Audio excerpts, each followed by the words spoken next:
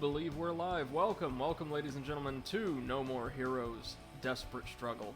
Switchport here on the Overanalyst channel, and yeah, since I managed to make it through my substantial workload for the day pretty early on, I figured we could play a few more hours together this evening, getting into, again, the bits of the game I know about from watching, like, boss analysis and countdown videos and all that, but have never played or, in fact, seen myself.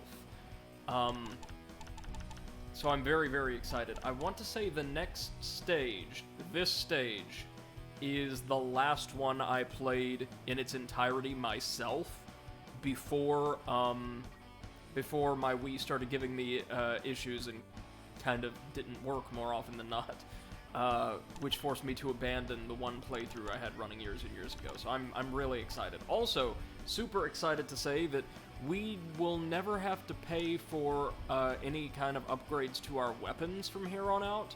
We've bought everything we can, I believe, from Dr. Naomi. So, all we'll have to shell out for, insofar as upgrades are concerned, will be the last few training sessions at Ryan's, and then we will be able to use all the cash we pick up from these side jobs and revenge missions, all of that, to just deck Travis out in the best clothing we can find. Best, of course, being relative here. But let's start with our new side job, Sting's So Good, the Scorpion Collection, which I've been told by others is not an 8-bit, like, retro-style game. It's just the Scorpion Collection mission from the first game. Same exact thing. Which is weird. Do you think they wanted 10, like a nice round number of side jobs, and could only had the time to develop 9 or something like that? I mean, I'm fine with this either way.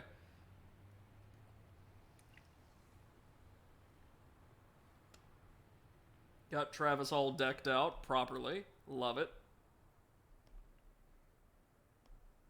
Love this Tron gear. 3, 2, okay, so we're going to try to grab the Scorpions again.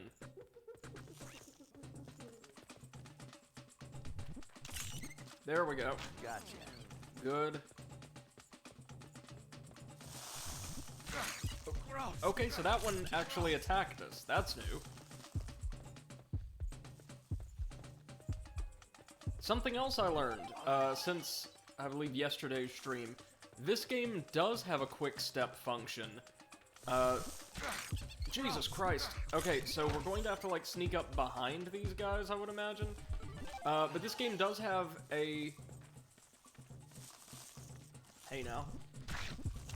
Damn you.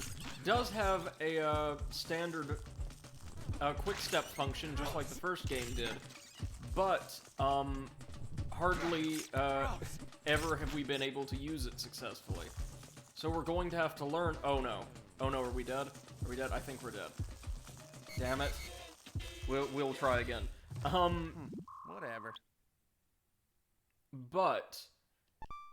the, Sorry, I'm trying to think, my thoughts are just not coming to me. There we go. We've hardly ever been able to successfully activate the quick step. Apparently the timing is just a little tighter in this game, but it does work. So that's actually a way that'll allow us, if we can get the timing down, to use the peony really effectively in boss battles. If we're able to, like, flick the control stick to the side and say slow down time, if we were able to do something like that consistently, we would have had no issues whatsoever with Matt Helms. Hey, Bunny, good afternoon. Hope you're doing well. Hope you're having a good day so far. So, where are these Scorpions gonna be? I hear them, I do not see them.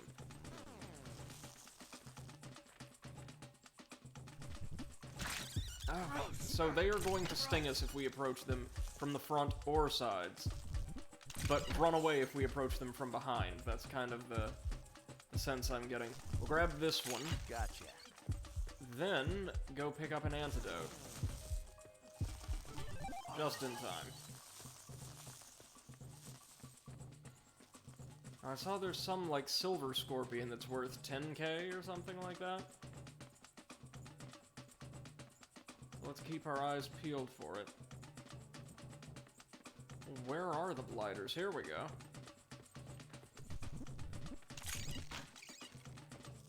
The blues aren't worth a ton, but they're something.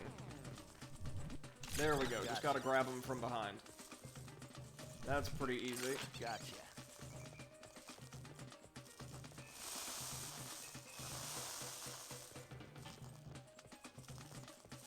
Some of them, like the red ones, appear to aggro and pursue us. That, again, is new to this version of the game.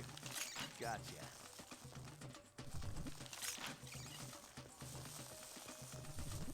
Not seeing any of those really valuable ones. Gotcha. Which is a damn shame.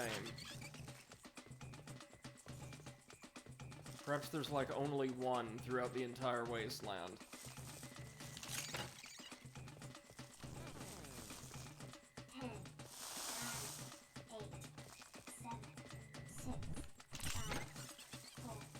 I need to... Oh, there's a big green.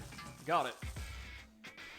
Bunny says pretty good, just playing you-know-what, of course, and staying hydrated. Right on. And looking into creating custom Mario Sunshine textures. Hey, Potato, good to see you, man.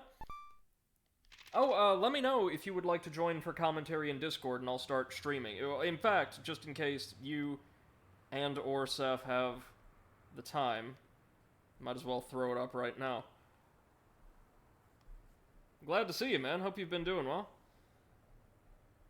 Share screen. There we go. Alright, we should be good. Hey, how's it going? Hanging in there, thanks. Managed to get today's workload done like hours earlier than I thought I would. Thus, no more heroes. How has progress been coming along on your fiber optic cable installation?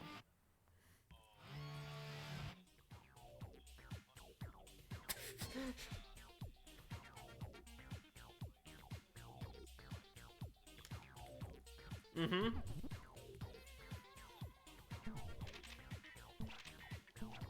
What?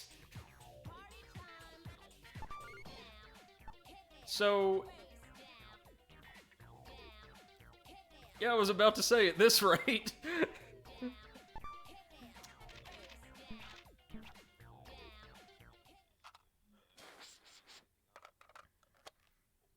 So it gets done maybe by, like, December?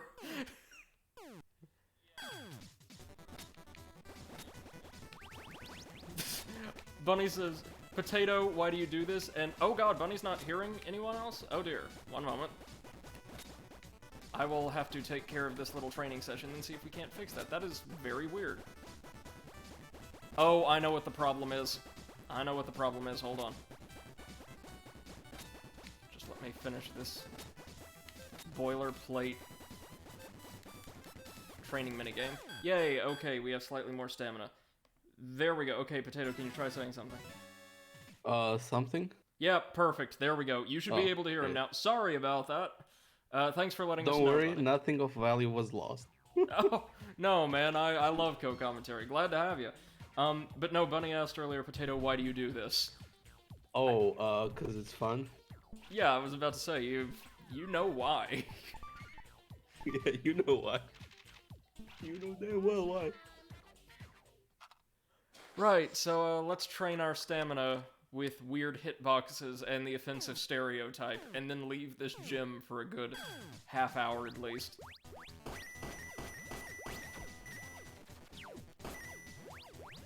I do really like the 8-bit aesthetic of these. Oh, yeah. To be honest, I kinda prefer those graphics than the actual game. Well, yeah, I think a lot of it has to do with the colors. The colors here are so vibrant. Yeah. Whereas, even though a lot of the textures and character designs in the game look pretty good for what was originally a Wii game, the color looks just a little faded. Yeah, it looks kinda like... Yeah, exactly, faded. That's actually a pretty decent description. Like, it's not a filter or anything, but all of these tones look... The only good word for it is, like, the neon on Travis's clothing aside, like, a little faint.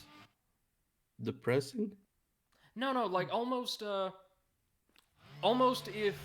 Consider, like, with actual paint, if all these colors were painted on, it had come into contact with water or something, and the colors had run a little bit, diluting the strength of the pigment. Yeah, Bunny says desaturated, exactly. Okay, so now we're going to our next revenge mission, which forces us to fight our way through, quote, a legitimate business. I kind of like that. So, Potato, have you seen the laser Masamune in this game? No.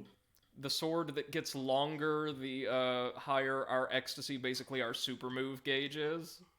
Well, have a look at this. Okay. Observe. Okay. But trust me, this thing gets absurdly long. That's what she said. Wait, what? Well, no, that's what he desperately attempted to convince her of, rather. I'm gonna see if I can't quick step.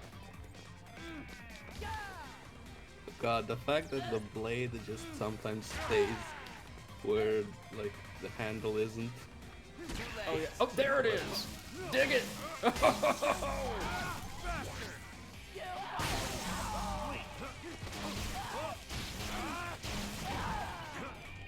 There we go. Oh, it's not to max length yet.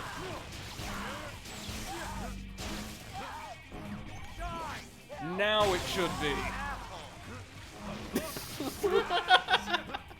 Isn't this amazing? Yeah. Like, accidentally just cutting up the whole building. Hit that guy without even seeing him. Oh man, this is awesome. Oh my lord, hello. Hi, how are you guys doing today? Yeah, it has a lot of, like, blood and gore that it's a Nintendo platform game. This was like when Nintendo was desperately trying to convince people that the Wii did have broad market appeal. Like it wasn't just a casual console. So like they got this, they got Mad World, which was another really good game. Didn't work, but I mean, not like they needed it. The Wii sold like hotcakes regardless.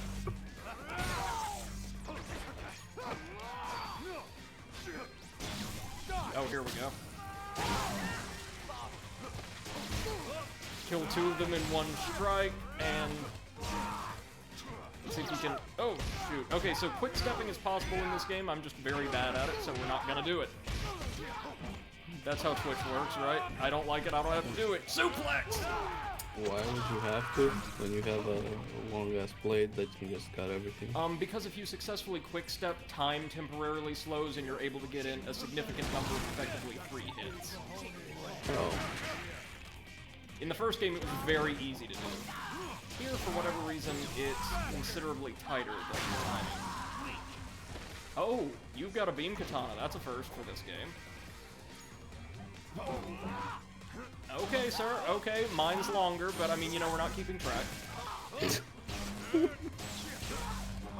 Look at this. It is, according to, like, the information I found online, it is 2.5 times the standard reach of melee weapons in this game.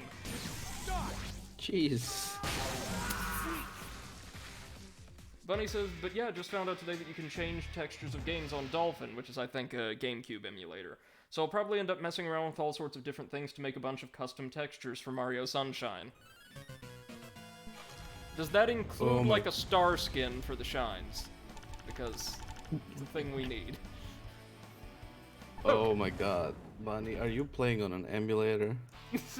Shame on you. Piracy is no party. Yeah. You're like robbing a poor indie company just trying to make buy No, and man. protect its intellectual property. Have you seen the fake, like, ARG Mario Party DS anti-piracy screens? No.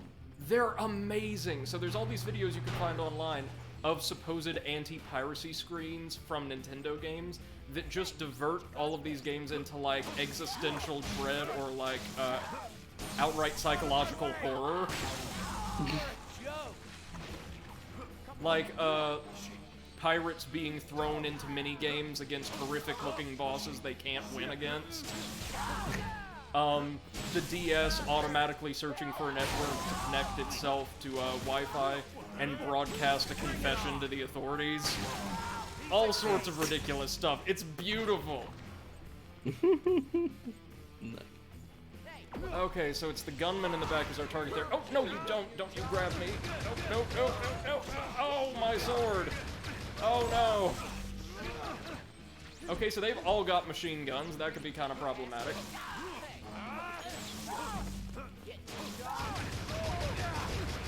Especially when they've got machine guns and are behind you. Oh, my lord.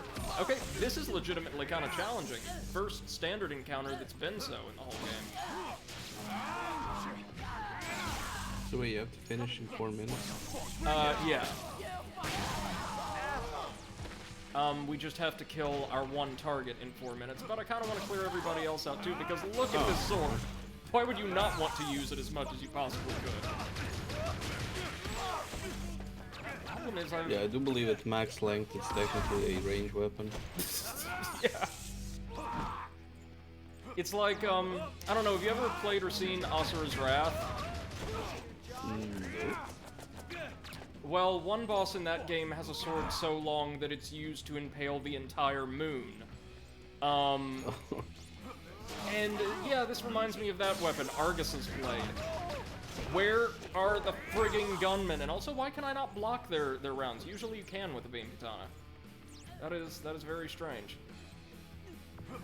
We might actually need a couple tries at this one, folks.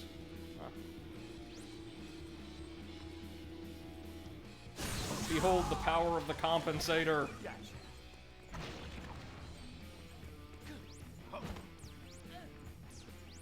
Ooh, shit. Nice. Here's our target. This guy who looks like he walked right out of a really bad western.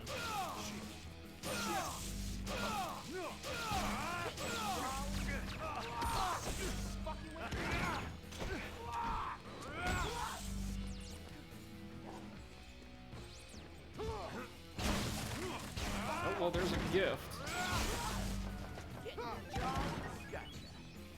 Oh, like more memorabilia for Travis' favorite anime, because of course.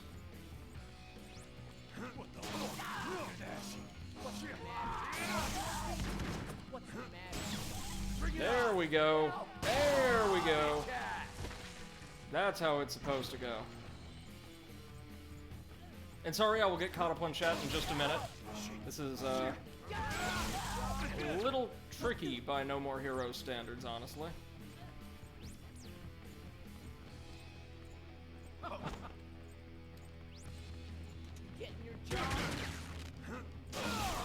There he is.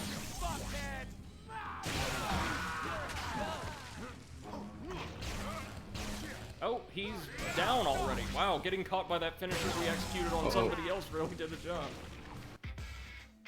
What was that, Potato?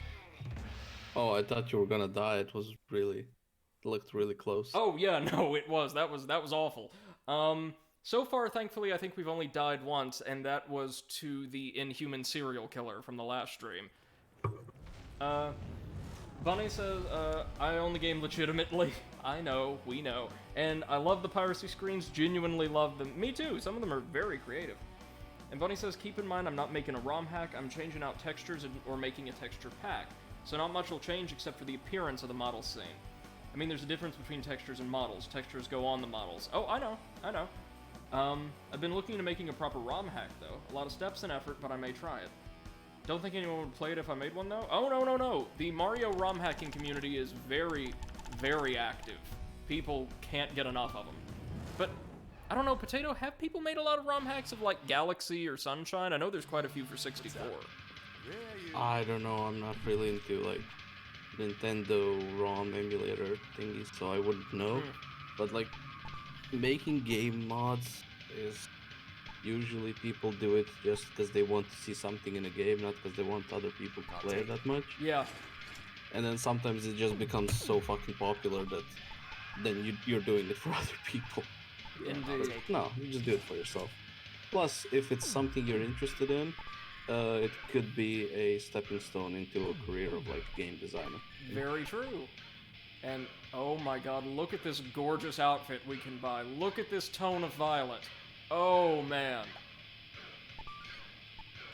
Oh yeah, I'm all about this. Give me all of the purple. Ooh, gold belt buckle, I dig it, but we can't afford it, but it's okay. White shoes, what in the hell? There you go. Now those are the shoes, once we can afford them. Woohoo, man! Might as well get the cool looking shades. That's my color, kids. That is my color. Bunny says there's a lot of Mario Sunshine hacks, so I fear mine would be drowned out. Well, again, I've never heard of any of them, so you've definitely got a shooter's chance.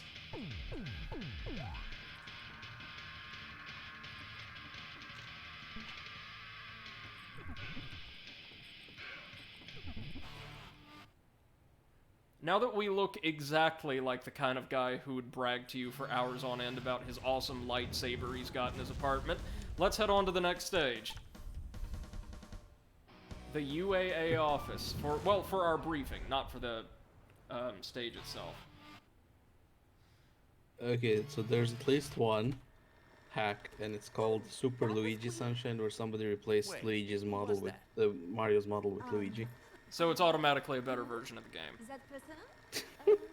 No. A better version of the game is where the game doesn't even start. No, where it's just replaced with Mario Odyssey. The Paperboy's a genius. I know, right?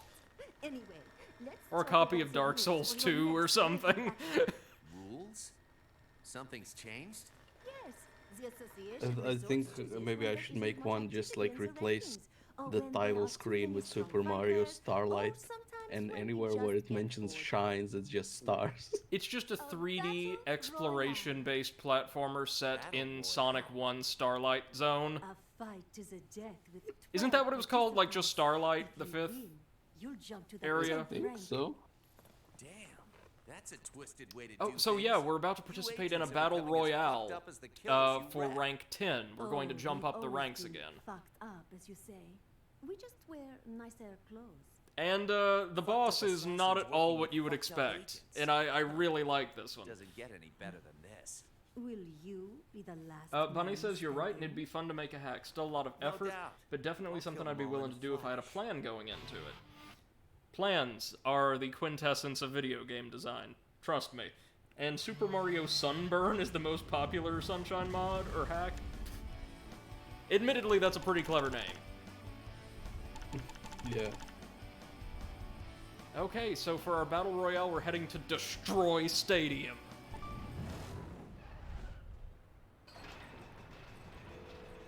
Home of that baseball team we killed 4 or 5 times in the first game. I love watching a group battle in all its chaos. But those fighters, poor things, they never have a chance. And where's So, the Potato, fun how in familiar that? are you with these games? The bodies of the fallen, Not at all. stiffening trophies for the Well, winner. they're kind of interesting character action games by the same team, or most of the same team, that brought us Killer 7, and later on, like Lollipop Chainsaw, Killer is Dead, Let It Die, Shadows of the Damned. Like, very esoteric, very weird, like, kind of surreal and absurdist in a lot of its narrative, but with some of the coolest looking stages and bosses I've ever seen, which, I mean, if you're playing a character action like DMC or Bayonetta, that's what really matters, right? So I can kick some ass. Yep. Doesn't matter what you're why you're doing something, it just matters how cool it looks in games like this, which I really appreciate.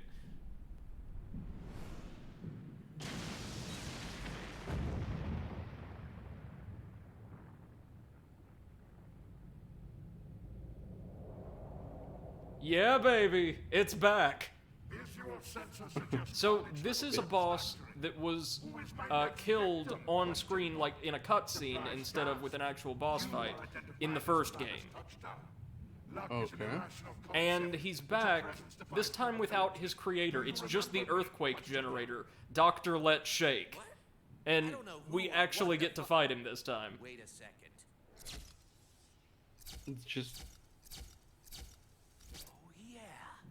You're that 5th-ranked freak Henry sliced up before I got Oh, the is that chance to. It's a flash. Affirmative.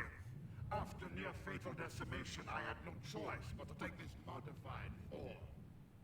Looks to be This like is an you assassin defeated somehow. Hardware was affected, but my pride was not. With When determination did this game come out? I thought This one only came of out me. around 2010 or 11, I want to say. Futile, illogical. Oh, okay. But such is the curse of being run by a human Then brain. yeah, graphically makes perfect sense. Actually, for the Wii at that time, it Brain looks also really makes you good. Talk a lot, doesn't it? Oh yeah, Henry's the especially one if it's who for the tore your Wii. shit up. But if you want to take it out on me, Hey, go Eclipse, ahead. welcome. And yeah, this is the brain in the jar that served as the 5th boss of the first game that we never got to fight because Super Boss Henry killed him in a cutscene. Behold! Oh wait, Henry's been frozen in carbonite. Henry makes a cameo. Brain in the jar? Is that a Metallica song? Bunny says, Sunburn's basically an improved version of Mario Sunshine, including not booting you out of the stage so you can explore after collecting a shine. That's great, something I love from Mario Odyssey. So it's Sunshine with quality of life and I just custom need to things. make one Okay. thing clear. I'm not gonna kill you because of Henry. I'm gonna kill you because your big metal ass is in my way. Devilish laughter. Activating main engine. I already Eclipse know says, this. but did we know Henry loved us before he was frozen? Henry's like our rival character and served as the final boss of the first game, so probably not. That was Oh, quick. but here we see the gimmick. It's not going to do much to attack us directly, but it's going to use its earthquake generator to cause certain sections of the arena to rise up and toss us about, dealing great damage if we're caught. So what we've got to do is rush in and destroy all of its, like, supports.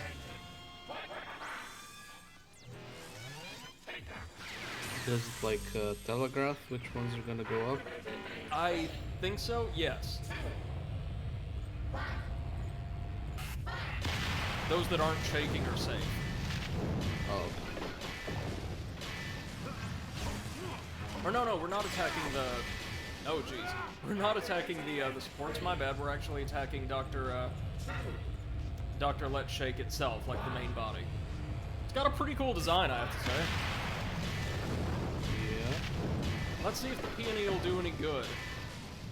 What? Come back here. Yikes, probably need to get a better timing on my roll there. This is a game I like a lot, despite being very, very bad at. Hey, that's like a pretty good description of any game I like. Amen. I like it, but I'm bad. Oh, wait a minute. We can also avoid the earthquake attack entirely by just running up and wailing on him? Oh, man. Okay. Seems like a bad idea for him. Yep, pretty damn bad idea. These countdowns are gonna get shorter and shorter. But this is an easy way for us to exploit early on. Oh, a finisher only. Damn! Yeah, the peony deals absurd damage.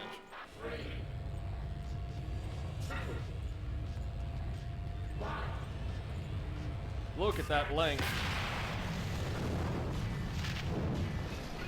I think this is a really cool fight, if only because we're getting to battle an opponent from the first game, damn it all, who we were more or less robbed of an opportunity to face directly. Oh, we're extra cranked. We are crunk.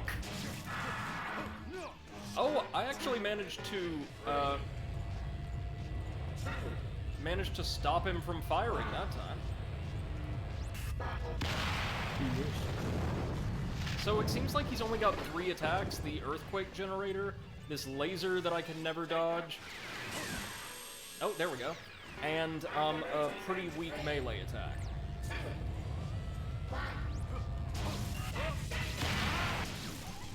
That's the power of the peony, baby. Before long, we'll be able to swing it and like hit him from clear across the arena. Oh, that'd be nice. Look Maybe at not that him. thing. It's absurd.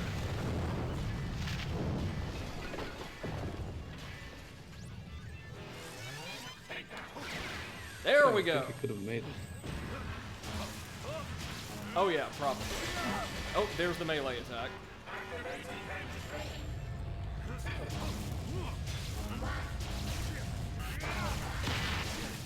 almost there.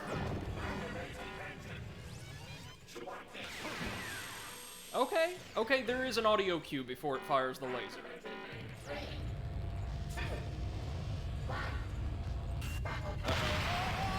Oh, man. Okay, so we took a ton of damage from getting caught by the earthquake generator, as you'd imagine. But we're okay. We're okay. He just got really fast at the end there. Farewell, Doctor.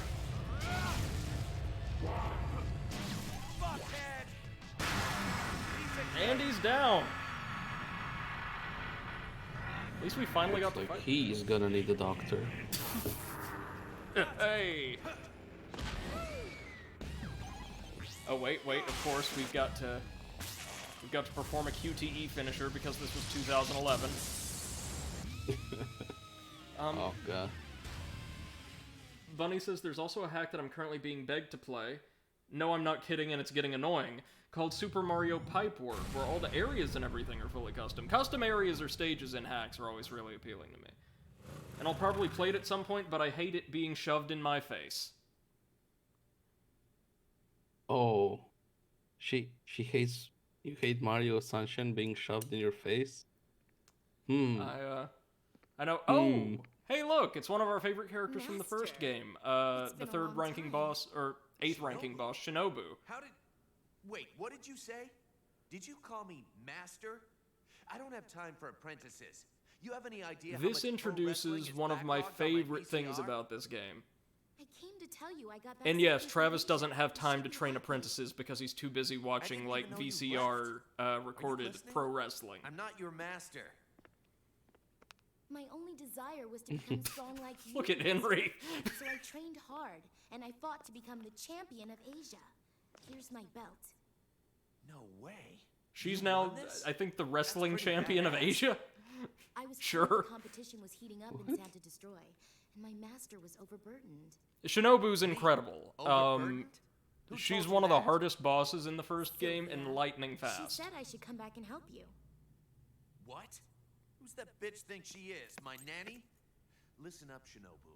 This is my She's world. also just I much don't more need help likable from than anybody. Travis, not like that's a high bar well, to the vault. thing is, it's kind of too late for that. Huh? R- What are you talking Oh, about? right, so Potato, you're not aware. Travis, our protagonist, I'll explain later. nominal Master. protagonist, But you should go to the bathroom undergoes first. some very Seriously, it's a serious long story. character development to the point where he Fine, becomes like a but I'm more not your traditional goddamn anti-hero. master. But through the first game and like the first half of this one, he is deliberately designed to be unlikable. Oh, that sounds like good game design. Well, no, the idea is you're not supposed to like what he's doing, even though the moment-to-moment gameplay where, like, you're in control just cutting through a bunch of enemies and these badass bosses, that's supposed to be appealing. The whole duology, at least initially, was intended as, like, this commentary on violence for violence's sake, or, like, the futility of revenge, that's very auteurish, but not bad, I don't think. And Bunny says that particular hack, yes. Like, I'm sure it's fun, just the creator gives me some bad vibes.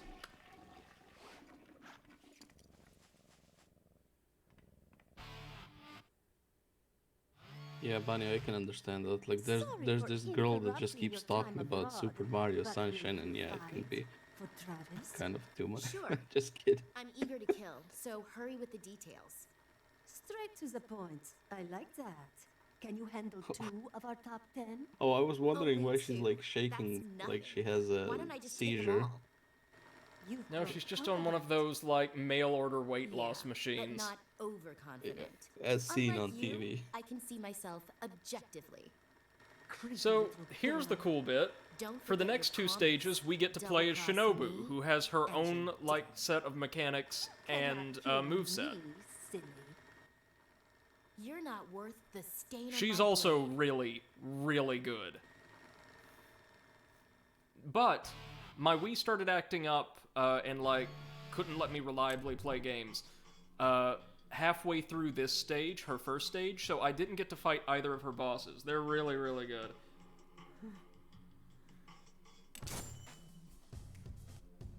Are we ready for this? We're taking on our first opponent as Shinobu, who is the president of the city bank. And also an assassin. Okay. Makes sense. So she can jump. That's one thing that differentiates her from Travis. She's also fast as hell. You have no moe.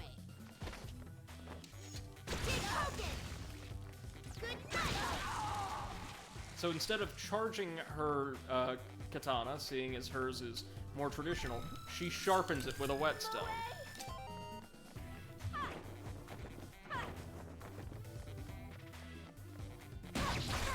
Hustled some cash, right on. Which is the actual prompt the game gives you when you receive money. You hustle cash.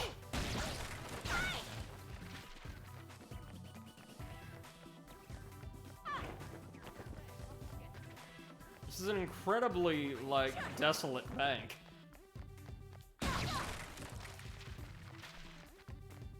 Fortunately, it's got both the most lax and the most unprofessional security in the world. Here we go. Look at that.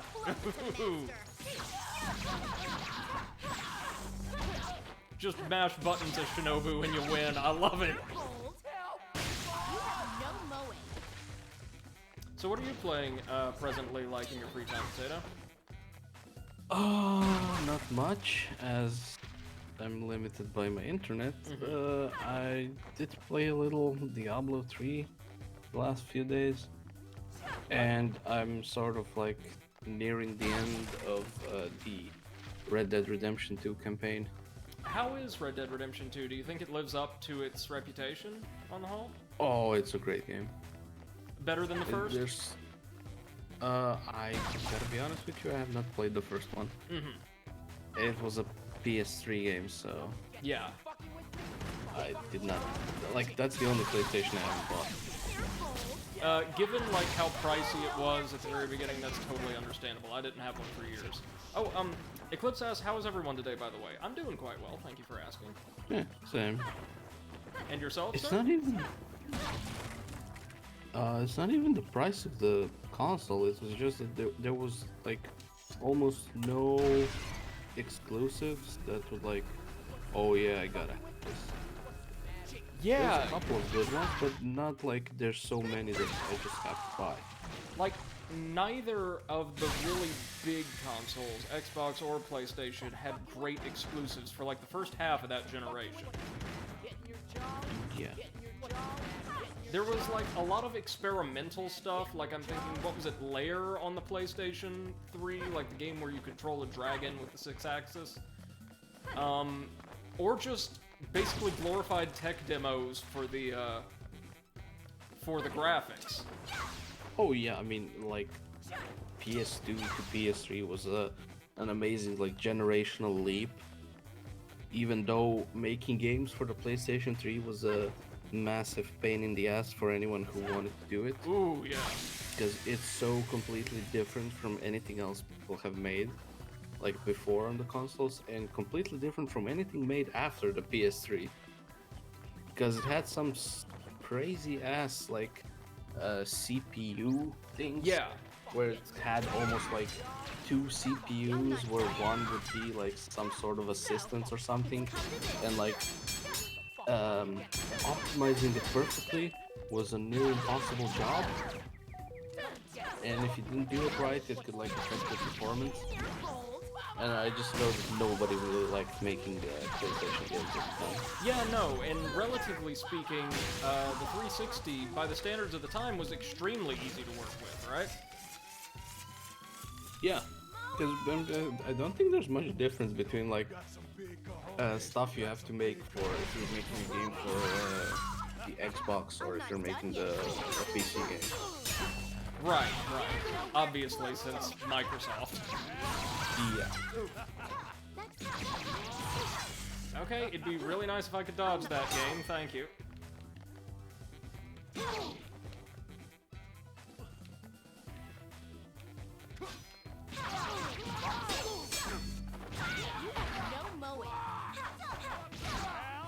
There we go.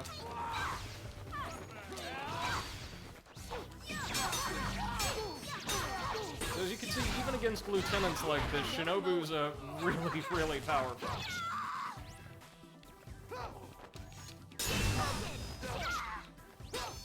Come on.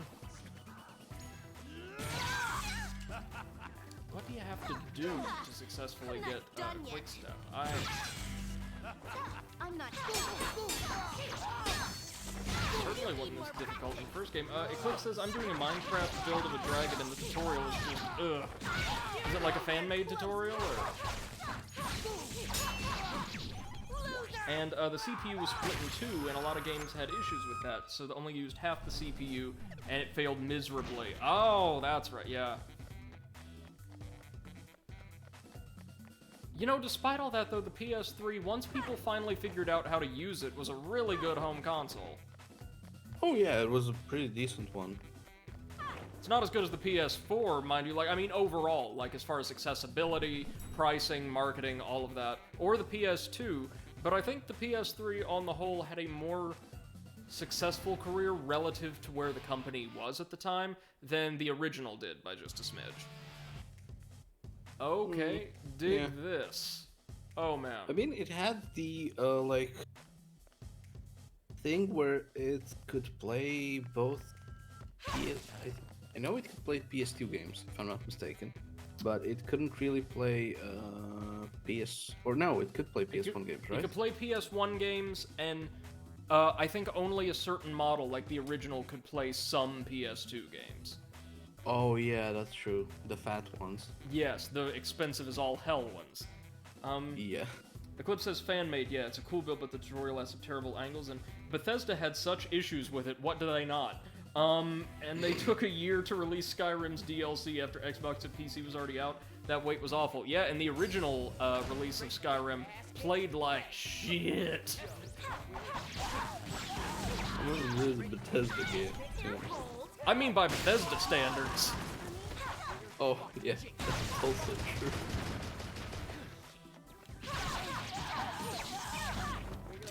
But hey, like, we shouldn't rag on Bethesda too much, because they are a company with a proud history dating back to the early 1990s, as playing any of their games will instantly remind you. Like, oh wait, all these systems and the engine are from the 90s! So I love that we're just fighting on a massive, like, carpet made from, like, stacks of cash. How else would you do it? This is how bank vaults work, right? You've got all these sealed vaults, but then you just throw the money in the middle of the room.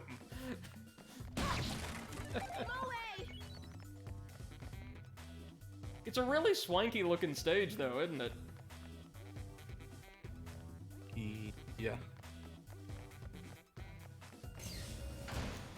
And we're in for a pretty solid boss fight, because I know for a fact our villain for this chapter is voiced by Paul Eiding, veteran voice actor who did the work of the Colonel for Metal Gear Solid, and a bunch of voices for this. Oh wait, damn it, I'm having to deal with the most notorious feature of Shinobu's gameplay.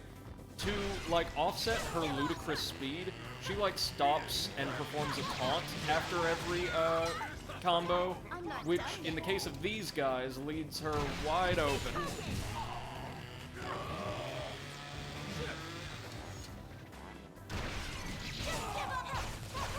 No charged attacks are our friend here.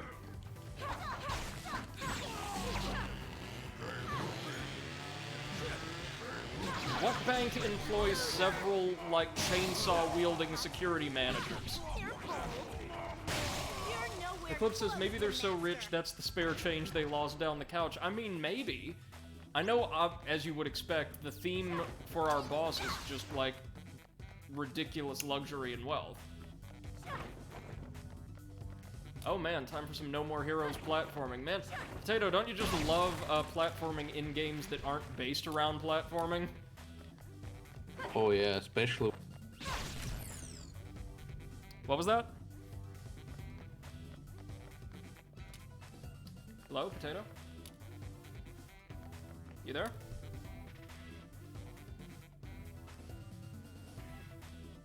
Hold on. Hold on, folks. 1 minute. I got disconnected. Yeah, sorry about that. We should be good now. What were you going to say? Especially... oh yeah, especially when they don't have good controls for platforms. Oh yeah, and, like a Dark Souls kind of thing. Yeah. Eclipse says, also I was trying to get through the Crucifixion Woods with my friend. Fuck invasions, man. Oh yeah, I've never been fond of the Dark Souls PvP arenas. I get why they're there, just not super fond of them. And by PvP arenas, I mean the actual PvE areas that are home to covenants that set you up for constant invasions. The actual totally distinct arenas that certain covenants in 2 and 3 offer you ain't half bad.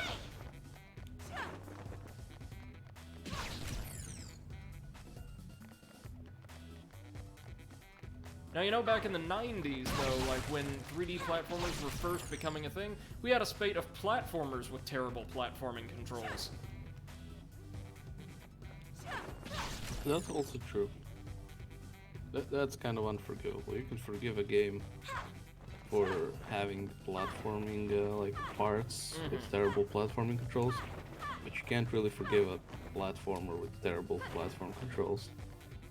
I never got all of the 3D platformers that for so long used like tank controls in the 90s. Oh, yeah.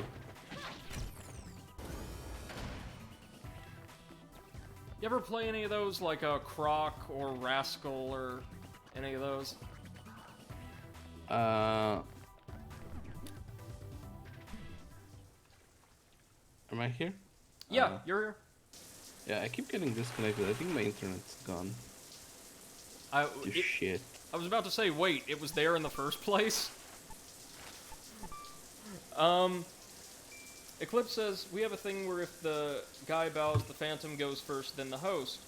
Well, he was a Phantom and got beaten, so I went and was doing really well in a long, drawn-out fight. Then when I started winning, the second invader who was watching just came in for a 1v2. Then a 2v2 we were in just went poorly because run away and heal is such a stupid, boring tactic invaders use. Yes, yeah, I remember in Demon Souls, I was, either invading or being invaded by this one guy near the end of the game. The original Demon Souls, of course, because I and no other human being currently own a PS5. And the guy's entire build was based around dealing armor damage, so very little actual, like, damage being output, and instead a heavy emphasis on just slowly wearing you down with, like, flasks of acid, or spells that damage armor and equipment, a spear that does the same thing, I think the Shriving Spear and all of that. This poor guy wasn't super good at the game's combat, and I say that as somebody who sucks at Dark Souls combat PvP. You can look up my old playthroughs and see, right? I ended up, because in that game you can stockpile healing items, no joke, chasing this guy back and forth, kicking his ass every time we met at either end of the stage. Across this entire stage, something like 25 times in a match that took, a single invasion that took, I remember keeping track, looking at the clock, 40 minutes. Oh shit. And it was not even close to, evenly matched. Okay, so we saved. Shinobu does so in the shower because Suda 51, so no dropping saves for a couple stages. Yeah, okay, Brady. I'm gonna have to leave you now because I do have work in the morning. Alright, man. But you have fun and have a nice stream. Thank you very much, sir. Always a pleasure hearing from you. Take care now and have a good day at work tomorrow. Bye-bye, thank you. Bye-bye. Eclipse says, then the third time we had a 1v1 with a Dark Wraith dude and used an Ashen Estus, but I thought it was a real Estus, so I distinctively Estus myself. Cue him now spamming Estus and Divine Blessings in a long drawn-out fight. That I was still winning till he got a Dark Hand attack. Oh man, yeah. The Dark Hand is absurdly powerful. I think we're ready for our boss, though. Let's do this. Our target in this case is this gentleman, Million Gunman. Who's that? Who is a gigantic James Bond reference. My opponent's a young girl? If you kill me, modeled after Sean Connery, wielding Scaramanga's golden gun from The Man with the Golden Gun. Let's get to the fun. And it's just us against him.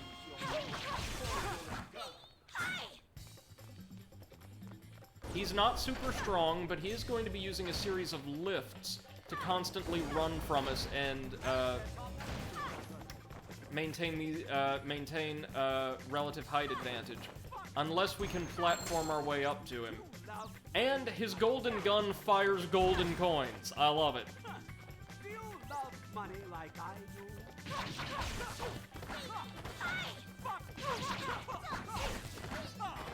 Get lost. Fuck you. Oh my god.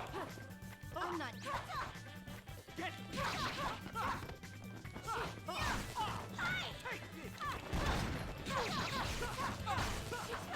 He's very good at evading. There we go. We have to wait for him to say, fuck you. It draws the gun. Damn it. Get lost. Get lost. He's taken a lot of money from us already. Whoa, whoa, he's actually getting into a blade lock with us? My dude, that is a bad idea.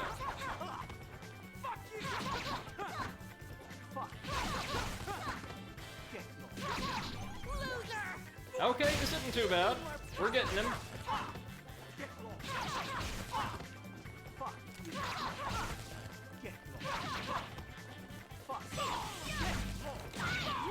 Oh man, look at that! Shoot!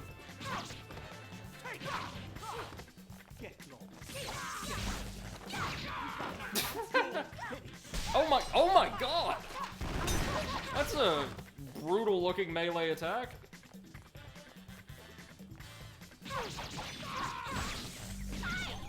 There we go, we got him. You're nowhere close to me.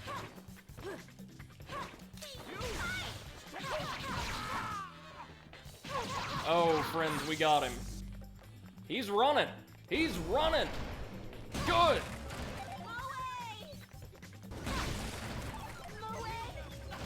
Where's he at this time? Okay. I can hear him running around. Whoa! An explosive round. Do you love money like I do? Get lost. A couple more of these heavy combos and he'll be done.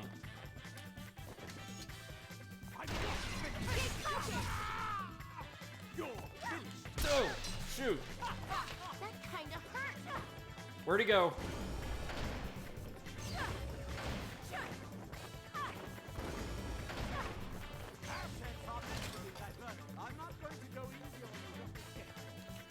Okay, so he's down in the other corner. Oh! Man, they're really good at tracking with those. That's got him! You're nowhere close to master. First boss with Shinobu down. That was a pretty good fight, wasn't it? Any last words? Just give me your name. Shoot. When the gatekeeper to hell asks who sent you, tell him it was Shinobu Jacobs. Yes, sir. Enjoy your trip. Jesus.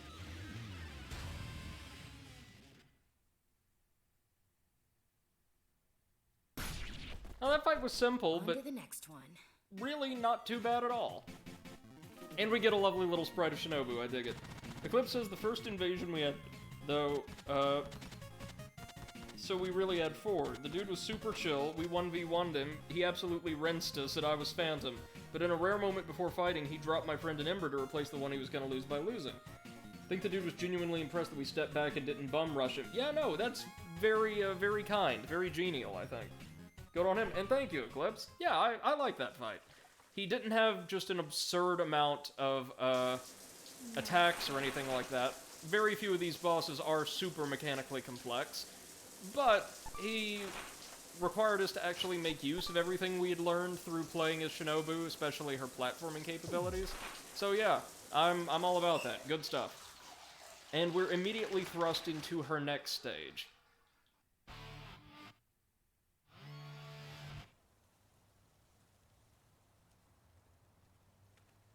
And again, we have now reached Bishop's grave. We've now reached the part where everything is Yeah. brand new to me. Were you friends? Yes, we never met in person, but we knew each other well. We exchanged many letters, even though our countries and languages were different. We truly understood each other. I am very much indebted to him. He gave me courage. Oh, I'm just rambling. Don't mind me. By any chance? Do you know his best friend, Travis? Of course. Excellent. In that case, would you please give this to him? It is from Bishop. This? It is a lot of things, I suppose.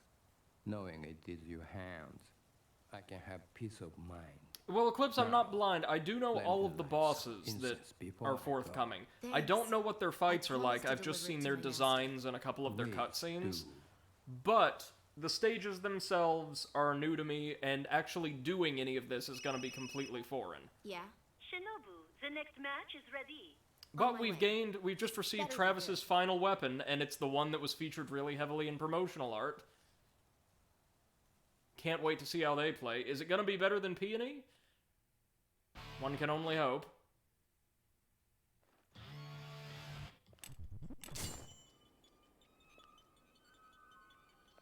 So in this stage, we're, well,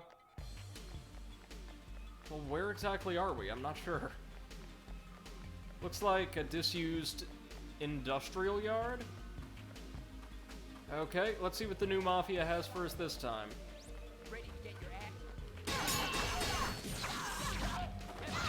Need more practice.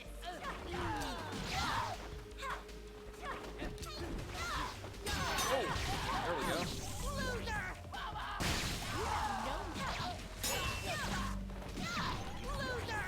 Yeah, so a lot of people didn't like playing as Shinobu, especially due to those mandatory taunts she performs after certain moves.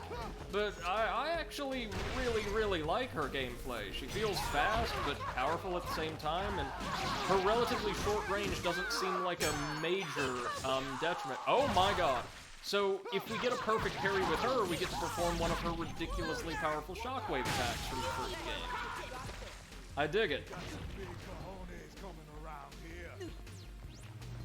Anything, sir? Come on.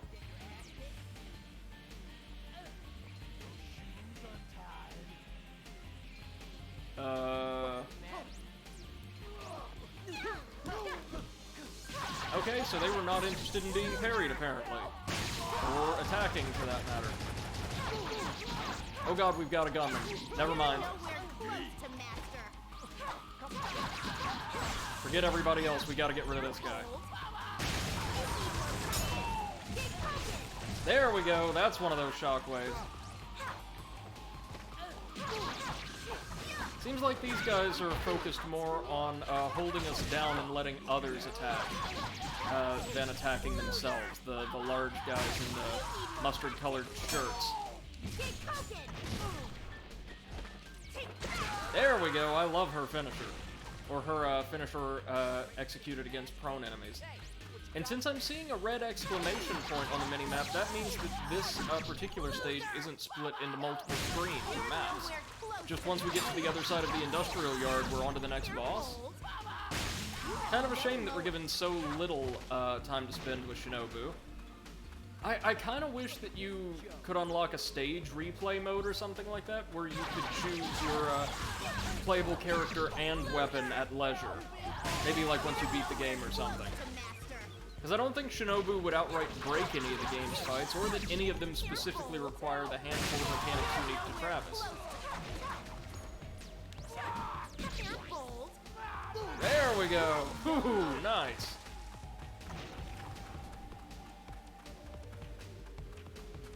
And notice we've been doing a really good job of energy management in this game. I think it's easier in NMH2 overall, but it's still good to see.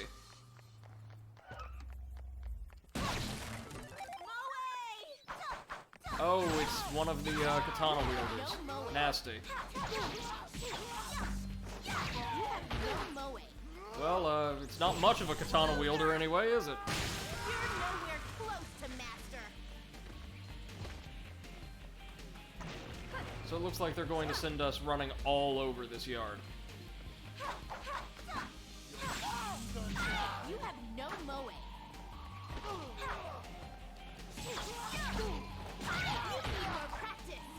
At least her horizontal attack combo allows her to knock enemies down really quickly.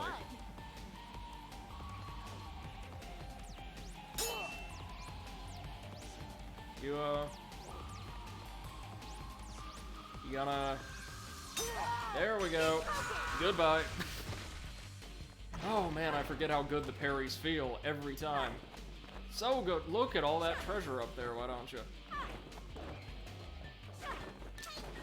Well, we're gonna have to find our way up there eventually. But first, gotta get rid of a couple more guards. You're nowhere close to master. And see what's in here. More health, maybe? Yeah, it doesn't look like there are that many presents in Shinobu's stages, which is a real shame.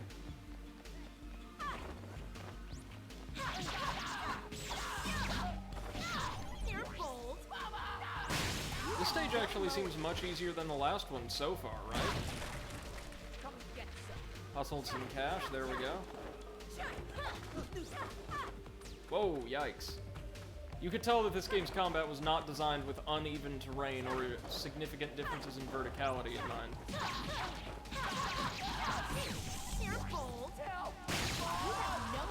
There we go.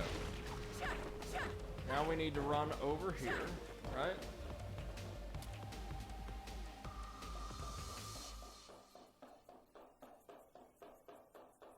Man, it looks like there's actually a ton of crap to collect here.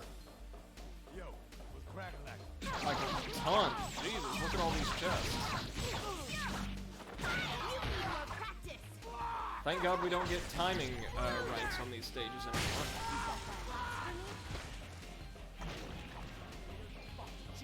Okay, looks like we've got some gunmen, of course.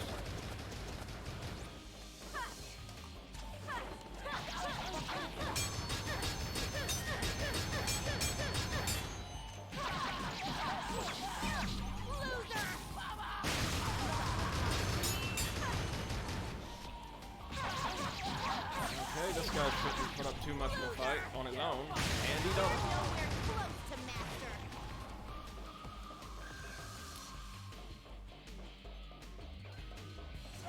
Let's see.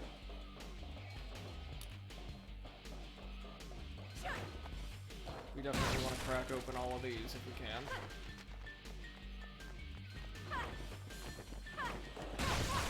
Good, are all these gonna be cash now? What do we think? No health. Battery? Is there going to be a massive fight in the yard, or what? Oh man, you mean I could have run over and explored all that from the jump? Oh man. That's a shame. Well, let's make up for lost time and grab as much as we can. Then we'll run across the rooftops to get to the boss. Hustle all the cash we can. I don't know if we'll need any of it for upgrades. I don't think we will once we regain control of Travis, since we now have all of his weapons, but just in case. More cash. Her charge actually enables her to move much faster. I like that. Run, Shinobu, run.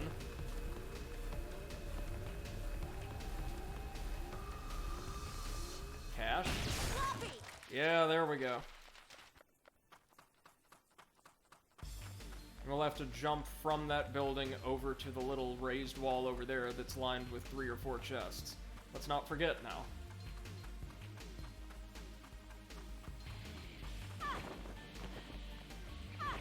Okay, there's no breaks in the fence, so we're gonna have to go around and retrace our steps 2 or 3 times, unfortunately. I am sorry about that, but it's a super short stage otherwise, so I don't think we're just going to be hanging around for an interminably long period of time.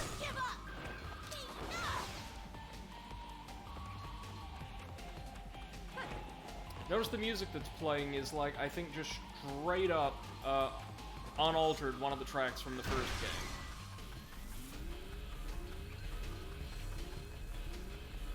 That's it, Shinobu. Waddle like the wind.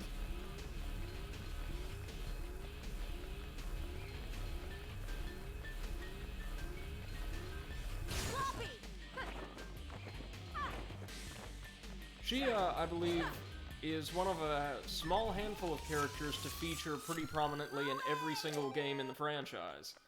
And that does include the installment currently in development for release later this year.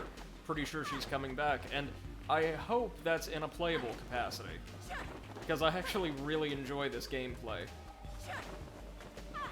She's light, lithe, fast as hell. It's my kind of character. As much fun as things like the Peony and Tsubaki are, I prefer, like, short to mid-range, really, really fast melee characters in my action games. Although, of course, a good character action game can make any type of playstyle feel really rewarding and visceral, enjoyable, you know? So I think our target is that large warehouse over there. Clip says she does look really snappy. Oh, yeah. Yeah, much faster than Travis.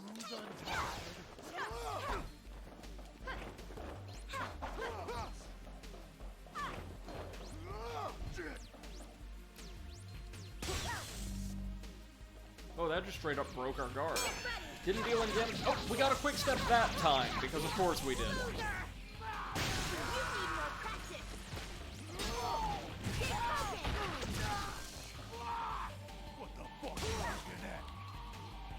Okay, so her guard seems a little bit easier to break.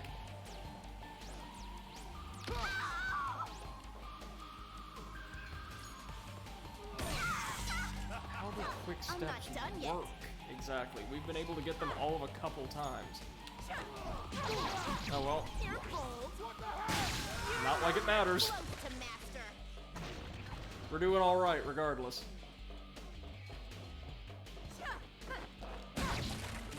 Oh, health, not cash. Okay. And by all means, let me know if the audio balance sounds off or if you can hardly hear the game.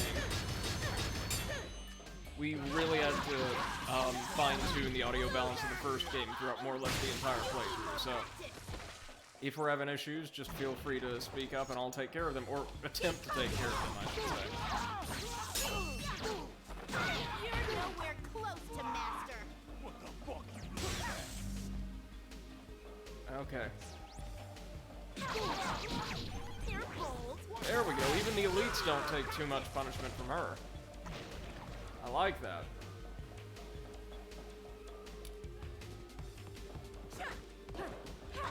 Okay, thankfully we could drop down on the shipping container, otherwise I would be very, very upset.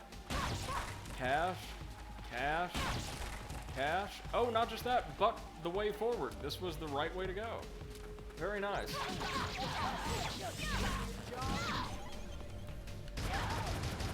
Oh, whoops, my bad. You need more practice. Too bad. I love that somehow these bullets, well, understandably are able to dull the edge of her blade, but that somehow makes it impossible for her to block with or strike with the blade beyond a certain point.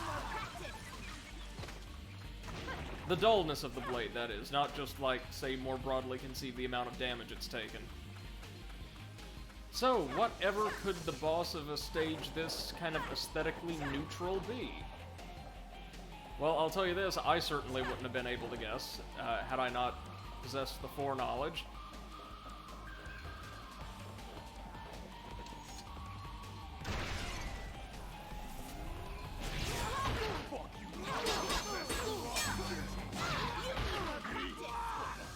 Man, those horizontal finishers are just so good. Never fail to send enemies flying. That's 2 down at once, right? No? Okay, so the other downside to our character is her finishers have a very, very narrow range, as do most of her attacks.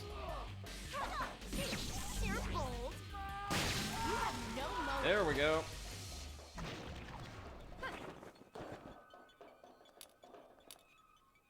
Is that it? Yes, it is. We're at the boss. That was nice and quick, wasn't it? Let me make sure I don't miss anything.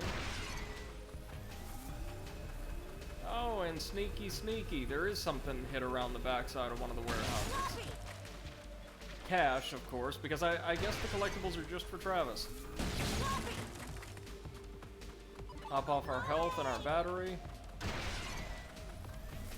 And let's drop a save, because I don't know how difficult this boss is gonna be, and I'd rather be safe than sorry. So there aren't different bathroom, like designs or environments for her save rooms. Just for Travis's, I suppose. Okay, we're in the abandoned warehouse district. Yay!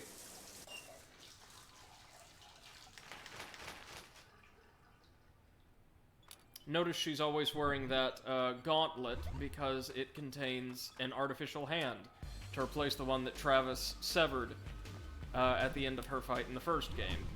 Doesn't seem to slow her down at all, though. Okay, let's do it.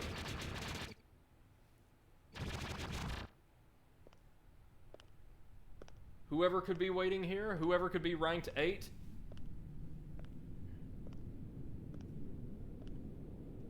What do we have here? A young lady? You know, it's dangerous coming to a place like this alone. The only returning boss from the first game. Seriously, terrible things can happen. Cyborg Destroy Man. Maybe that's why she came. It's what she wants. So when he was vivisected, each half of him, somehow still alive, was given a cyborg compliment.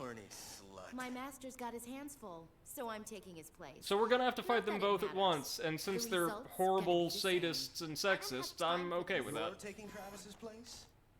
Wow. I gotta say, I'm feeling pretty disrespected. Just shut up and fight. Oh, listen to this whore. Acting like she's some kind of femme fatale. Shut up and fight, she says. She's really pissing me off. Seriously. And she's so rude. Reminds me of my complaining customers. Now, Travis, he knew how to fight like a gentleman. Sliced me in half, sure, but he did it with grace.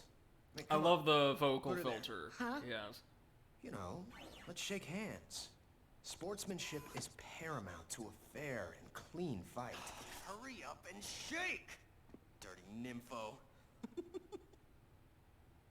Whatever. But which one? Doesn't matter. Your choice. One that's throbbing. Oh god, Destroy Man's even worse in this one. Destroy Spark. What the? Was this supposed to spark? Lame. Filthy skank! Yeah, that wasn't smart. The clip says, so is he half the man he used to be or twice the man he used to be? Enough with your freak show. I don't... Both? Maybe? Now bring it. We're gonna kill you. I'm really interested to see what this fight is like. I'm sure they have all the same moves. But there's two of him. I do love how you can identify them at a range by the glowing, or the color of their glowing cyborg eye.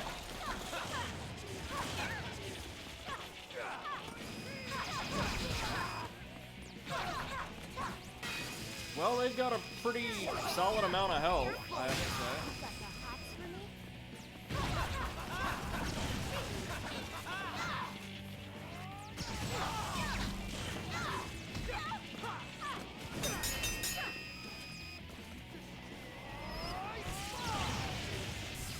Guess maybe we should run up there and mess with the ranged Destroy Man first. Or no, they'll just alternate movesets. Gotcha.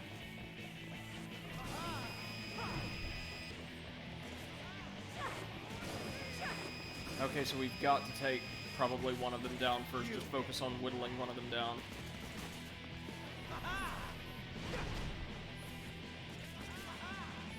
So who are we getting? Okay, it's the red one again.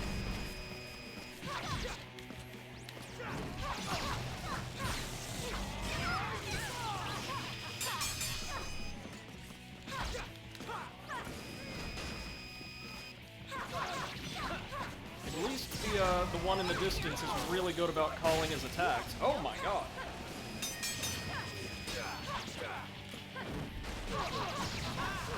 Okay, so unless the second one breaks out some really, really potent tricks in the aftermath of us taking down Destroy Man #1, I think we'll be good here. Again, I really wish I could quick step consistently, but that is just not a thing that's happening, and I don't know why. Oh, there's a new variant of the ground pound ability.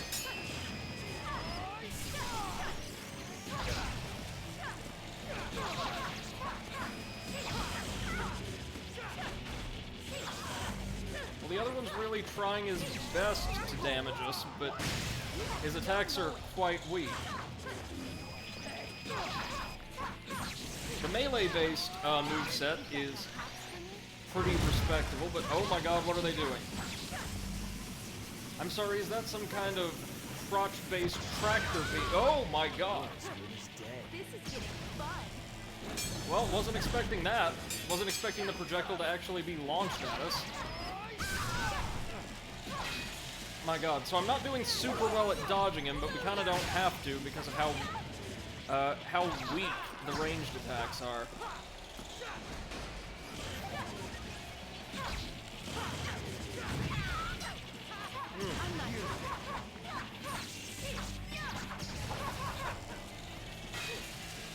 Well, this should bring him down, right?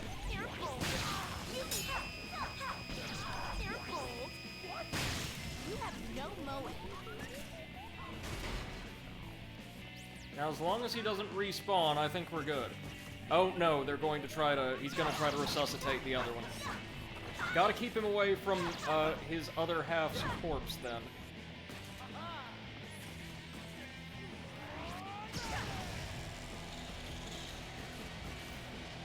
Come on, let's just wait and lure him. Eclipse says alternate moveset has Demon Prince flashbacks. Yeah, hope not. Well, so how long does that damn thing chase us for then?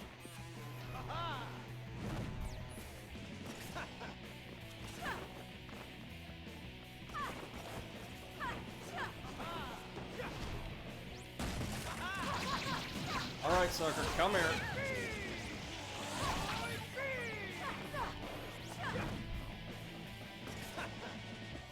I was about to say, so he's just spamming, right? Not about to let him get to his other half, though. You need more practice. This fight isn't too bad. I quite like the gimmick.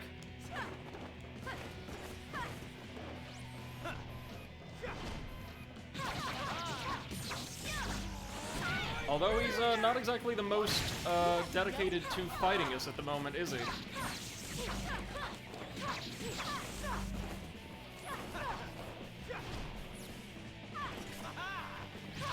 Oh no, you don't. Oh no, you don't. Wow, I take that back. Destroy Man might actually be weaker than he was in the first game. Every bit as much a coward and a cheat, of course.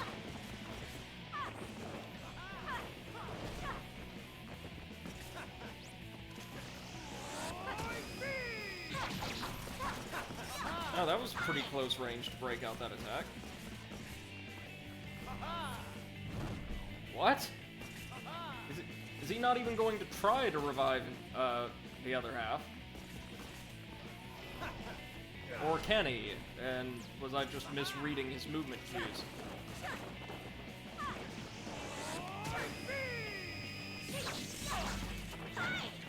He seems to stun really easily, doesn't he? If only I knew how Shinobu exploits that. You're nowhere.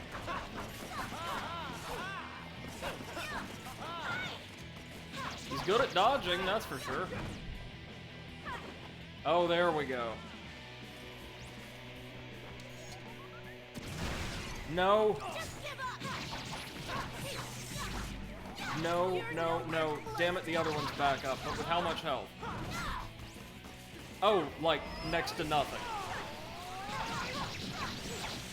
Well, that's alright then.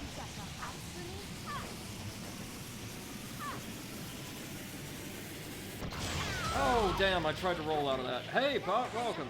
No worries, man. Just glad you're here. Hope you had a great day. And that you've been enjoying Resident Evil 7, by the way. My schedule should be a little bit more open in the next week or so, so hopefully I'll be able to catch some of your streams. So glad you're here, man. Again? Oh, he went right to it that time. Come on now. But now he's got even less health. Oh! There we go. He's done.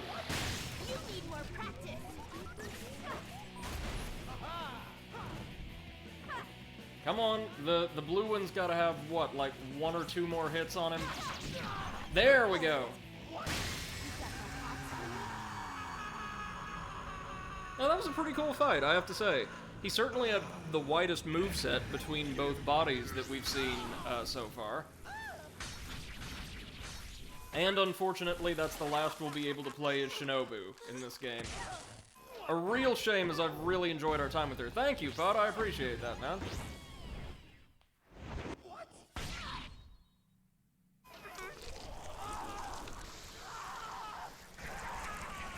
Alright, man. Have a good night. Always glad to hear from you. I seriously doubt he'll be back for No More Heroes 3. I mean, it would be hilarious if he were, but yeah, new Destroy Man is down. Blows. I can't believe I fell for that. And collectively, they were rank 8, so we are moving our way up the ranks really quickly. Eclipse says that was a short run with Shinobu. It was. But I do appreciate that they at least went to the trouble of designing another moveset and entirely different set of gameplay mechanics for a fan-favorite character. And in Travis Strikes Again, the next game we'll be playing, which is very different and not quite as good, but was used explicitly to gauge fan interest in a No More Heroes 3, a proper No More Heroes 3, she is playable, as is another fan favorite. Oh, thank you, Pot. I appreciate you, man. Super glad to hear it, brother. Eclipse says, in No More Heroes 3, he's just a bunch of mini-me's. Or, like, all of the standard enemies are different reskinned robotic destroy men. Like, wearing different, stage-appropriate attire, like the enemies in No More Heroes 1. Which, again, that's the biggest thing I miss in this game, was each boss or each stage having their own, like, thematically, appropriate enemy palettes.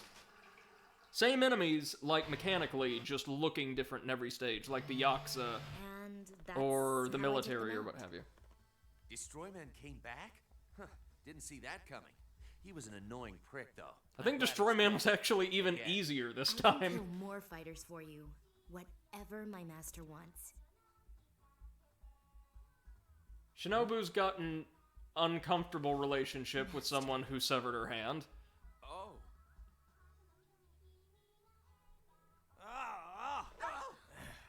Pesky little cub. You can't kill me.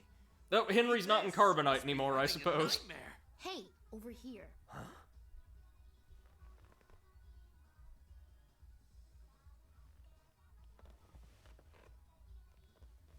I can't. I feel like that pervy teacher in a porn. So again, we have Travis demonstrating some kind of scruples or restraint. He's changing, definitely. So, you can really count on her, yes? The rest should be easy now that she has done her part. Though that begs the question, who in their right mind would be attracted to Travis?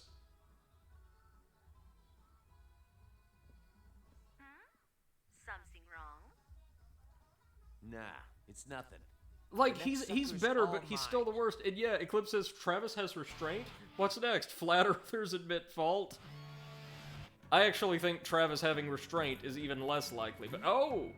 New weapon time! Oh, I'm excited to try this one, kids. Well, I say new weapon, when really, I should be saying new weapons. The Rose Nasty. Look at him! Look at him! 2 beam katanas dual wielded. Like placed roughly where gun holsters would be on our belt. Oh, this is gonna be so good. And not just that, but if you've seen the promotional materials, you'll know they're curved beam sabers. Do we have more backdrops? Yes, we do. We've got one more suplex to learn. Tiger Driver. Oh, I'm all about that.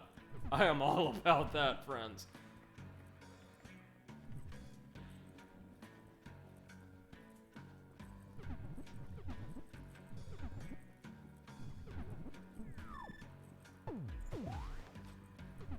And I think I know what our next fight's going to be, too.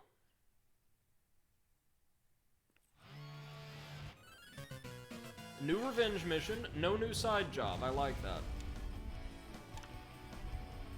Iron Craw Point. Yes, I think I know what this one is. And if I'm right, our next optional battle, our next secret boss will be available right afterwards. So really quickly, we've got a revenge mission back at the Red Lobster. But first, we're going to drop by Naomi's just to see if she has anything for us. Then, we're heading to Red Lobster to try out the Rose Nasty. Yo. Oh, it's you again.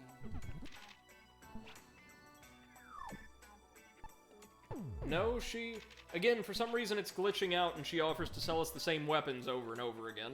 But we've got all we need.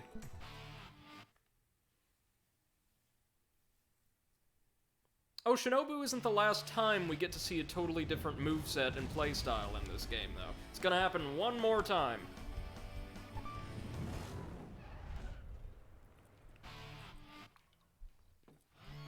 What's up? Come on in, brother.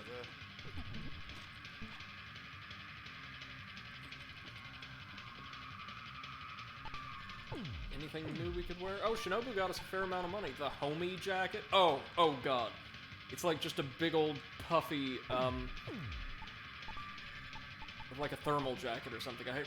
Oh no, we got the homie and the nerd. So the homie doesn't look great. The nerd, it's like hot pink. I'm interested. Oh no. No. I am not about that at all. That is just awful.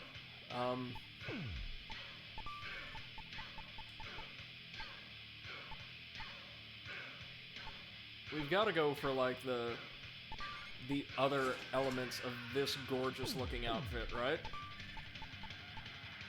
But with the black shoes. I really dig the black leather shoes. These look like something... I mean, they look a little bit more, punkish, I suppose. But generally, the design, color, and shape, especially with, like, the little, silver embellishments, is something I would wear in real life. What do our other glasses look like, just out of curiosity? Yeah, we've made the right choice.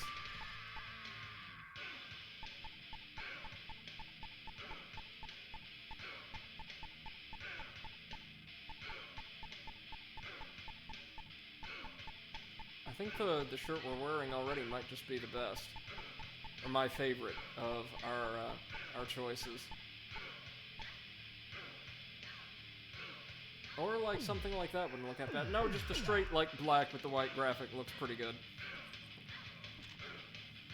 Eclipse asked, did 2077 Travis glitch through the world or crash to desktop? I don't know, but I think it says something that this Wii game from 2011 on the whole runs and looks much better than Cyberpunk does. I guess we ought to head to Ryan's gym for the second to last round of training we'll get. This is not the second to last stage, however. I want to say there's... Hold on. 1, 2, 3, 4, 5, 6 bosses in the game left, at least. So there's quite a bit more to do. We're probably not going to finish this sucker tonight, but we can make a lot of progress.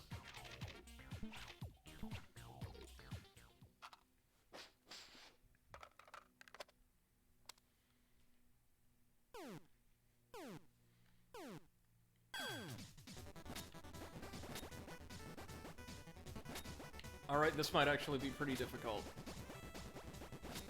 I think he can also change the relative speed of the treadmill using the button, or the buzzer, but I'm not sure about that.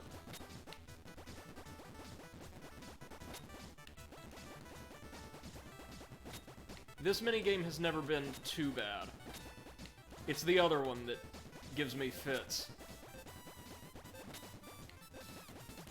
And it's not just me, I've seen other people play this game, like the incredible crew formerly of Super Best Friends play. One of whom worked Matt Kowalewski of What Happened, and now the Matt McMuscles channel, actually worked QA on the first game, and he found these stages pretty difficult. He did not work QA on this one, but he's just very, very fond of the franchise as a result of his time with the first one. Alright, y'all, you know how this goes. Eclipse says Super Best Friends play was so goddamn funny. It was. I was so sad to hear how everything ended for them. Oh no.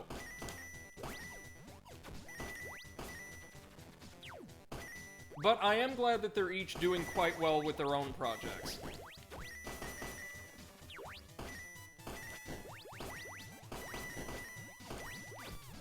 Oh god, this is a nightmare.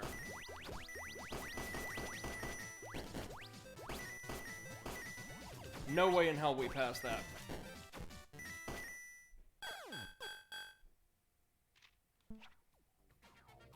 Eclipse says, in their Dark Souls 1 playthrough, they got perhaps the best goddamn Tarkus RNG ever.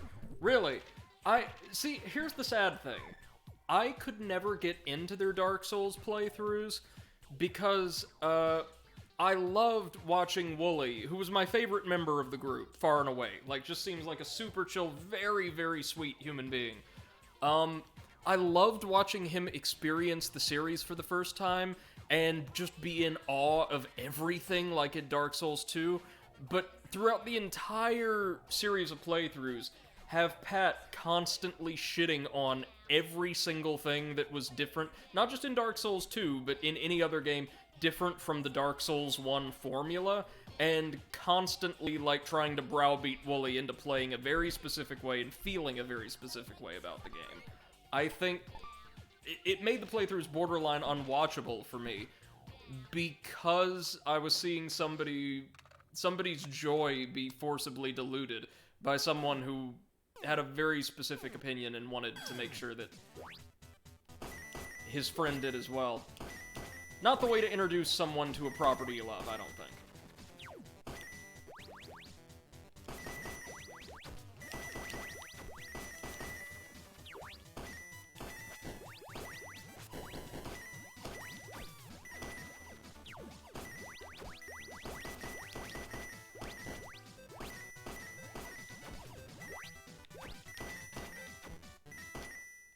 Is that good enough for you, Ryan?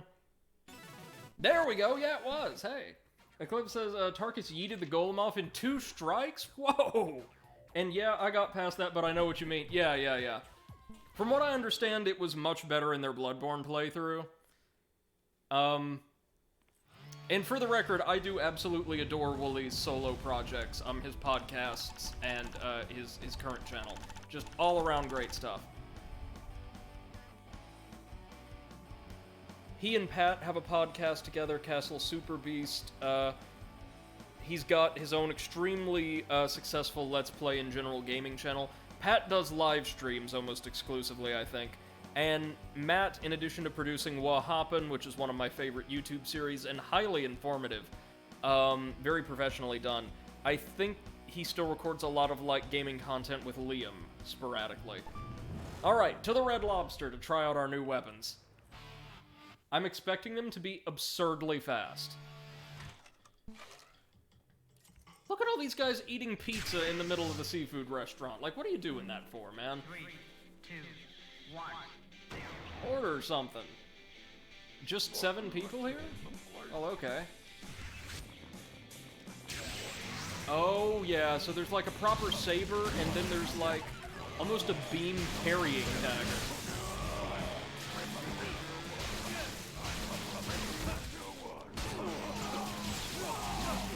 Okay, so very acrobatic moveset. I don't know how much damage they do, relatively speaking, because this is a special side mission and there's just a handful of these big guys here, but...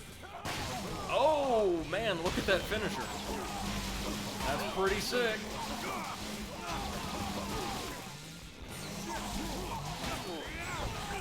We could still do the drop kick. I approve.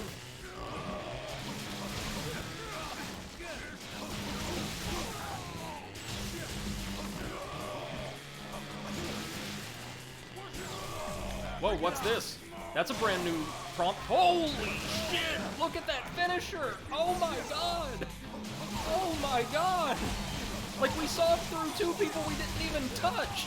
Oh man! This is gonna be like Tsubaki 3 in the original game, isn't it? Like, respectable in moment-to-moment combat, but with absolutely absurd finishers.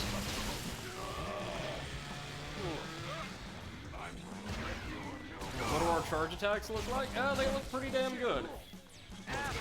Ooh! Clip says these look awesome. Yeah, man, they do! Oh, I'm loving it. I'm not loving being caught in the catering table, though. Oh, yikes.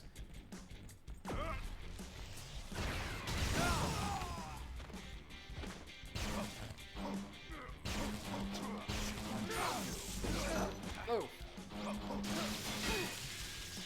Oh, son, that's a bad idea.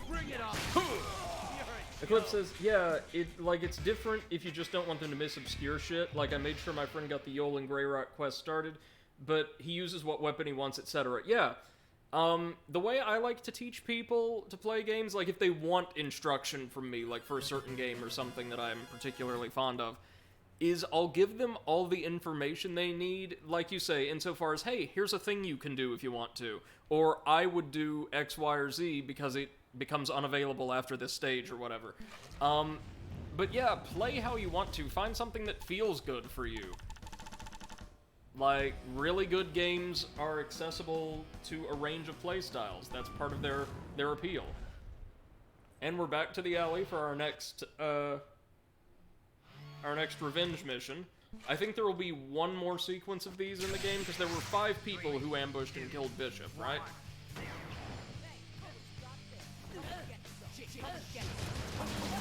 Oh yeah, against regular enemies, these things do absurd amounts of damage. I'm very happy to see that. Look, we sawed one in half without even laying a hand on him beforehand. I really dig this.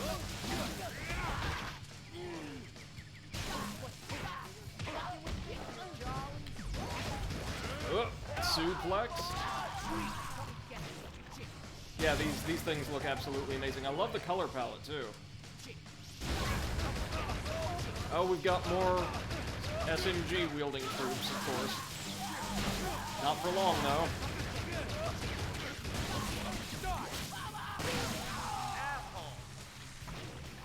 though. Excuse me, what? Did I kill our target without getting a single hit on him beforehand accidentally with a finisher while he was behind me? Oh, these blades are sick.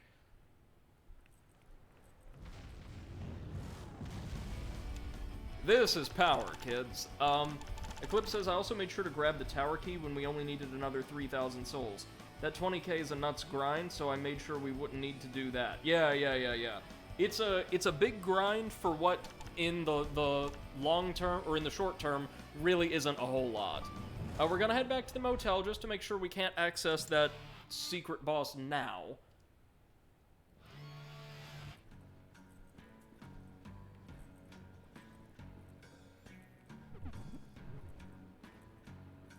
Nope, I think not.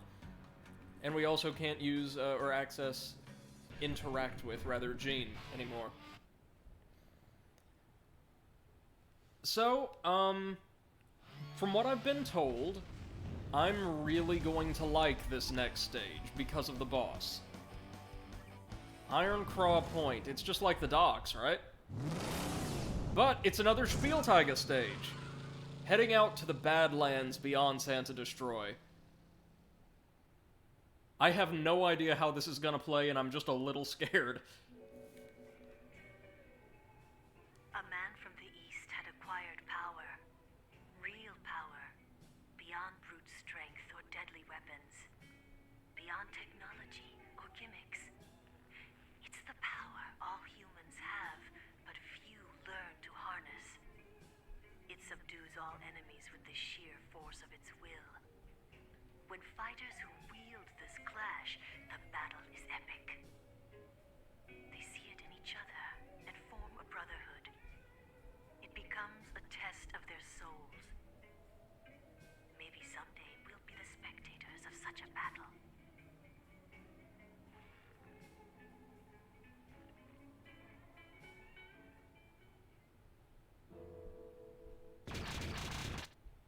Eclipse says, I mainly just micromanage the housekeeping side and I'm a bit over the top about the whole thing. I mean, wait, we get to see the boss already? Oh shoot, look at this! Look at this ride! This is our opponent, Ryuji. We're going to have to duel him on the bike, at least to start with. There's no stage here? It's just the boss battle? Alright. Oh, look at this! No, Clips, I get that entirely. I've restarted Bloodborne playthroughs because I miss things from time to time. Accelerate, brake, nitro, and steer. Okay. So we have to, like, attempt to run him off the cliff? Or what are we doing here? I've heard some very bad things about this particular part of the fight.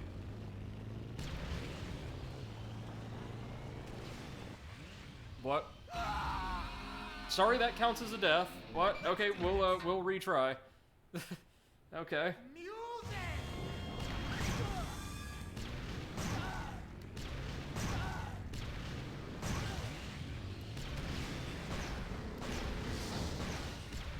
I'm sorry, he can just do that? What?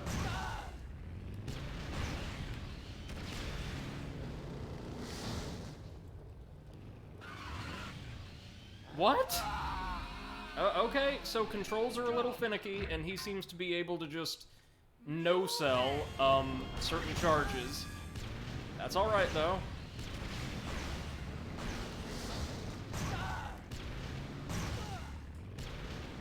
He's like the leader of some kind of biker gang, I would imagine.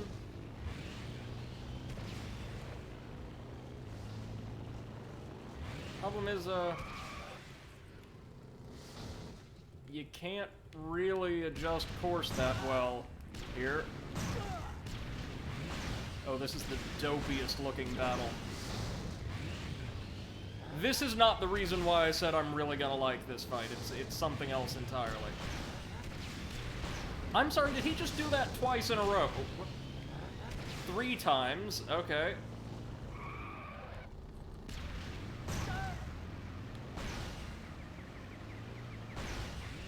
Oh, there we go. Good, good.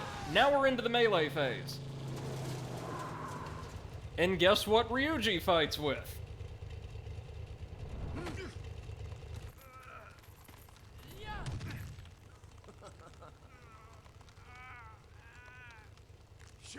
I honestly thought there would be a stage here, but this is fine by me.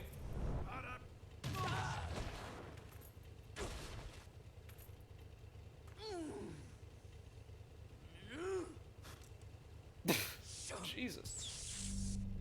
He fights with a beam katana that happens to be very reminiscent in its playstyle of Dark Stars.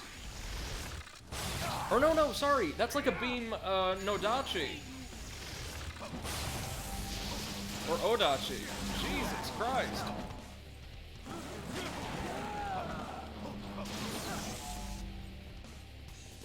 I've heard he's pretty hard. Okay, this is good. Oh, dude's got a lot of health. Oh man, the timing is so tight there. Oh, I can't roll out of a charge? Okay, okay. You learn something new every day.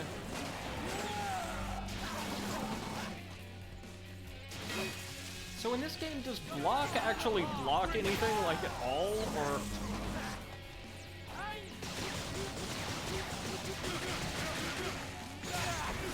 Oh, yikes. Okay, this one might take us a little.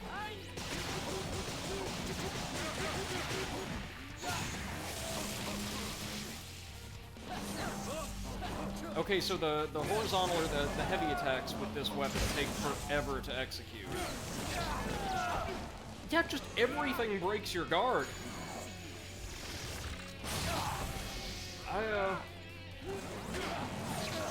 I really don't get the point, then.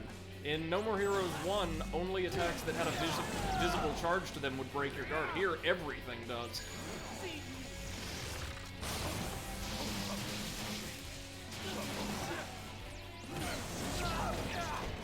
Seriously, what in the hell am I doing wrong?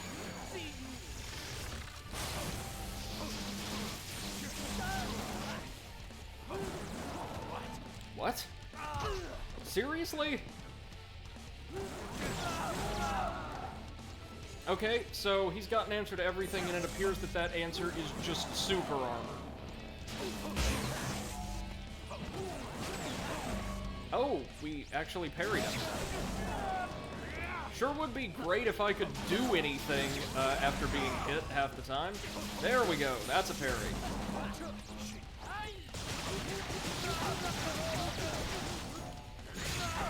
Oh, Lord!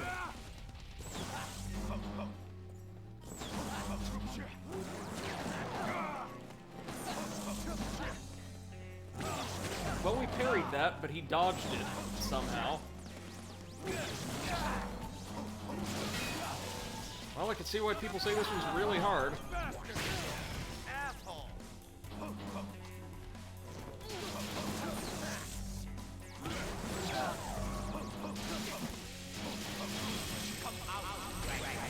Yep, and now it's time for the Dark Star attack.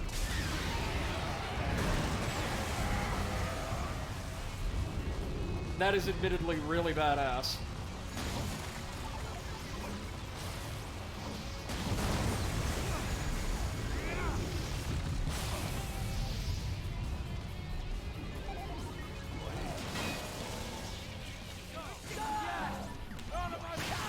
There we go.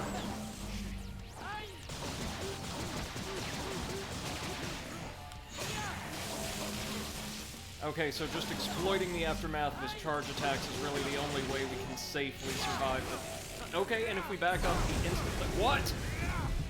What in the hell is this?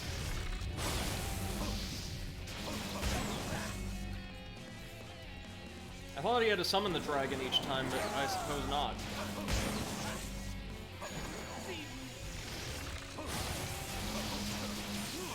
Well, at least the thrusts are nice and exploitable. No, you don't. Oh!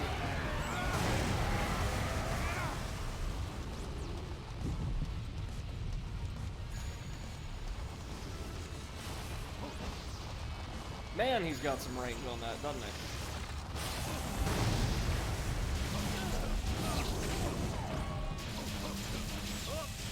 Okay, so at least he's got pretty healthy recovery times for damn near everything.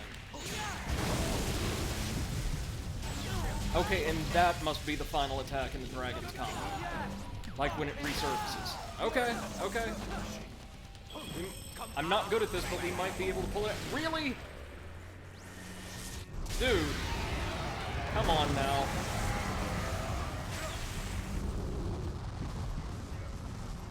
Oh, he has to recover for a while after summoning the dragon. Okay.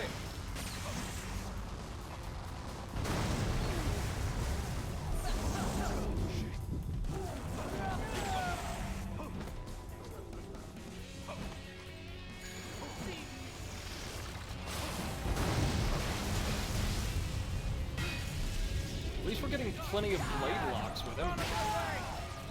And ain't much he can do about those. Okay, so like a lot of these bosses, the secret is just stay the hell out of the way until they let off a big attack. Okay, so hard to learn? Yes. Impossible? Far from it. Oh, we're gonna have to charge for the first time in ages. Yes, Travis, both at once. Both at once. He's really fond of this attack, isn't he?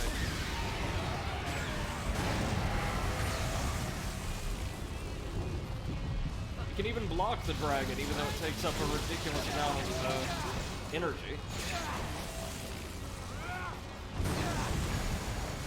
He's really good at juggling this. Oh my god!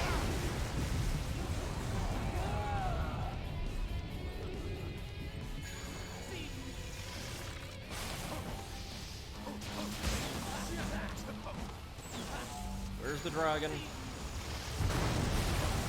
There it is. Can we get him before he conjures it again? Probably not. Dude's got a ton of health, doesn't he? Like, Matt Helms levels of health.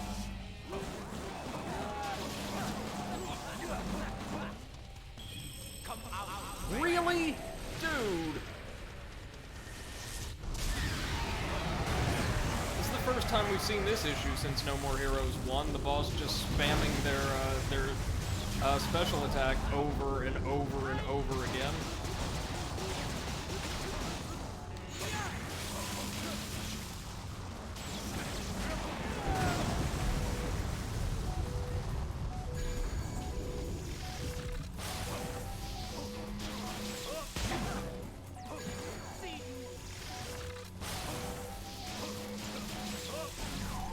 Is it?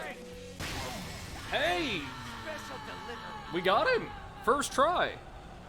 I was not expecting to do that, honestly.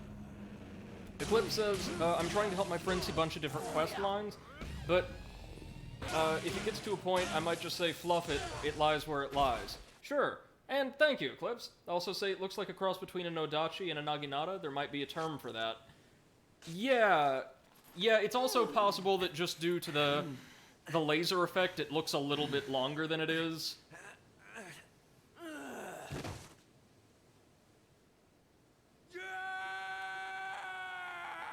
Like, the hilt and the grip definitely look like those of a Nodachi.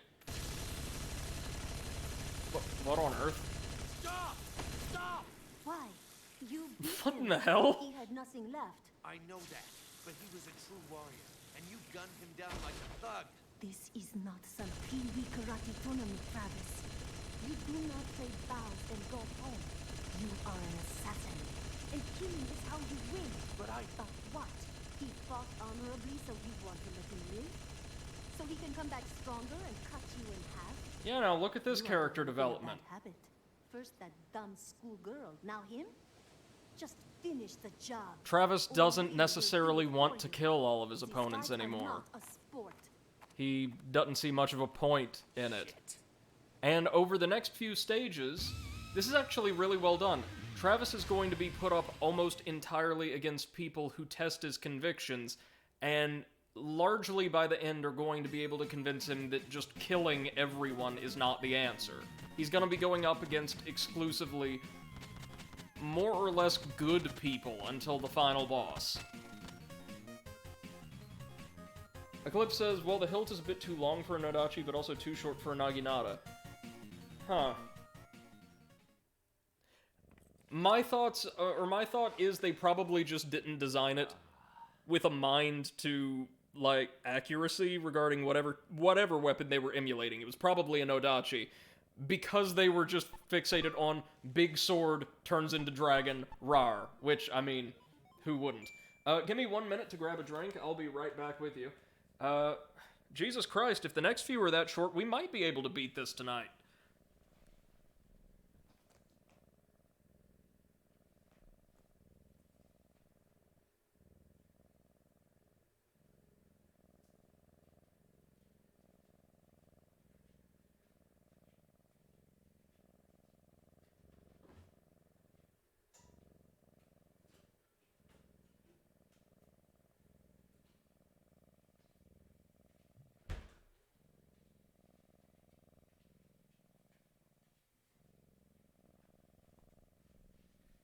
Okay, got myself 2 bottles of water because I think we might just be in this one for the long haul tonight, folks. Let me check really quickly and make sure my email isn't just blowing up with student crises or what have you, and if not, I think we're good to go.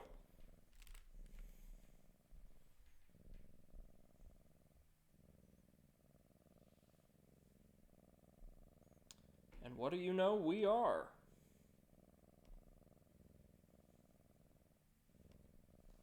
Okay. Let's do this. So, that boss was a little frustrating due to the not exactly great little motorcycle sumo bout and his incessant spamming of the same couple attacks, but we managed it in our first run, so I'm not complaining too much. It's a secret boss time now, though.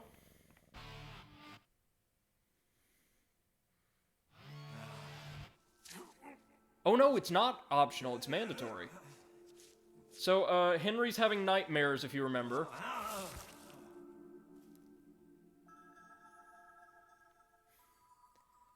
Specifically, he's having nightmares inspired by the fact that he's laying in Travis's room full of anime girl memorabilia. Yes, this is the conceit of our next mission. Or am I? Who's this little cutie? Is she real? Is she dangerous? How'd you do that? Read your thoughts? Well, you gave them to me. That doesn't make any sense. I was hoping you'd wander around some more. Explore. Me? Yes, you. And yeah, we get to play as Henry for a stage. Out to my consciousness instead. Now we are one. Let's play. Away with ye! I said be gone! You should stay here forever. Eclipse says, the game really does just say, yep, I'm weird. Oh well.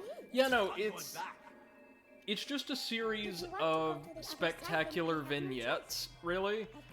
And Why don't you come with me? like a lot of character action games, like I said to Potato earlier, the idea, or at least the metric by which they should be evaluated in my mind, is how effectively, or how cool each individual setting or set piece is. Not how much sense it all makes collectively. So yeah, we're fighting this, this anime character, Mimi. So he can dash, he's got a long-range attack. Oh my god. Oh, what the shit?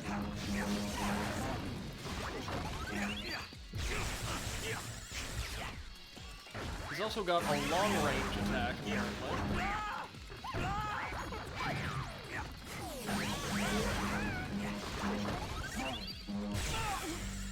What the hell?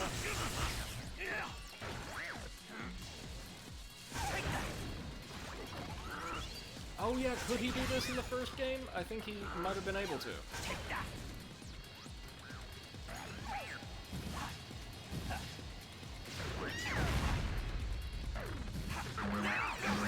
Okay, so we probably want to dash in and out, given the way this character works.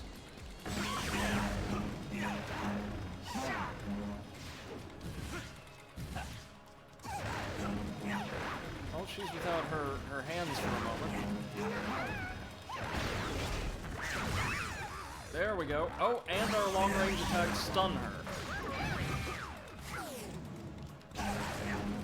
Looks like she's wearing bits of an Autobot on her arms, like from that cheap, kind of very plasticky looking color scheme.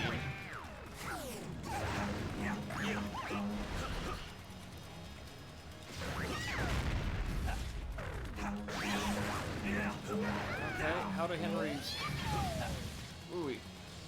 horizontal attacks stack up? This is probably the strangest boss in the game so far, right? We can take the laser. We can block the laser. We can also, oh, shoot, stun her out of using it.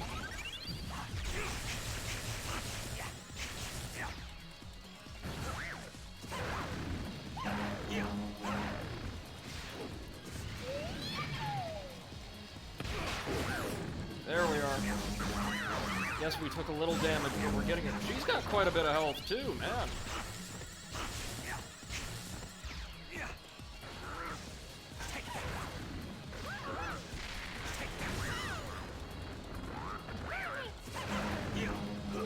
Oh no, you don't.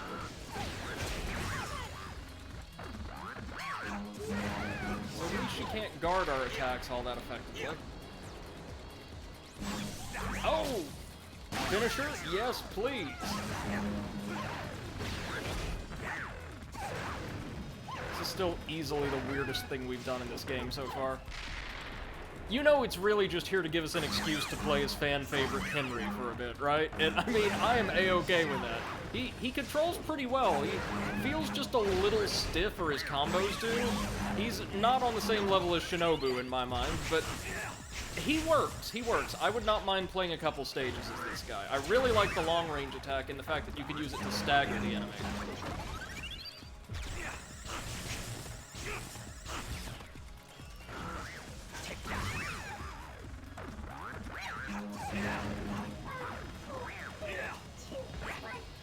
Oh, that's new. What the hell?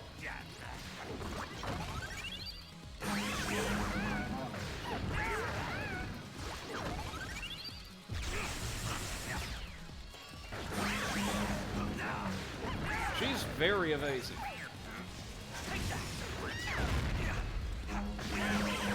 Like, very evasive. My god. No. What? What the hell was that? Okay. That's how one of her long-range attacks operates. Let's try one of mine again.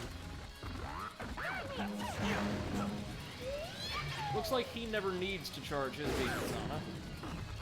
At least most of her attacks have a very, very long recharge time, or recovery time.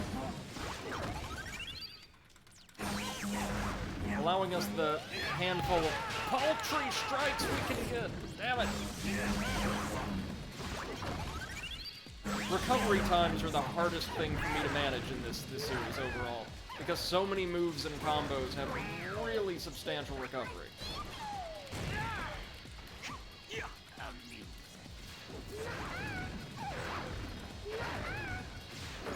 She's a lot tougher than you would expect. Well, actually, given the way this game works, she's every bit as tough as you'd expect.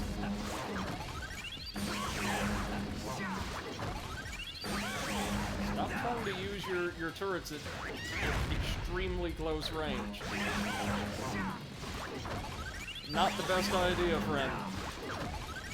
I mean, if you want to, though, be my guest. Oh no. No.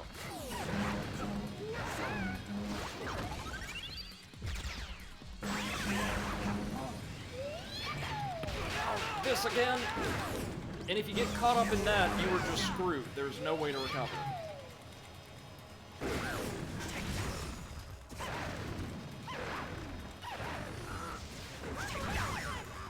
Stun locking is a problem in No More Heroes more broadly, but this game's, I want to say, slightly worse with it than the first one was, even though the combat's generally significantly improved. Oh, that's exploitable. Ugh. But like that, no way I could have reacted to avoid that. Unless I play super conservatively and just only attack with individual attacks, like 1 or 2 slashes at a time, at all times, there's no way for me to react to a lot of this. Hey, there we go. A little more and she's done.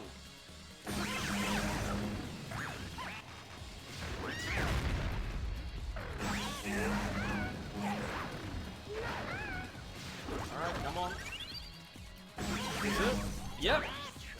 Bonus boss done.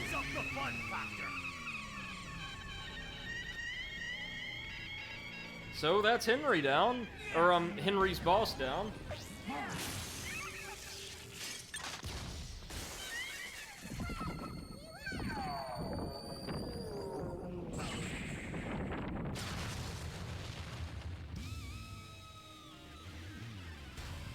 Disintegrated. Yeah, so that was... Honestly, for the only time we get to play as that character in the whole game, that was not too bad. Chill out. What the bloody hell? About time you woke up. Yeah, no, that boss was not terrible in the least, actually. She had a pretty diverse moveset. Stun locking moves aside, I think that was pretty fun. Until then, I've got some good shit on video. We'll see about that. So yeah, that's it. Henry's out of the picture for the time being. And of course, since Mimi wasn't real, she doesn't figure into the rankings. So we are still ranked 5th? I guess because Travis took out a couple more while Henry was thrashing around in his sleep.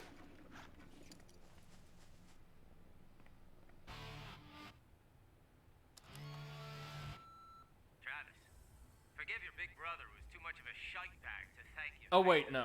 Here we go. You're the big brother? How do you know I didn't pop out which one of first? us popped out first? The point is, there's no honor in getting rescued by my younger big brother. So I took it upon myself to proper kill Scott Gardner, Greg Cantrell, and Massimo Bellini. You've got to So be now kidding you're me. officially ranked Would you fifth. fucking people And stop no need to stealing thank my me. kills? This makes us even. Yeah, so Henry moved us up the ranks a few spots. Score to box off. But that's another subject entirely. Now, the last 4 we will fight properly without having to skip up the ranks again, which I quite appreciate. You could at least have told me more about those And in assassins. case you were wondering, I took pictures of the 3 skankers as souvenirs. How long is this message? Rule over them, because there's no way you can play through these fights. The game's enough bull as it is. Pics came out nice though. They probably. Oh man, I guess he had to tear through the baseball team again? I'm out of things to That's say, a shame. so I'll hang up now.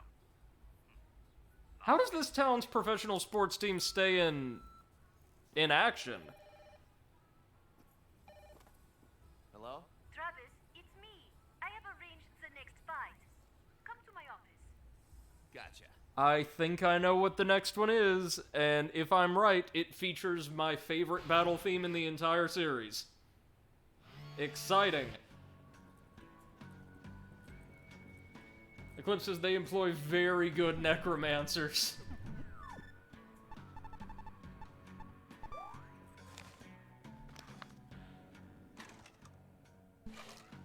Shinbreaker to suplex, okay. I'm all about that. But first, we've got to do, I think, one last little bit of grinding and training over at the gym to max out Travis's stats. Oh, and our last revenge mission. Or revenge mission chain, I should say. Oh, if I'm right, I am so excited for this next one. Takes place at a supermarket, I think. A supermarket or a mall or something.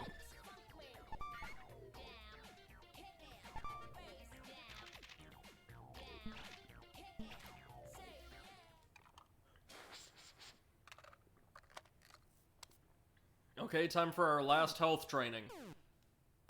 Notice we've not been getting new, at least visually reflected, new tiers added to the health bar. Rather, it just takes significantly more punishment for pips to be removed from our health bar. I'm quite frightened, thinking about what the final, strength training stage is going to be like.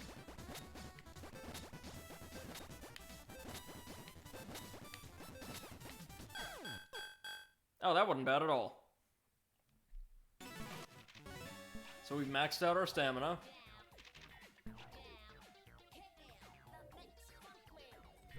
Looking forward to this being our last time, I believe, having to interact with this terrible character.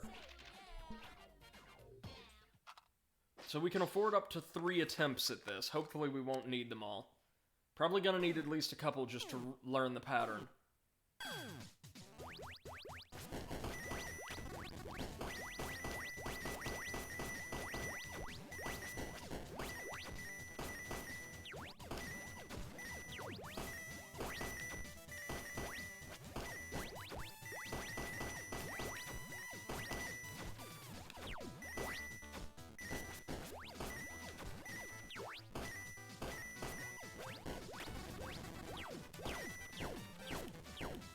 What the hell was that?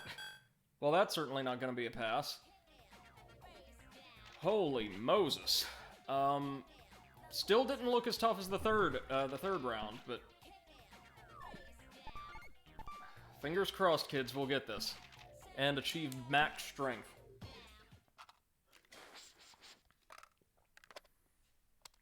It's just that, again, it's very easy to get stun locked here.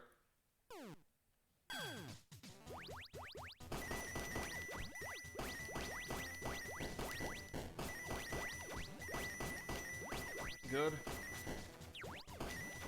Good.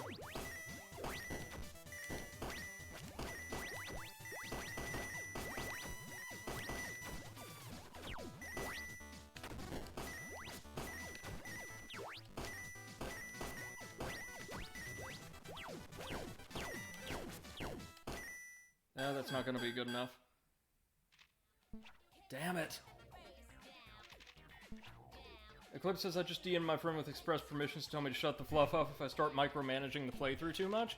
Oh, I don't think you will, man, but it's awfully kind of you to, like, let that be known. Glad they're having a positive first experience with Dark Souls. Oh, man.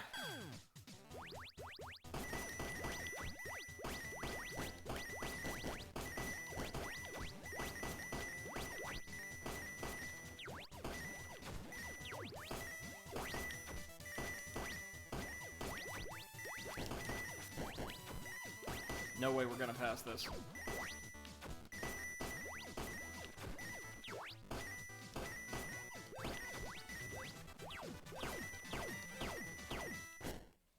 Yeah, poopy, now I have the sad face. Nope, that's it! We got it! Oh god, that's it, we're finally done with the gem. Thank you, God.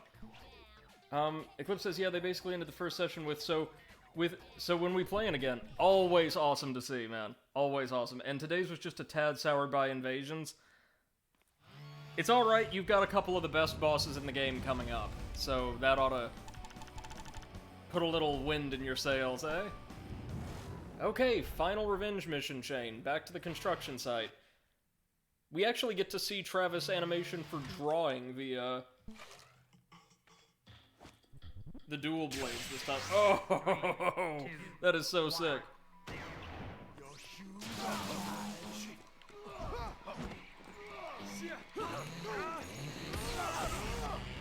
It's all of the big guys again.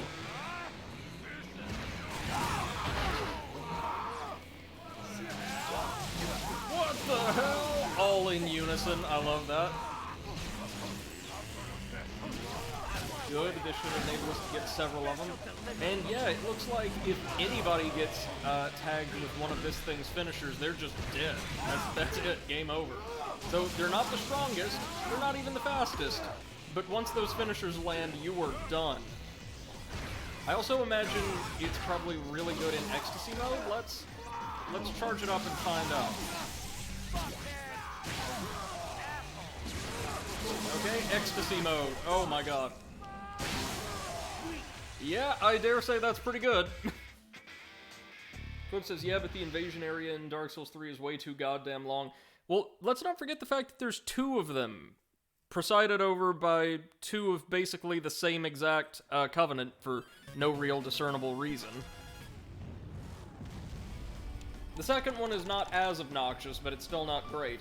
So back to the legitimate business to square off with our last revenge target.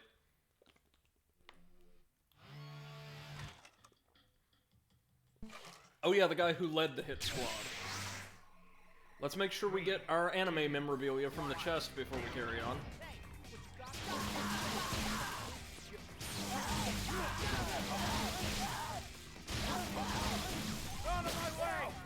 There we go. So yeah, I can now confirm that the regular combos on this thing aren't anywhere near as strong as, say, the peonies, or maybe even Tsubaki 2s. They are very fast and can stunlock enemies just as easily as enemies can stunlock us. Oh, and we can make use of that jump attack Jean taught us. Observe. Oh, not like that. Like this. Like this. Okay, so they've got like the super armor kings at the ready in here. There we go, there's our final set of anime goods. And the ecstasy gauge is all charged up, and you know what that means. Time to just let them friggin' have it. Oh, if we can. Big Boss has a bodyguard, of course. Or no, two beam katana wielding bodyguards. Nasty. Okay,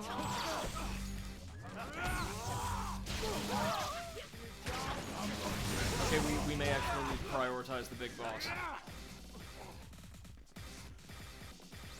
Who I would imagine is pretty tanky, yeah? Oh god.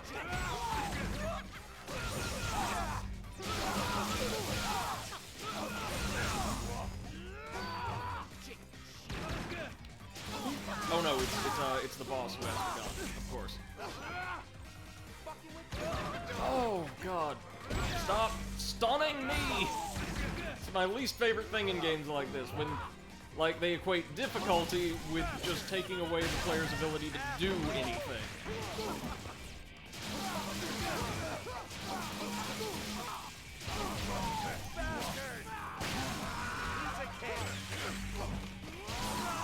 Oh man, if we could ever master the quick step, I feel like we'd have a much easier time with things like this. Or this game's version of the quick step, I should say. Okay, there's one down. Hey, Lady Underjoyed, welcome to the stream, ma'am. Hope you're doing well. Hope you and the expectant Mother Goat are doing well. We are actually doing very, very well nearing the end of the game, and I believe we might be able to polish it off in tonight's session. How's your day been?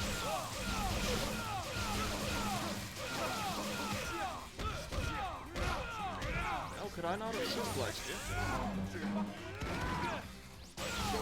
Oh, sorry, this sucker's got twin blades as well, does he? No, he doesn't. Just the after images made it appear as though he did. And there we go. The clip says, yeah, the difficulty is basically if you get hit once, here's 5 more you couldn't do anything about free of charge. To be fair, there were a lot of games released during this time and like the generation prior that were much worse about that. It's still frustrating, but at least usually stun-locking attacks in this game don't deal... Oh, we can remove our jacket now. That's our ultimate reward. No, thank you. I love our really luxurious-looking violet jacket. At least the stun-locking attacks in this game don't deal a great amount of damage. Lady Underjoyed says, we are, thank you. Just cold. Home and having dinner now. Fantastic. I need to think of what to have for dinner myself this evening once we're done here. But that's more than an hour off. So, we are going to carry on by reporting to the UAA office, and fingers crossed, getting access to a stage that I know only by reputation of its boss's theme song. There's something I want to talk to you about. Another rule change? No, it's about Henry. I want to clear the air. Why? We are divorced now, you know. What's that got to do with me? I don't want to hear any of that shit. The last time when you and Henry fought each other? Yeah. I don't think she knows how to use that BlackBerry. The way the model is arranged, she's tapping the screen more than the keypad. But you don't know why I stopped you. I did not want you to have to kill your brother. Or die yourself. What the hell does that mean? You told me a killer wins by killing. Now you say you want us both to live. Make up your damn mind. They're our fights, and we know how to end them a lot better than some bitch in the box stand. Telling me not to kill. How many personalities do you have? So what? You want revenge, right? Your opponents could not care less about that. Once I'm number 1, these bullshit ranking fights are over. Got it? Assassins aren't tools. As fucked up as we might be, we're humans too. This is a weird moral the game starts trying to beat us about the head with right now. Especially since it seems like Travis, preachy all of a sudden though he is, while still no less offensive, is, just learning this himself. Like, remember, all of this character development took place, unless you want to be generous and say it had its first twinges in the wake of Shinobu's fight in the first game, within, like, the last 2 or 3 stages. So, I really don't get... I don't get this game's writing overall, but, really, it's a character action game. It's not, we're not here for the writing, we're here for the spectacle. And yes, this is the stage I was thinking of, the supermarket. Oh, let's do it. Let's do it! I'm so excited for this boss battle. So we arrive at the supermarket at twilight. Looks like we've just got to clear the parking lot of some new Mafia members real quick. Using our tiger blood, I suppose. And we're going to have to fight our way up to the roof.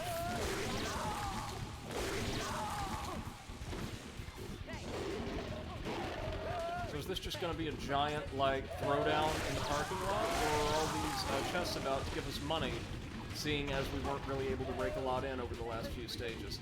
Don't know.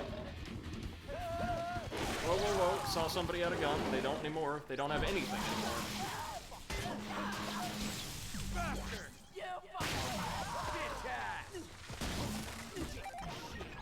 Okay, we're getting the, oh, all of these chests contain the killer collection items that we missed from, say, Shinobu's stages or Henry's stage. Very nice. Bring it on! You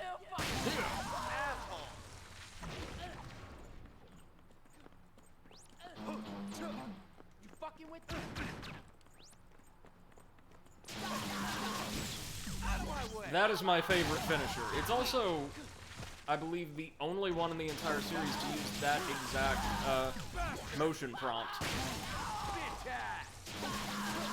Like both control sticks diagonally downwards. Very, very nice.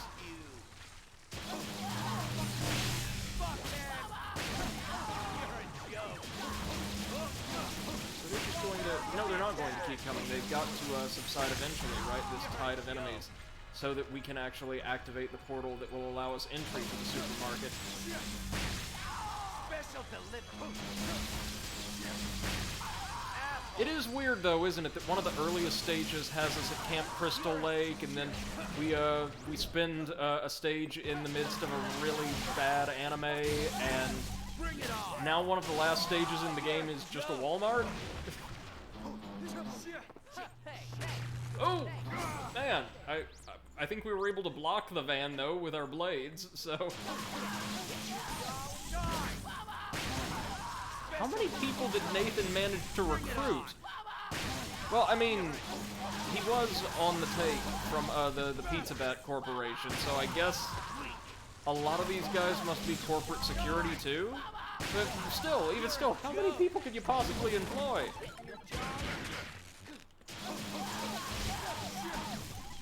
Actually, come to think of it, when we fought the CEO in the first game, they were able to afford, like, a retinue of guards wielding lightsabers, so... The answer is probably a lot. Probably many guards. Now, if you don't mind, I'd really like to get my collectibles, thank you. Yep, Killer Collection number 9. That's for, who is number 9? That's for Million Gunman. So the Bond reference villain.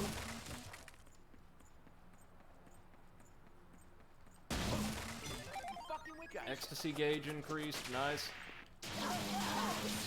Looks like somebody around here is still aiming for us with an SMG. We'll have to deal with that in time. Oh yeah, there they are, over there. Not like it matters, Actually, I suppose it does matter. Whoa! Whoa, there's quite a few of them spread out across the entire parking lot. Jeez. Wasn't expecting that, no.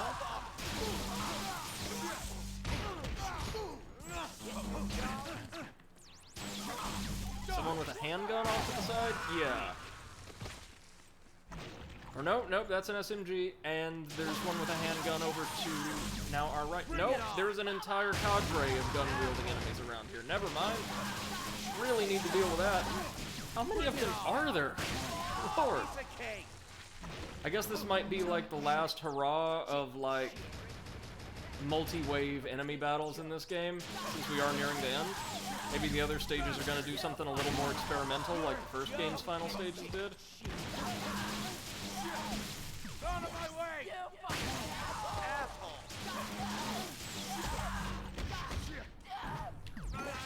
Always love the suplexes, man. That always impresses. Never fails to. Good. Oh, this is one of our new throws.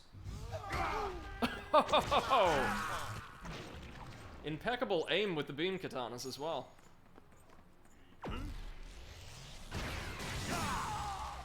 Oh, that was an instant finisher. Nice. Killer Collection number 10. That's technically for Dr. Let's Shake, I think. Oh my lord, they're still coming.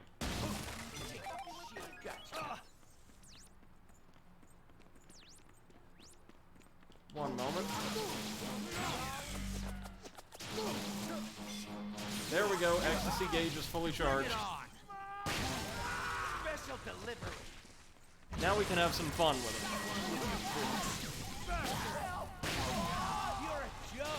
And since we're not using the peony, we don't really lose anything for using our ecstasy gauge. Are we supposed to destroy the vans or something? I don't think so. You never could in earlier stages. Piece of cake.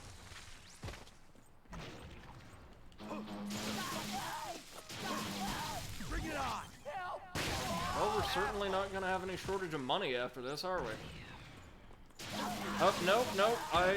We're just supposed to hold out. I can see there's yet more vans rolling in the distance. Are, like, some of the old ones, like, just disappearing, fading away, or what? Okay, time to go Tiger Mode again.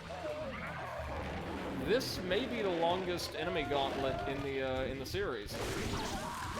I know there's nothing, or no individual encounter quite this demanding in Travis Strikes Again. Although it's a game based entirely around more traditional, like, level design and enemy encounters, so... There's more stuff like this on the whole, just nothing this long, you know what I mean? Come on.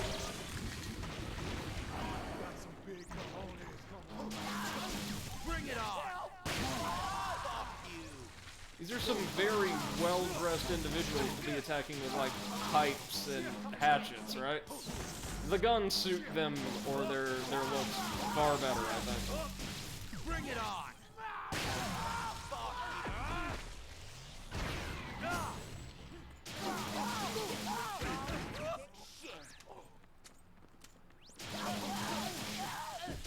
Fortunately, we've just got the one pistol wielder for now.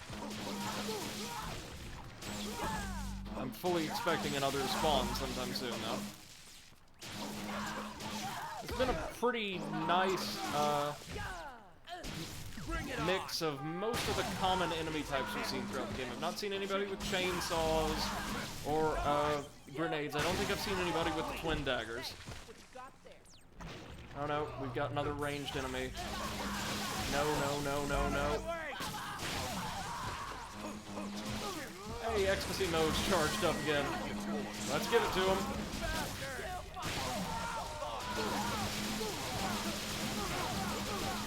Oh, this is absurd, isn't it? Look at how fast these slashes are coming out.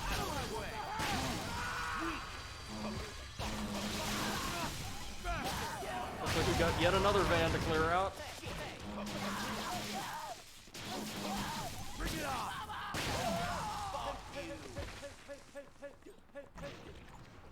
Yeah, that's probably the right idea after you see whatever in the hell we just did. Okay, they got run over by their own backup. That's great job, guys.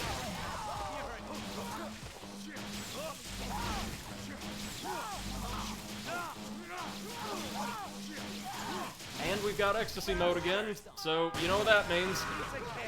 Or not. Now we just get to run around and eviscerate everyone, single attack. Oh no, we We have ranged attacks now. Nice. Very nice, actually.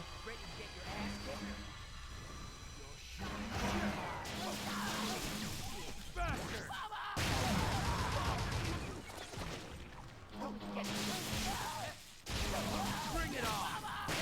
Ooh, nice.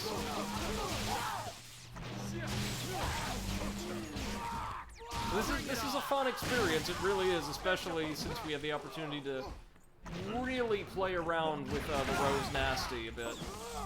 But it is going on a bit over long, wouldn't you say?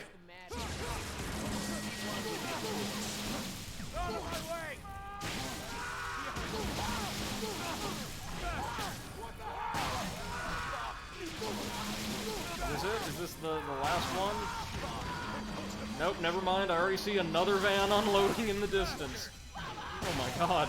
You got some big cojones coming around here. Bring it on. There we go.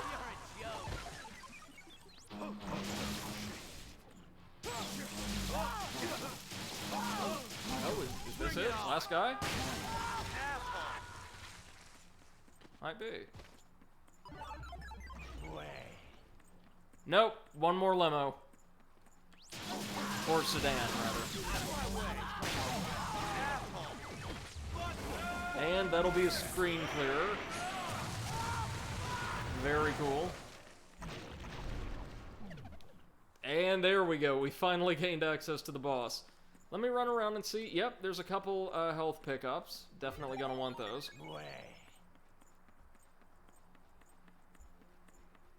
And again, guys, if this is the boss I'm thinking of, we are in for a real treat, because their theme is probably the best battle theme in the series.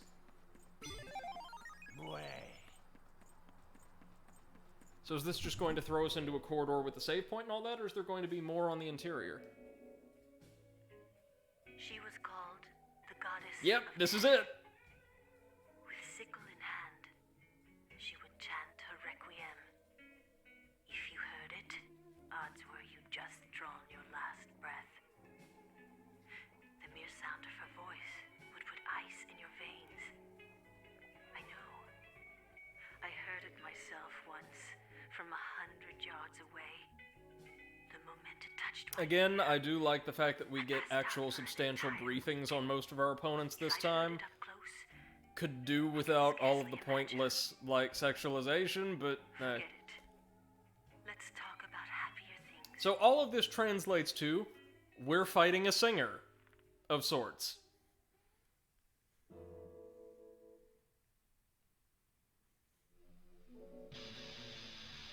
Oh no, we do have to fight our way through the supermarket, which looks just like, color palette and all, the abandoned supermarket from Fallout 3, doesn't it?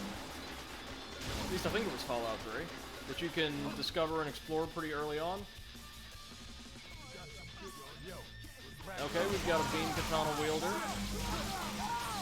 Oh, and these guys are nowhere near as durable as the enemies used to protect our targets in the revenge missions. I dig that. And yeah, Eclipse says, yeah, the Super Duper Mart in Fallout 3. Right on, yeah. Does look a bit like it, doesn't it? Okay, so we're fighting the elites in here. But we have the power of Rose Nasty on our side. Seriously, look at these things. This is just unfair. Special delivery. Hustled some cash, good, good. Will we need cash for anything other than wardrobe, potentially, though? I don't think we will.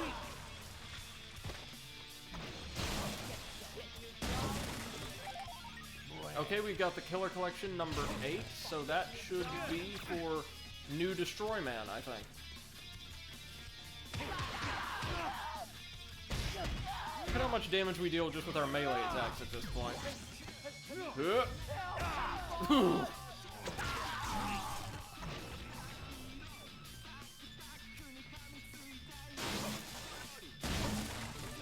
And Killer Collection number 7.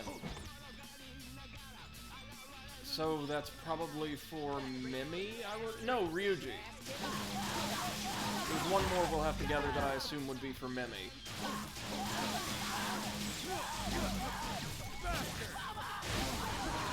Oh, tiger again? Okay, let's do it!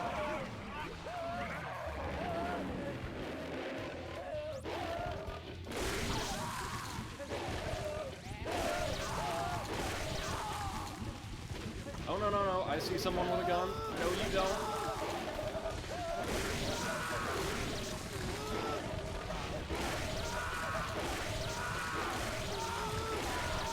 Yeah, well, that was gonna be a pretty tough fight, but thanks to the roulette wheel, we don't have to bother. Okay, so now we have access to the staff areas of the supermarket. Ah, the Spieltiger. That's what it was, not the Spieltiger, the Scheffeltiger. Like a plastic model, so like a little, figurine. Excellent. Let's see who's waiting for us in here. No, no, no thank you.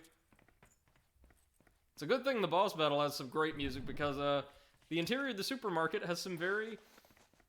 lacking, well, not lacking. I suppose if you're into, like, really hard driving rock, it's probably not bad. But definitely not what, definitely not my style. Fits the kind of grungy tone of the game well, though. Okay, let's do this. I do appreciate them giving you more than 4 save slots in this game as well. That's a big plus in the game's favor. Nothing beneath the stairwell. So yeah, we're heading up to the roof of the supermarket for our throwdown with the goddess of death. Topping our health off, I suppose. Alright. Let's do this! Oh, I'm so excited. And again, I've never done this fight before, so this is probably going to be a little rough. So it took all night for us to hack our way through the supermarket.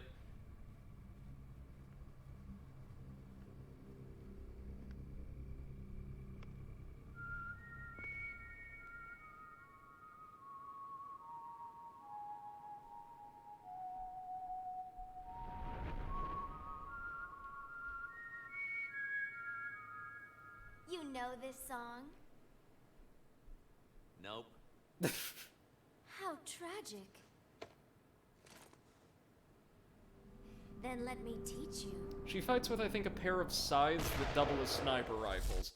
And we get to hear her theme, Philistine.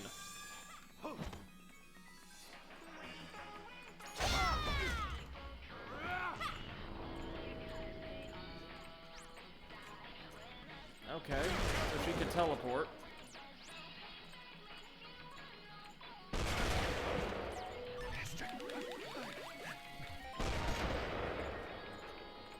This might be a little tricky. We've got to use the cover to get close to her, I suppose. Ah, and the music gets, or the vocals at least, become increasingly clear the closer we get. Oh my god! Oh no. Oh, she's strong.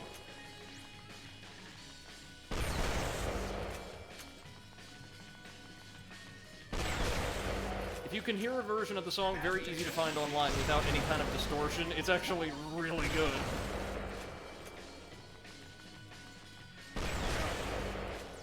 Okay, we've got to think of a way around this.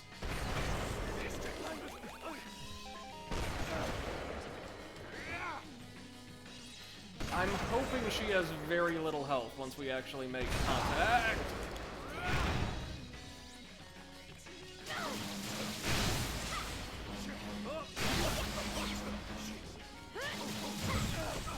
Ooh, and she specializes in throwing us, of course. Oh no, you don't. Did we just swing straight through her rounds? Okay. Oh, okay. Okay, so we're gonna have to dodge that, and then we can keep her in melee range for a time.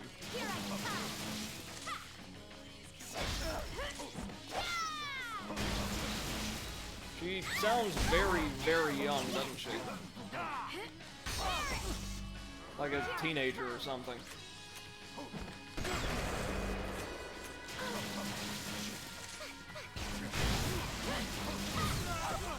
Well, at least we got some health by being kicked through a transformer.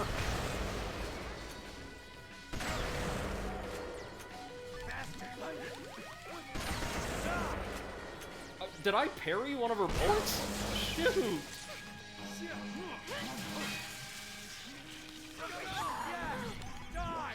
Her color palette's kind of reminding me of 2B from Nier Automata. Oh, and again, there we go with attacks just going straight through the guard. Bring it on! There we go, though. Okay, we could definitely exploit that.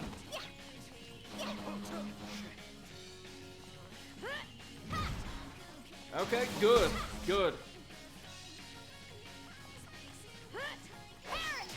In melee, she is no threat at all, so far at least. I think the Japanese version of the game used a version of this theme that's way more legible. That's the one that, like, I remember hearing when I was younger that just blew me away. It's basically a gigantic take that to Travis and his entire character. Breaking down exactly how dishonorable his obsession with vengeance and violence is, and that he's, at the very least, no more a hero than any of the rest of these people.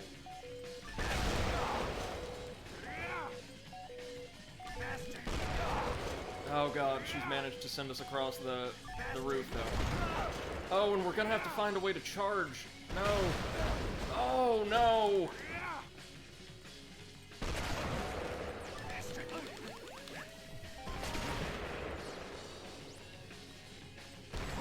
No, ma'am. No.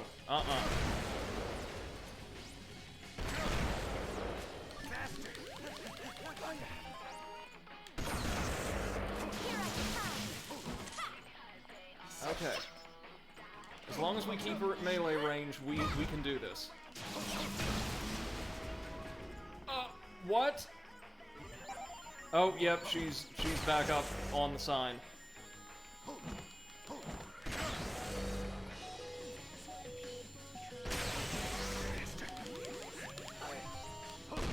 At least we can block her shots with our beam katanas. Well, hello there!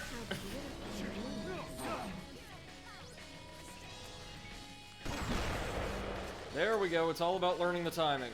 Which, to be fair, is pretty tight, but at least we can block her shots, even though it pushes us back. There we go! Well, I'm sorry you guys can't hear Philistine as I remember hearing it when I was younger, but suffice to say, it's really good. I may post a link to the version I'm familiar with in the Discord after this is over.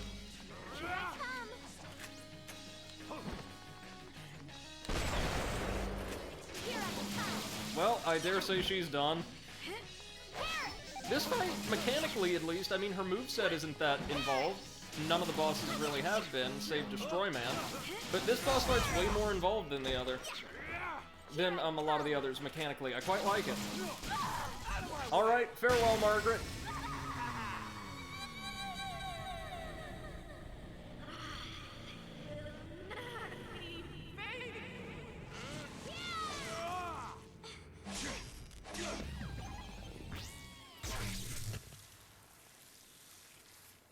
Riveting melody, isn't it? Catchy as hell.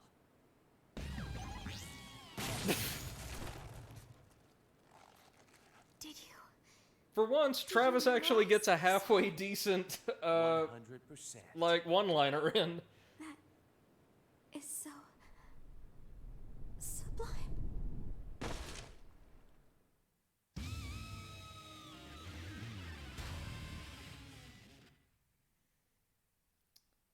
So her full name, we never get it, or at least her stage name that we never get in-game is Margaret Moonlight. One more down. 3 to go. Yep, and the next one, at least by design, is my favorite boss in the game, and in fact, my favorite boss out of the first 2 No More Heroes games, by design alone. Eclipse says, catchy as hell. Ah, did you need those guts? That was a good fight. I liked that one a lot, actually. Like all of them, took a little bit to learn, but, honestly not super difficult. But it was nice to go up against a ranged, focused opponent with Travis after doing the same with Shinobu. Oh god, he's got an anime standee in his bathroom. Send help. Like, just...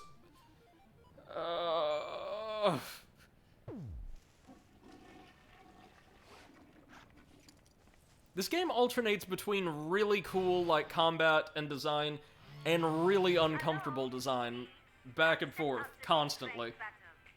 Check them out. The top 3 are pretty tough. Just try not to die, okay? Yeah. Eclipse says, I do not think there's enough help in the world for this man. Well, apparently he's...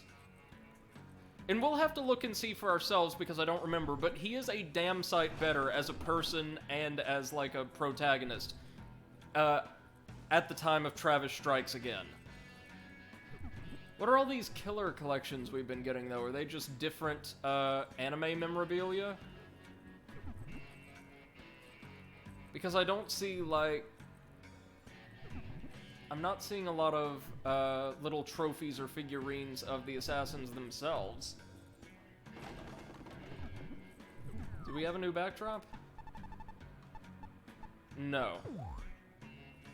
Hey, do you remember there was a certain plot point or, like, world element that was introduced quite a while ago that we just kind of haven't caught up on? That's kind of been left hanging?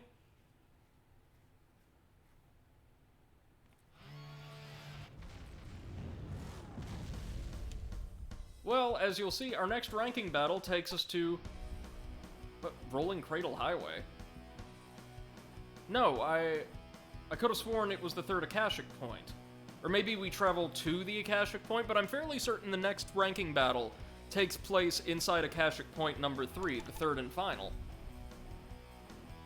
Hold on a moment.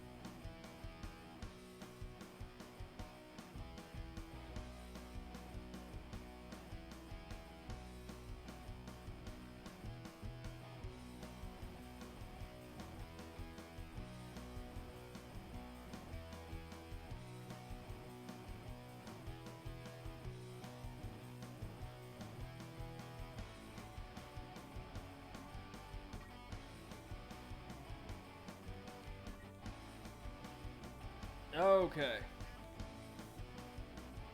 Sorry about that. Had to respond to a message. I think we're good aside from seeing if there's any clothing we want, which we probably don't. As far as my personal tastes in color go, we're not gonna get a lot better than this outfit. Just a beautiful, like, gorgeous shade of purple, and, like, the purple color gradient on the pants. I'm really digging that. But let's see what we've got, just in case. The dude. No thank you. And this kind of bluish-looking thing. No. Eclipse says I like that purple, as do I. It really is the most standout color scheme we've seen so far. I do like the fact that we could just give him a straight-up suit, though. That is very classy, but it's also very expensive, so no, I'm not about that. I'm heading to the 3rd Akashic Point instead.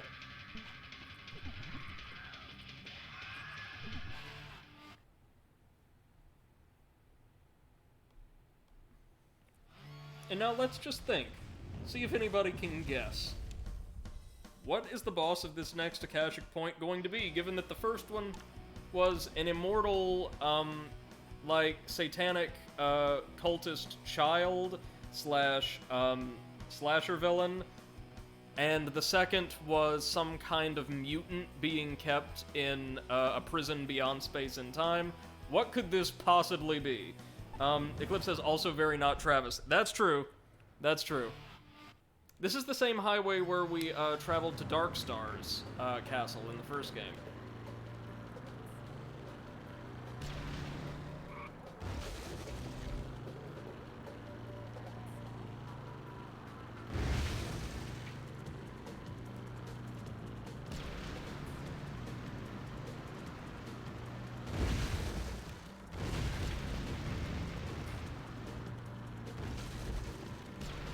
Okay, so what exactly is our objective here? I'm curious.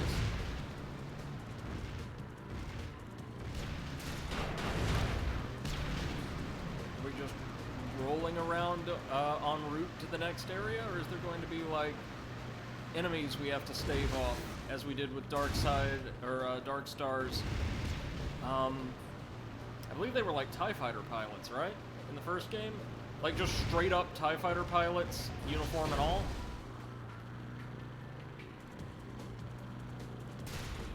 But yeah, we're traveling out of the city at dusk, and how beautiful it looks.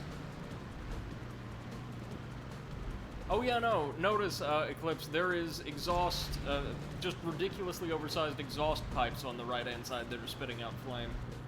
And yeah, Eclipse says, the fact that only one side is shooting out fire makes me think that bike must veer to the side something awful. Here we go. Santa Destroy is a magnet for the bizarre. There are things I still don't understand. It is a melting pot, not only of cultures and people, but even space and time. Did the hero survive? If you know, could you tell me?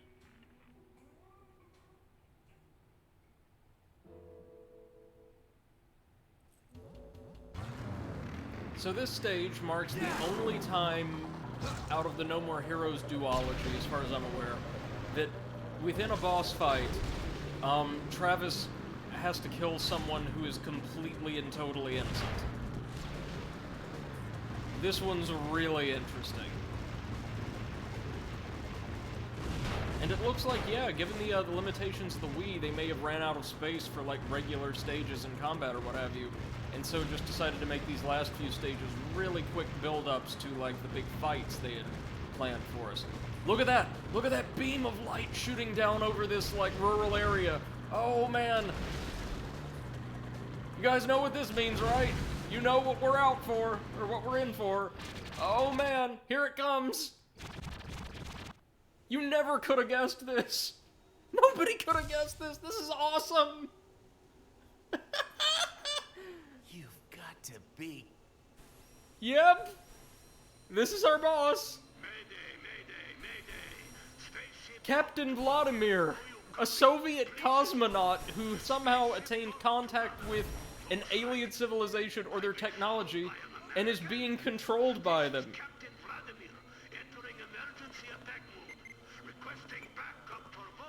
He thinks he's still on, or, in his spacecraft. He has no idea what's happened, but he's in control of an alien orbital laser. Not alien, sorry, that's just, I guess some kind of beam weapon. But yeah, this is the third Akashic point. What the hell? I gotta fight a whole fucking space program now? He's also voiced by Paul Lighting. This is so cool! We're fighting a cosmonaut who has been displaced throughout both space and time in the midst of a bunch of crop circles. Oh man, that's so cool. Okay, so we've got to attack him from behind.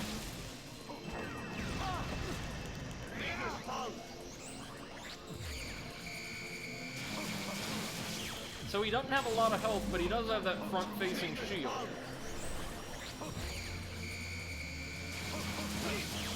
Which is making this a little bit more difficult than it would be.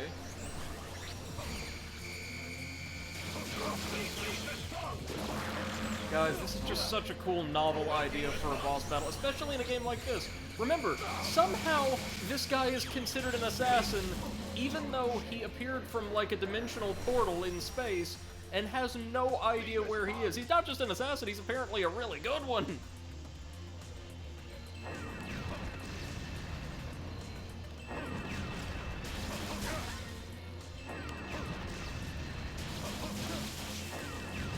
Oh, man, just a little late to that one.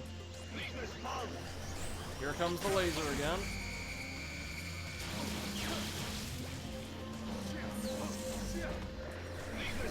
And again, I do hope he has more attacks than just these two, because if he doesn't, that would be an insane waste of one of the coolest concepts for an antagonist, or an opponent I've seen in a game like this in ages.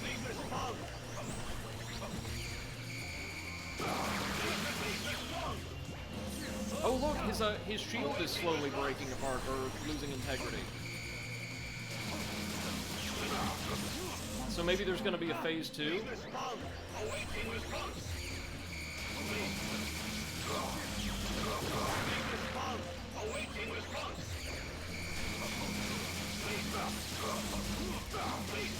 We stunned him somehow. Oh man, can we have suplexed Captain Vladimir somehow?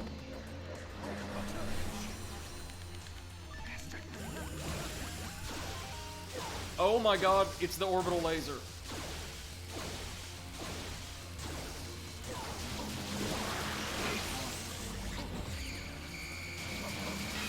Captain, please. Oh my god, we're getting into a beam lock with his laser. Oh, shoot.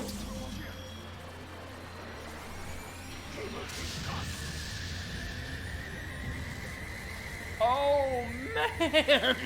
Look at this. Whoa! Oh my god!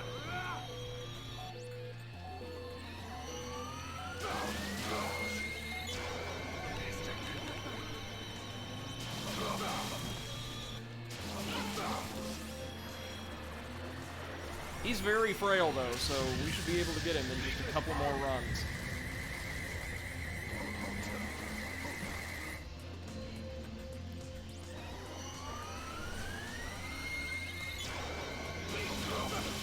This is the coolest fight in the game. Sorry, nothing else comes even close. Eclipse says, crop circles, it's them aliens, man, coming to take our damn jobs. And begin orbital bombardment. Yes, look at this! This is so hype!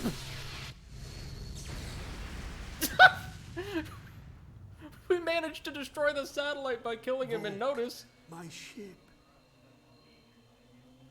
He shouldn't have been able to survive through all this. This is Earth. Yeah. Welcome home. So, I'm finally back. After all this time. Fresh oxygen. Blue sky. Beautiful as I remember. Glory to the Soviet Union. That's kind of sweet, actually.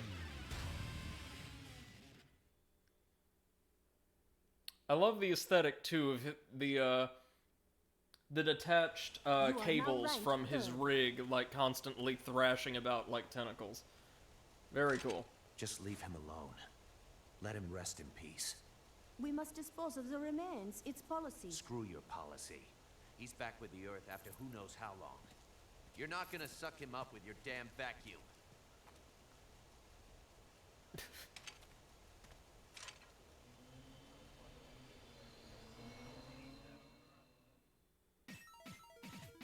And apparently he was some kind of ghost all along. So yeah, it was never declared as such, but that was the third Akashic point. Eclipse says that was just nuts in the best way possible. What in it?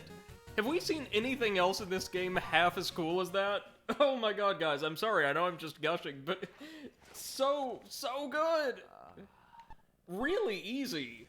And I wish there was more to the fight, but so good!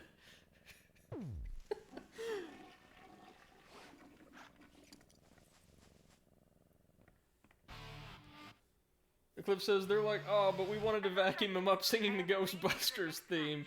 Oh yeah, I love Sylvia's attendance. And that junior is yours. The duel will take place at a secret location. Secret? I don't have time for guessing games. It's the final Akashic. Oh no, sorry, this is Akashic Point 3. The hero space. Whoops. Sorry, that's all the information I have. Wait, this is Akashic Point 3? And get there. Then that means Captain Vladimir was just out in the middle of the regular-ass town. Okay. Okay, fine.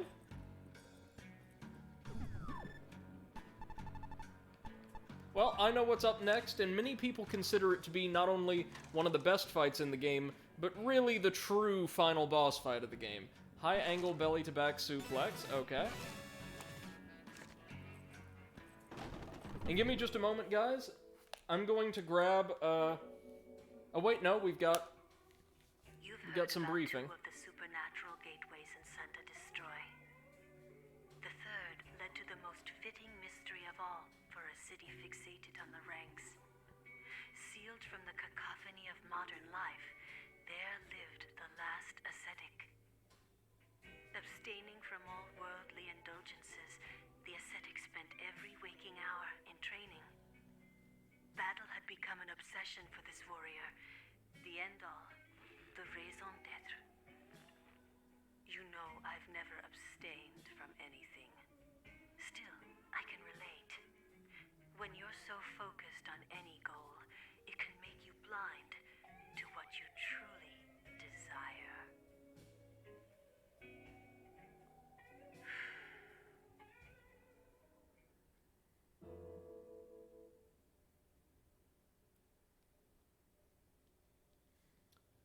Eclipse says, this is Akashic Point 3. Captain Vladimir was just this universe having a what the fuck moment. Right. And Ascetic, it's a bonfire Ascetic. Is Vendrick gonna come and try to kick your ass down? Oh no. No, no, no, no, no. This next fight, based on its reputation, is really good. Give me just a minute to go grab a new drink since I've just plowed through my water. And check my email really quickly because, again, one of my work group chats is kind of lighting up. I want to make sure I don't have any outstanding emails that are going to force me to cut the stream short. And I'll be right back with you in about 2 minutes, probably. Fingers crossed. And hopefully, we'll be able to close this game out by fighting one of its most popular bosses and the most universally reviled boss in the entire franchise. Fun times up ahead.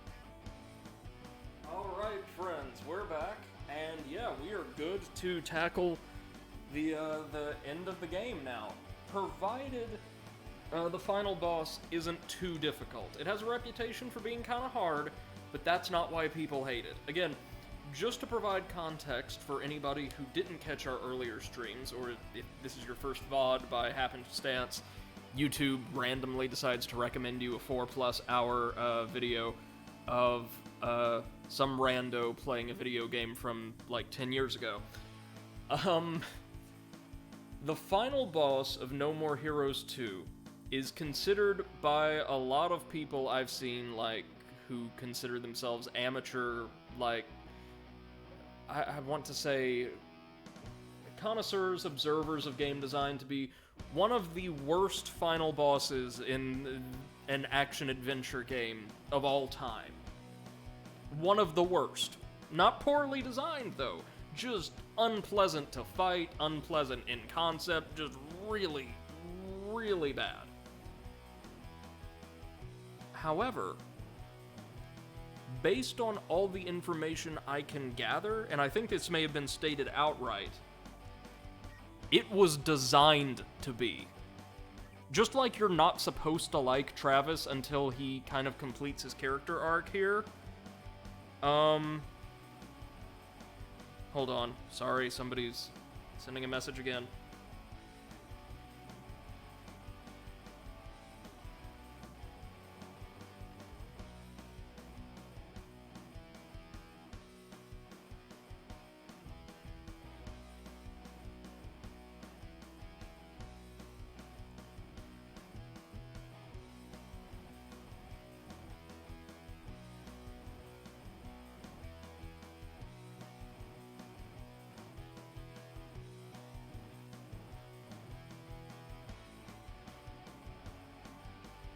Okay, so sorry about that. The final boss is, just like you're not supposed to like Travis, you're not supposed to enjoy fighting the final boss, and it serves as the grand culmination of the game's, like, persistent moral statement, which is that revenge and pointless violence for violence sake isn't supposed to be and isn't fulfilling. That Travis, increasingly, as we can see with his reactions to finishing off these various bosses who he doesn't know from Adam, right, and who he has no reason to fight with, isn't enjoying this, like, carnage, and you shouldn't either. It's a very auteurish way to make that point by making the gameplay itself unpleasant, but I'm willing to give a lot of the final bosses kind of pain points a pass for that reason, provided that the moral actually comes across cleanly in that final encounter, but we'll see. I'm really looking forward to this ranking battle, though, because it has a wonderful reputation. Like, wonderful, wonderful, wonderful.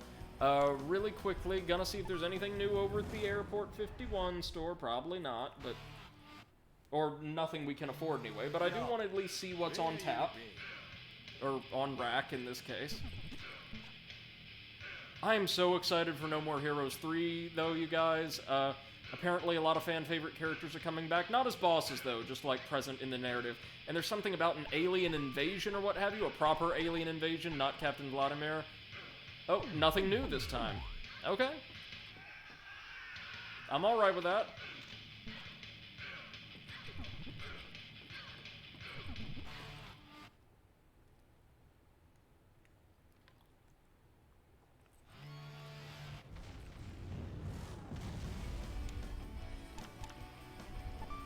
Okay, Akashic Point 3. Where is it, for starters? Oh, just in some back alley. And it leads to... an apartment building? Like, just a bunch of flats?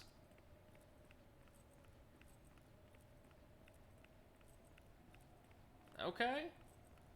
Okay, so this is probably just going to be either a straight shot to the boss or something interesting is going to happen on the next screen, right?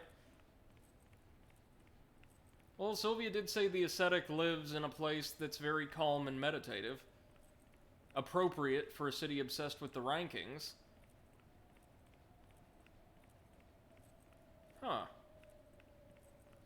absolutely adore the color of the skybox. Really nice, warm-looking Twilight.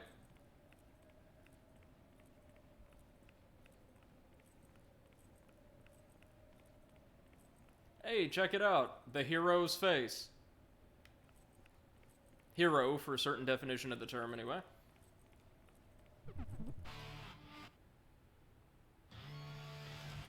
Okay, now we get to fight. Hey, what you got there? Come and get some.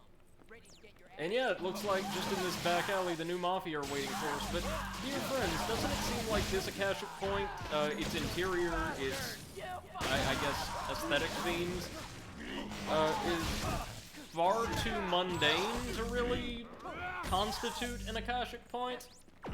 Maybe something crazy happens later on, I'm not sure. I know there's nothing, like, by No More Heroes standards, particularly strange about this boss, to the best of my knowledge.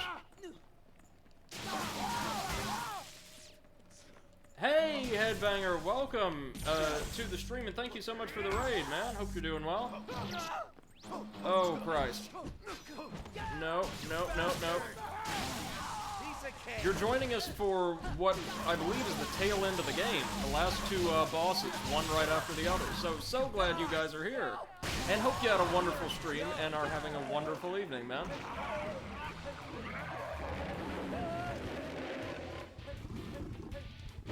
Well, I mean, we always get the tiger transformation, with the exception of that one time in the interior of the supermarket, right when we don't need it, right?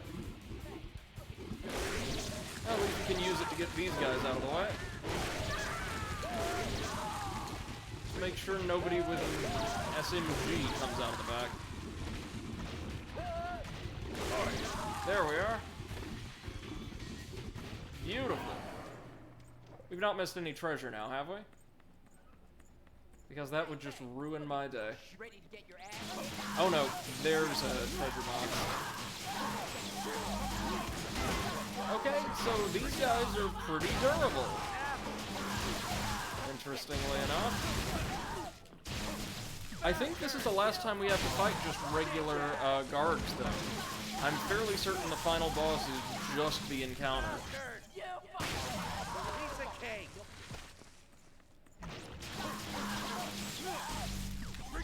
There we go. Just cash, alright. I will gladly take it, though. Not sure what we'll use it for, but I'll take it. Oh! Tiger blood again. Let's do it.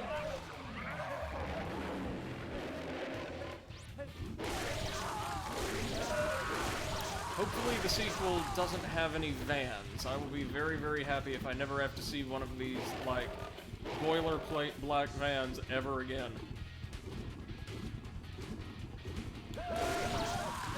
Now we will have to go back for the treasure, of course. But we can thin the herd a little bit. Oh, Lord. Terrible time to transform back, isn't it? Also, mustn't forget our ecstasy meter this time.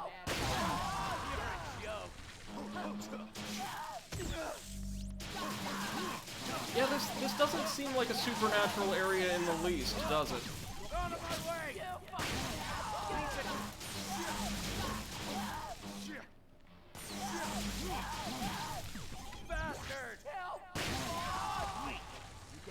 Oh man, that's awesome.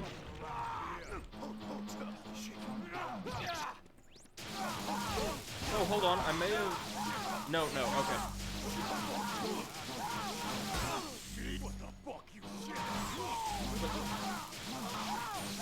Really? Hold on, Headbanger, I'll get your message out. That's, so strange. Said, I'm doing quite well, thank you for asking. And you streamed for 12 hours, goodness gracious. What all were you playing? Screen clear, and Eclipse is just a bunch of dudes. Yeah, really. I mean, pretty durable dudes, but that isn't Akashic Point worthy. Last time we did this, we broke into, like, alternate universe Alcatraz to kill some kind of crazy mutant with toxic blood.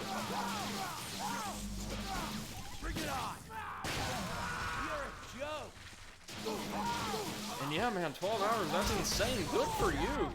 I would love to be able to do that someday.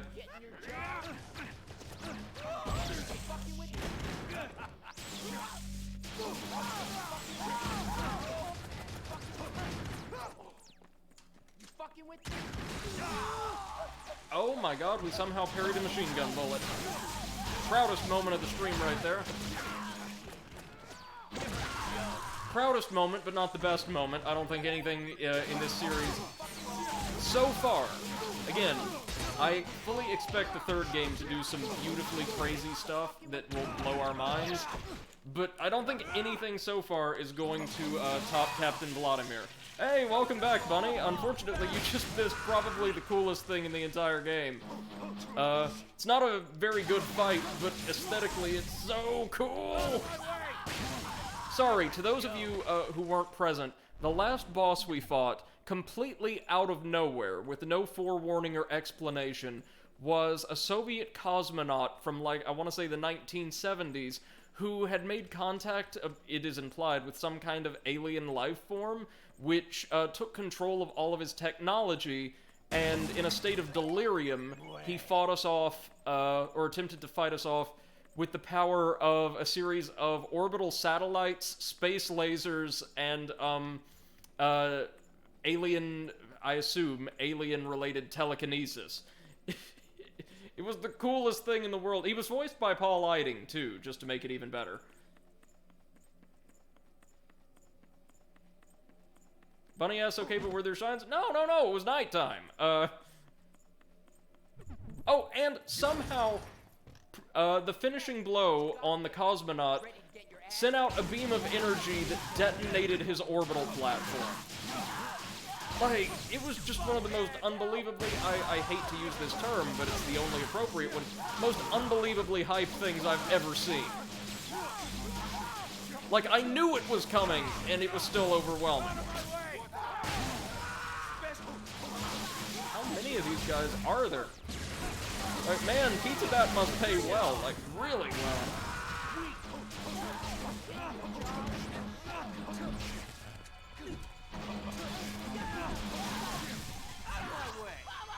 Well, no, Bunny, we actually didn't see any stars of any kind, because there was, for most of the fight, this kind of cloud cover hovering over the arena.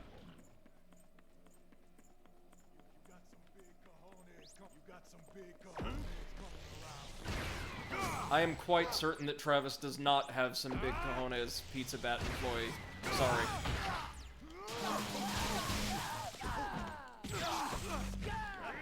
What's the matter? The great thing about the Rose is that, Rose Nasty, is that they can just do to many enemies what many enemies have been able to do to us throughout this playthrough. Just stun lock them.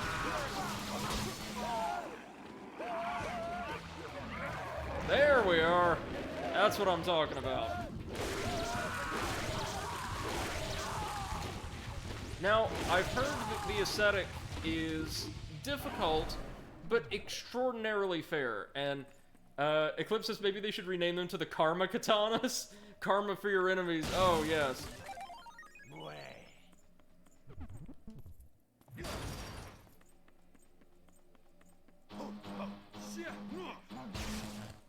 Oh, they just sound so good. I love that really rich lightsaber sound effect. Oh, hello again, Pizza Bat.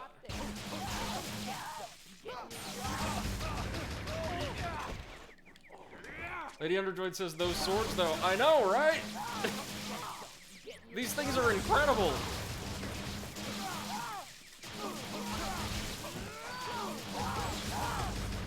I am very glad that, unlike the Tsubaki Mark III in the first game, we actually get these things in time to play around with them a little bit before the finale.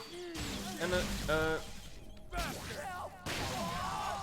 honestly, as long as the third game gives me more awesome weapons like these, or the Peony, or Shinobu's Katana, honestly, it looks very plain, but its moveset is exceptional, I will be a very, very happy man.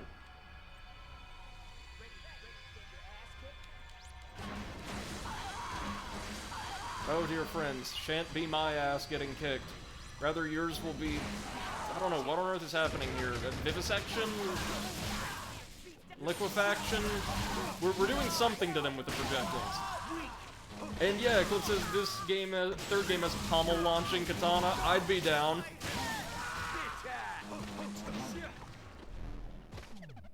It's a lovely objective, but we met it. We did indeed kill everybody. So, I suppose our showdown is going to be on the roof of this apartment building? Okay, I'm satisfied. We got Captain Vladimir's collectible. I don't need anything else from this game. Let's just mainline it to the final boss.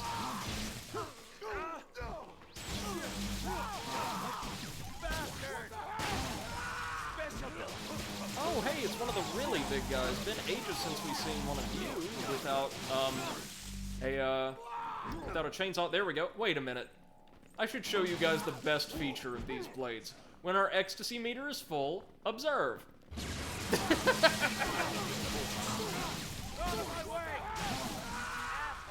3 in 1. So fast, I cannot even begin to make out what's happening. Is that it? No? Okay. Well, there's more where that came from, friends.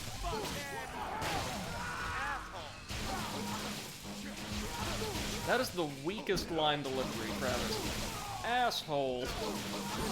Come on, you could curse with some real fervor in the first game. Put your back into it.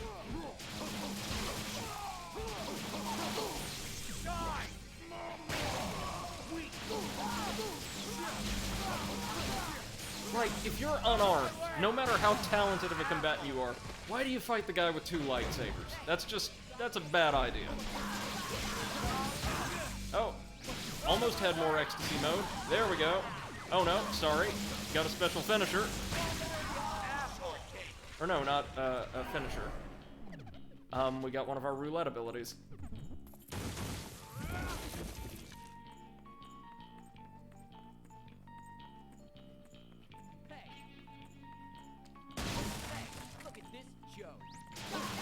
I think we got Mimi and Margaret's collectibles on the way up here as well. But I mean, who cares about that? We got Captain Vladimir's.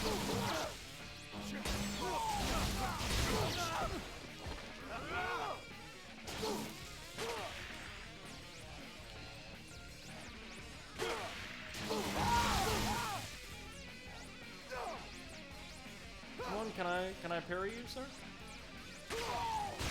Yes, I can. Oh my goodness. Eclipse says he owes 10 million in unpaid taxes. He wanted to go out this way instead. Oh, going the way of Yoshi, huh? You know, thanks to those fake anti-piracy screens, Luigi has become the Mario fandom's... Luigi, in the eyes of the Mario fandom, has become to piracy what Yoshi is to tax fraud. Like this wonderful exemplar of, like, a largely financial crime. Don't even have to use my swords for this one. Suplex! Oh, that's what I'm talking about. Oh, we've got 2 gunmen. Never mind. This could get a little dicey. And by that I mean a little stun locky.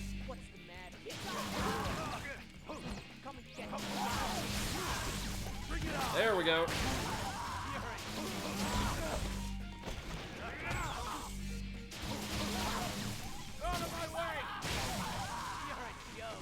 That's what I'm talking about. Oh, I hear a chainsaw revving in the distance. Oh, sorry, I hear 3 chainsaws revving in the distance. Misspoke. Yikes. Okay.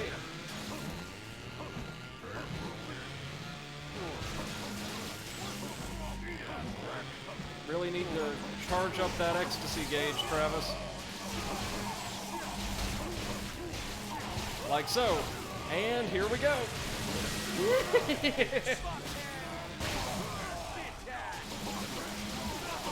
Imagine using this during a boss battle. I haven't so far. but I'm certain it could make a particular of them an absolute cakewalk.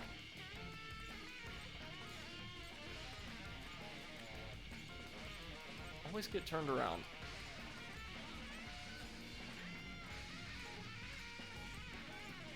Yeah, so this Akashic Point just leads us to, I guess, some dingy apartment building out of Cry of Fear or something?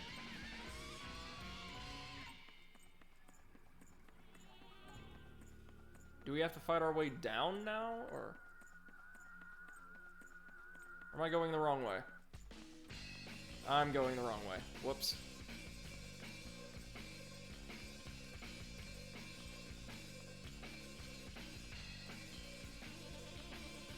I actually think I prefer the design of, like, the offhand blade here. The shorter, like beam Tonto. It's very good. Very, very cool looking blade. Oh, geez, we're still not done? Okay. I see our save room, so we're almost to the boss.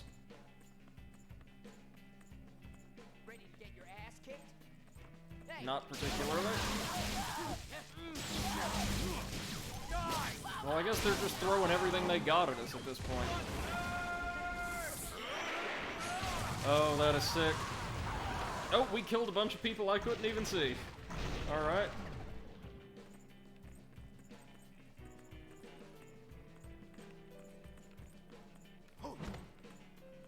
Okay. Got some pretty nice music being piped in now.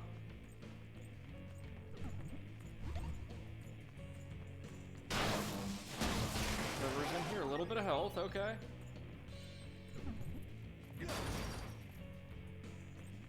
Trouble in your virtual. Oh, another chainsaw wielder who was just standing around eating an entire pizza, as you do.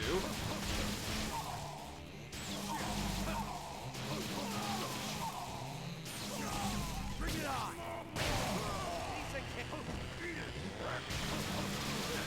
Fortunately, these guys are so slow, their substantial damage output is rarely a factor. Not when you could just do that. Yeah, the way the encounters are designed, this feels like a final stage, right?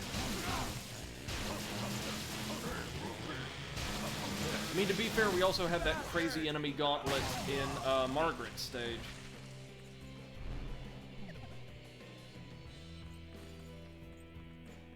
Okay. I think we made it. Fingers crossed. No, I see more exclamation points that denote gates we'll have to kick open, so I imagine there will be more waves. Yep, I see the sedans already. Hey, what you got there? Or no, they're not coming out of the sedans this time. Or maybe they will. Maybe they're lying in wait.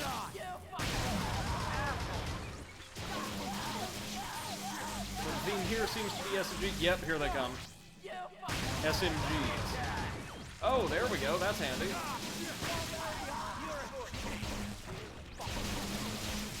Oh, that's very nice. Gotta love this special.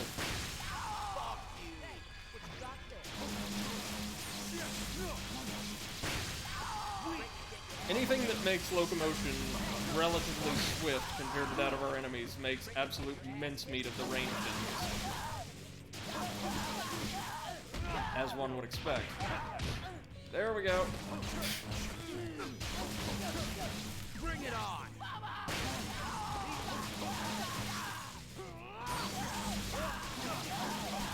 Bring it on!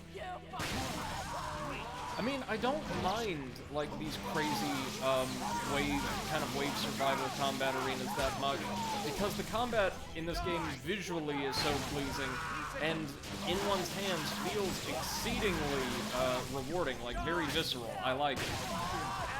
Everything you do feels like it has a certain amount of weight to it, you know?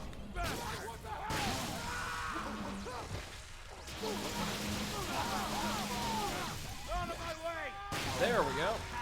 How many more do we have? Oh.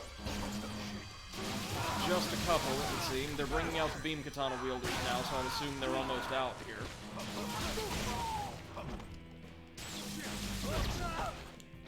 Okay, that's alright. You can probably hear me just hammering away at the controller. Which, yeah, is more or less what playing this game is like. Just constant button mashing and flailing with the control sticks. I have to remember I've got this special, though, the, like, jumping spin slash. Looks very handy, and is also pretty damn useful, I would imagine. Like, beyond its aesthetics. Oh, we're to the boss, almost.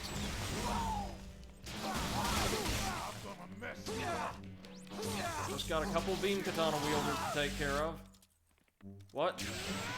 I was about to say, what the hell happened? Oh no, they knocked me into the physical area reserved for the restroom, so I stowed the beam katanas temporarily. Right. There we are. Just dodge the specials and wail on them. Nice charge attack. How do you like mine? Whoops. I think mine was just a little better. Bring it on! And those may have been the last normal enemies in the game. Granting us access to the roof of this apartment complex. But first things first, gotta drop a save. Possibly for the second to last time in this game. I'm interested to see what the title for this save point is. Just housing complex, okay. I'd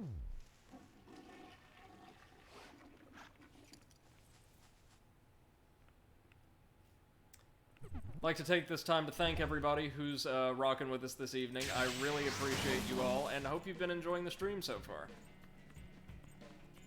As we get ready to bring this sucker on home.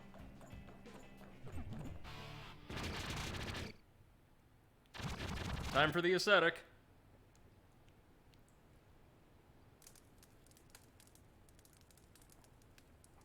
Travis Touchdown, correct?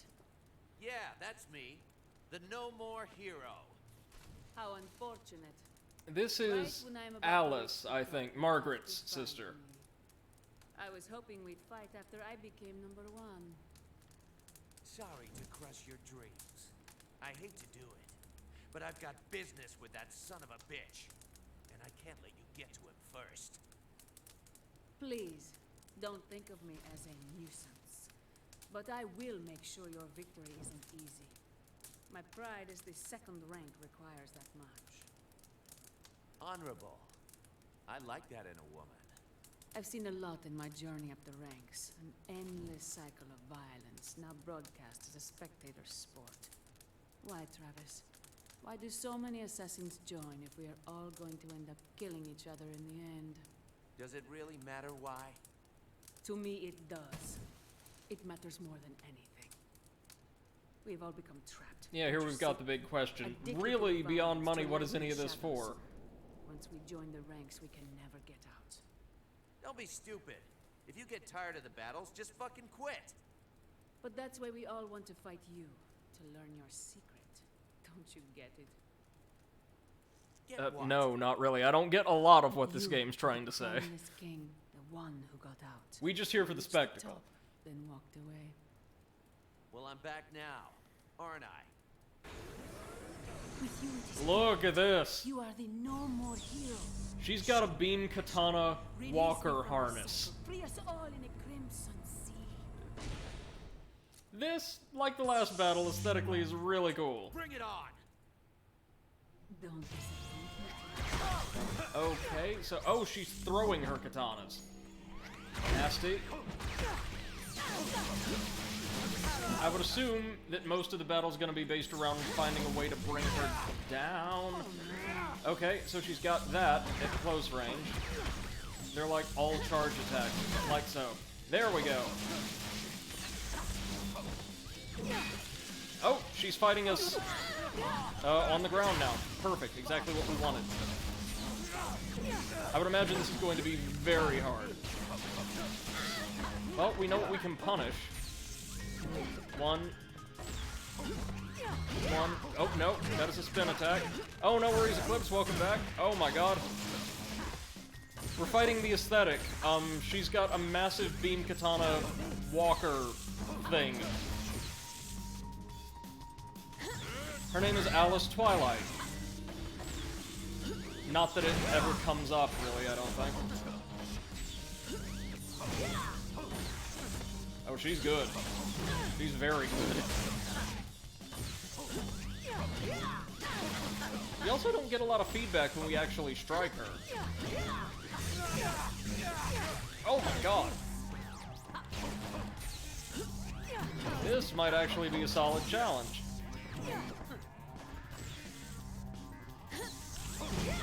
Wait a minute, I've got a jump attack too. How do you like mine?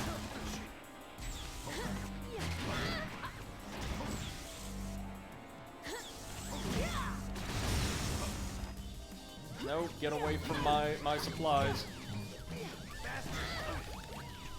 Well, Eclipse, it's not quite General Grievous. You'll have to wait and see her transformed state. There we go.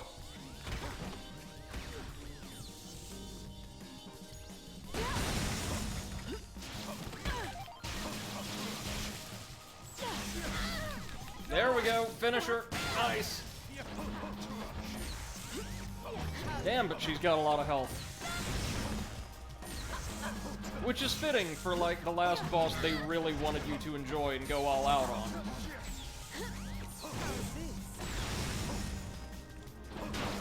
So her regular attacks on the ground seem to have pretty long range, but her specials, relatively short range.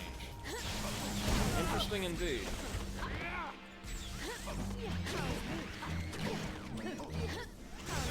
Ooh. Like a 5 movement combo that deals far many more hits. Alright, good night, Lady Underjoy. Thank you so much for joining us, as always. I hope you have a wonderful rest of your evening.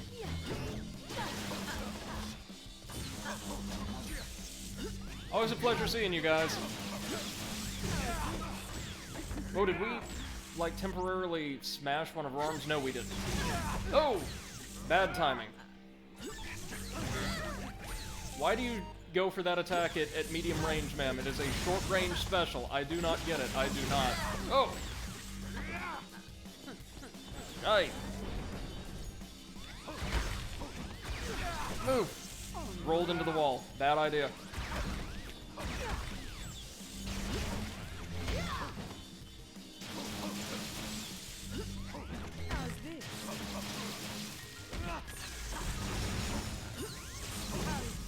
Oh, that was... I was not intending to execute half those dodges at the time I did, but it worked out.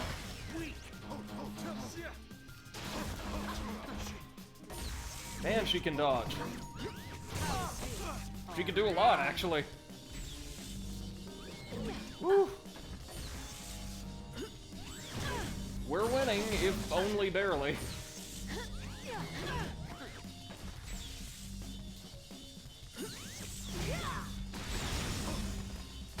Oh, that spin attack is actually super helpful here for capitalizing on her openings.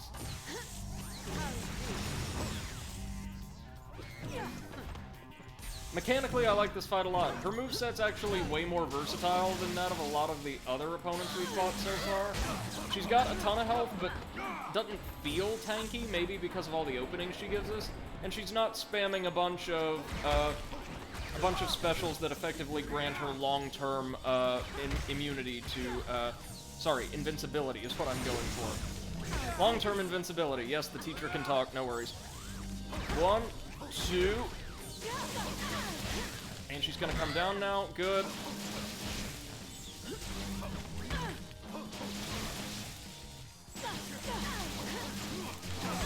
Oof. That's okay, that's okay. We've got this, we've got this, we've got her.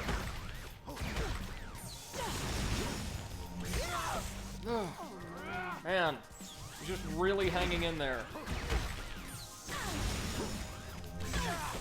Oh, and the recovery time on the jumping slash is too great. Just come down. No, no, no, no, no. We are not gonna die like this. Not when she's got 1 pip left and seems to be exploiting its... There we go. Got her. Eclipse asks, so is she actually leaving her blades in the ground and extending new ones, or is that an afterimage? She is detaching the blades, so I think she's throwing them at us flechette style. Travis, you are incredible. And when she does the spider thing, yeah. Tell me your name. Promise me you won't forget. There once was an assassin named Alice. I won't forget, Alice.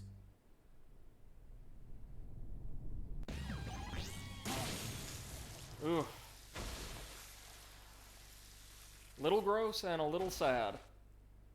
Like a lot of No More Heroes, actually. And Travis is finally fed up with all of this. Character development! It actually happens in this game! Sylvia! You are now officially ranked second.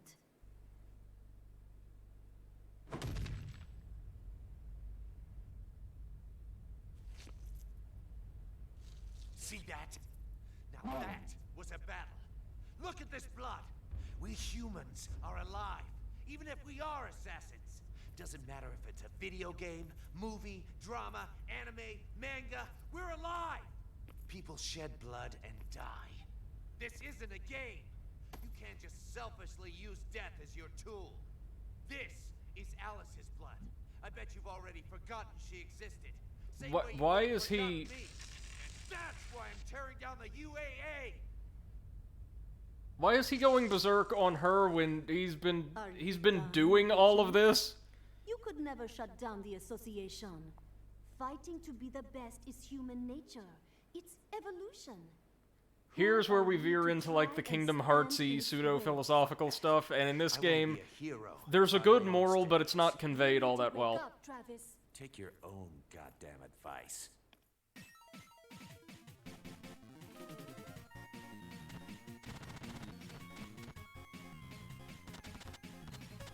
So there's just one more obstacle between us and the #1 spot and revenge, and that is Jasper Bat Jr., the CEO of Pizza Butt, the same company whose CEO we assassinated 3 times in incidental side missions in the first game, and the top-ranked assassin.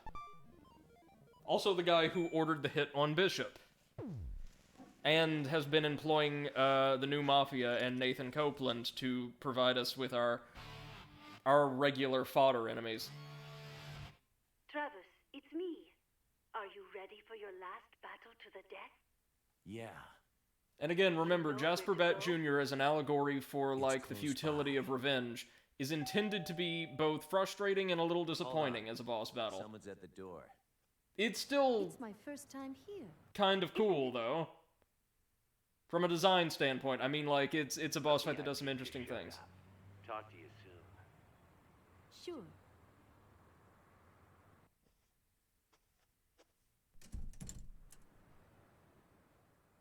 Sylvia, I can't figure you out. You don't like me? I didn't say that. But there's a lot of things about you I don't get. I don't get the relationship between these two either. You're a fucking contradiction in heels. You hate Eclipse me. asks, so he's the ranking Well, your ladder's personality toppings? Yeah. sucks. Yeah, and he is So ostensibly you the do most hate me. powerful assassin in the game, even though that's crazy nowhere about near you. true. What do you mean? I don't get the relationship or the dynamic between these two because it seems different in every I cutscene. know. Hell, their individual characters seem different in every cutscene. So, like, there's development for Travis throughout the entire game, and I appreciate that. There's kind of implied to be the same for Sylvia, not necessarily in regard to each other, but I don't know. This game is so inconsistent. This series is so inconsistent with its writing. And that's... Oh, lovely. Yeah, great.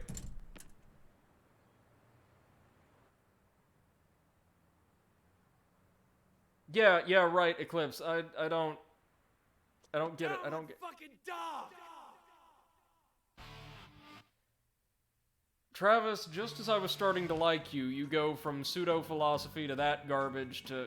Can we interact with her or Regine? No. Just us and Jasper Bat, then.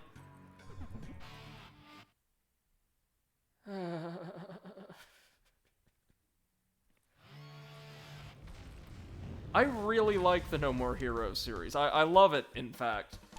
But I've also never seen a property I adore try so hard, like with all it's got, to make me hate it. I want to see, is there like one last outfit we can get?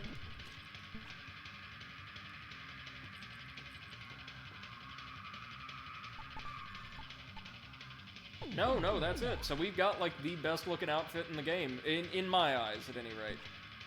I actually really like the fit of that jacket too. It suits his frame perfectly. It's not baggy in any place, it's not too short. Very, very nice.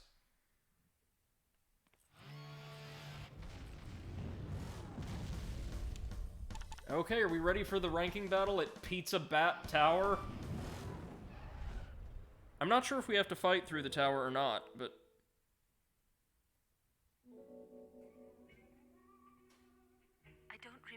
So remember, our final opponent here is the owner of a pizza company. This place is closing today. The owner's shutting us down and moving back to his hometown. It'd be nice to go home too. Since it's the last day, are you expecting something special? What are you expecting? Why do you listen? Well, it doesn't matter. I never really expected to know. You came here almost every day, paid to hear me ramble on, and that gave me as much happiness as I can hope for. After falling this far, there's nothing left to lose. Every day as joyless as the one before it. With eyes closed, I continue to endure my existence. But I feel that I've been able to open them just a little. Again, I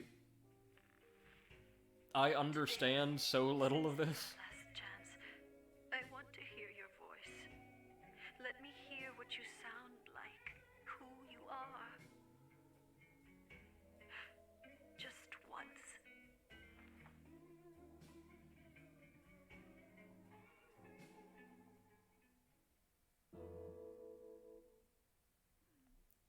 Okay, well, here we are. Oh no, we are gonna have to fight through Pizza Bat Tower.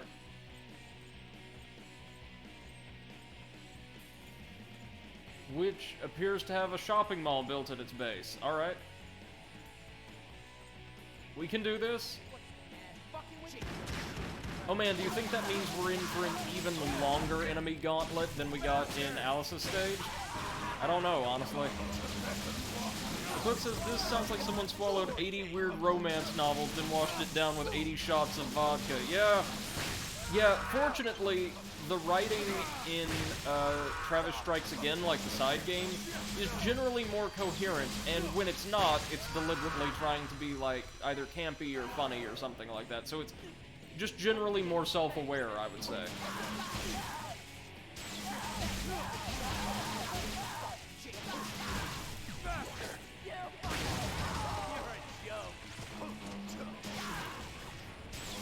Admittedly, I was not expecting there to be like a proper last stage, kind of like there wasn't really in the first game. But this is nice, I suppose. Definitely not gonna complain about this. One last opportunity to carve regular enemies up with the Rose Nasty, which I really hope we get at or near the start of the third game.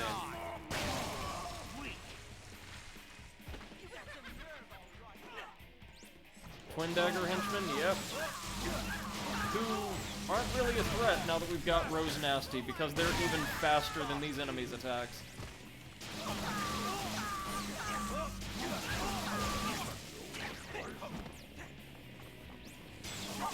Wait a minute, might as well use our ecstasy juice, huh? That's more like it.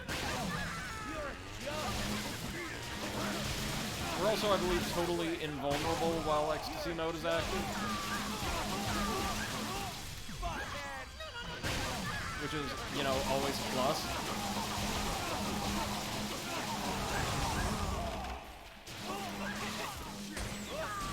Bring it on! So we're going to have to climb the mall, like, level by level. I can see for a fact we're heading to the second floor.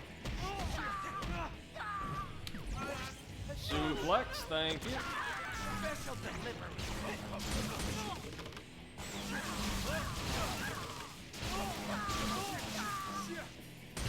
Kind of weird that we have long stages for the final and semi-final assassins.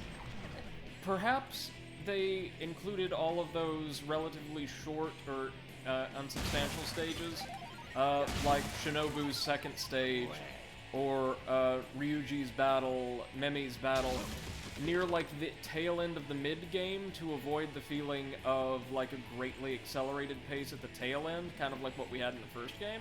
Not sure. Alright, up we go. Floor 2. And yeah, it looks like we are going to be climbing up through 4 floors of this place. For regular henchmen, these guys are pretty sturdy, I gotta say.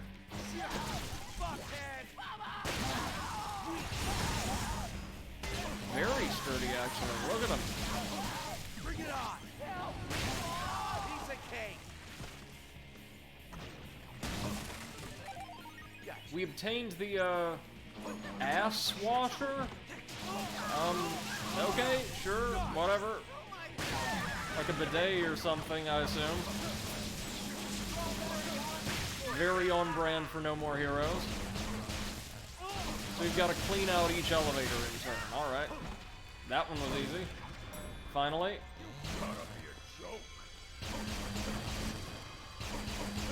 Enemies walking through the elevator doors. Okay. Sure. We can make that work.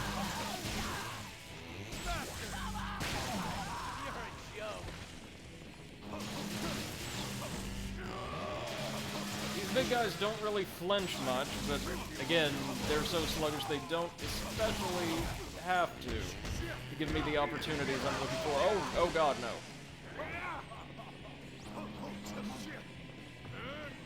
Charge, and...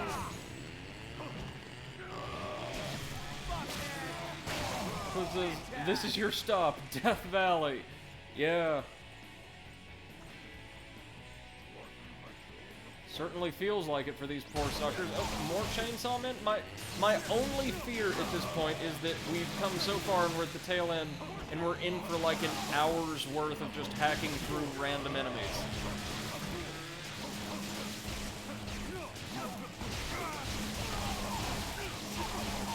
Oh man, he's durable. Oh my god. Bring it on!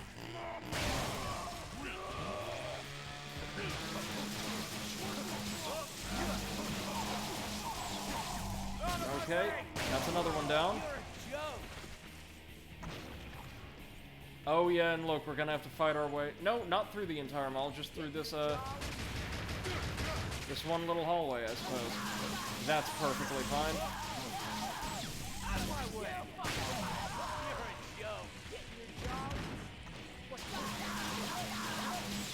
Let's get him. Grip. Suplex. Now it's just us and one of these beam katana wielders, who honestly, with the Rose Nasty, aren't that bad. They're way more sluggish than the first game's beam katana wielders, even though they are far more durable and more powerful when their attacks do connect. Okay, let's just go into our super mode for this.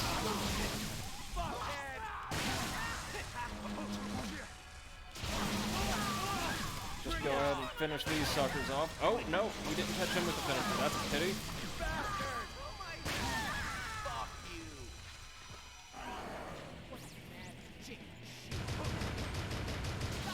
Fortunately, just like in the first game, it looks like gunmen's aim is fixed once they begin firing.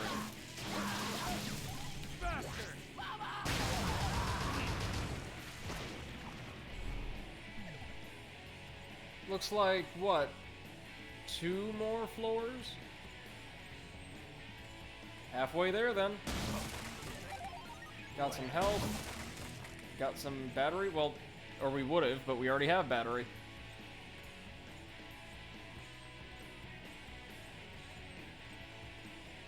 Right then, onwards to floor 3. Or wait, no, we got one more thing over here. Is this going to be like a compliment to the ass washer? Or no, motel carpet. That's preferable to an ass washer, I say. Travis, so tough he can run up the down escalator. Okay, another bay of elevators to fight our way through. Not a big deal here.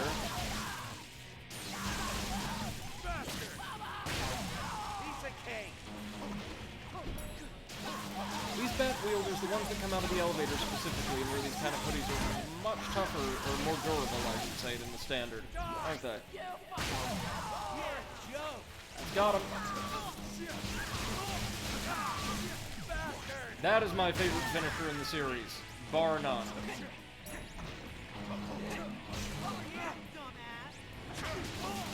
Oh, let's go ahead and use this. Get through these guys just a little bit quicker.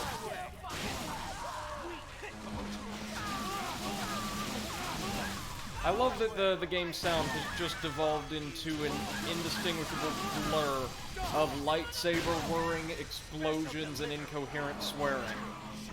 It's amazing. Oh, this might actually be the last floor. Never mind. I don't really see much in the way of textures up there. I could be wrong, though, of course.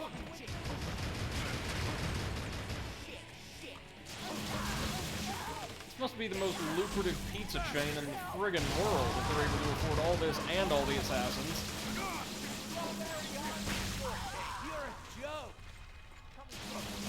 And the security.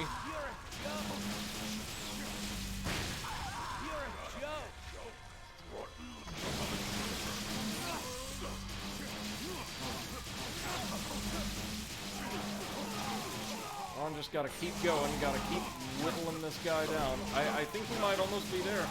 Flip says, yeah, they must be making a killing. Oh!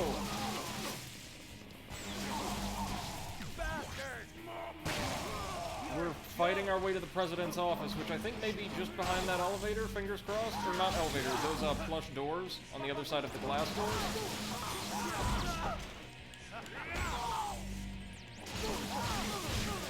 There we go. Once more. Bring it on. Again, durable suckers, ain't they?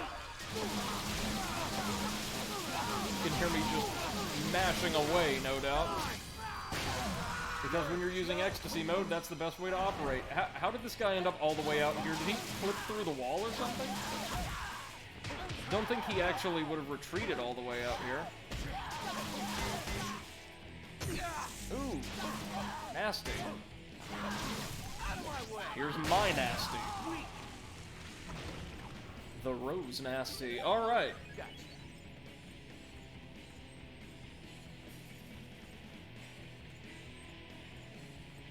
Just gotta fight our way through. And yeah, we've got to be near the CEO's office. Look at all of this luxurious decor. Are we going to have to throw down in the elevator?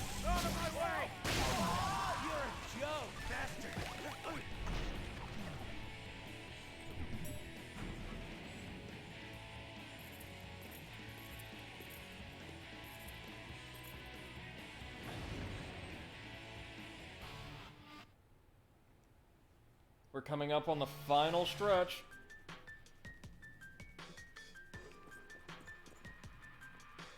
Hold on. Oh, this looks pretty similar to the area outside Nathan's penthouse in the Destroyer Resort. Which makes sense because I believe Pizza Bat was constructing that as well, right? Bring it on! Special delivery! Got some health, got some battery, I would imagine. No cash. For what use, I don't know, but we got it.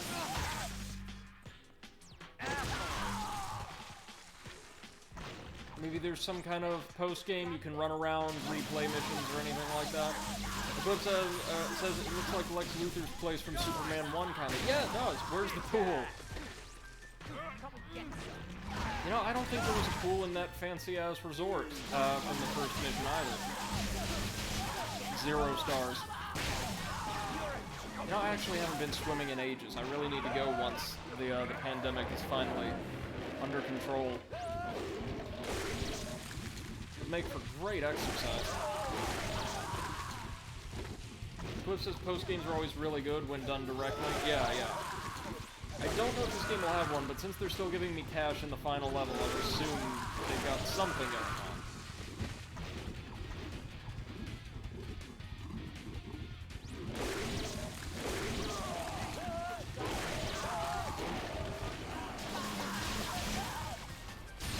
Alright, I can see the save room, so the CEO's office isn't far. It's gonna be on the next map. Special delivery. Is that everyone? Did I miss one?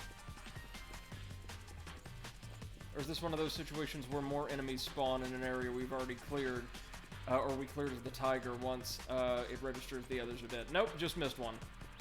Hey, what you got there? Well, you're something of an anticlimax, ain't you?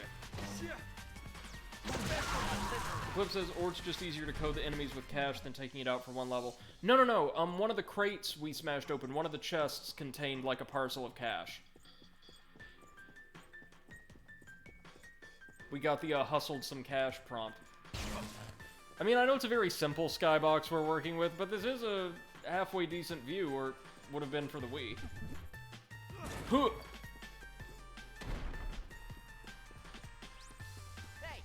Got there. Okay, another crazy survival round, I imagine.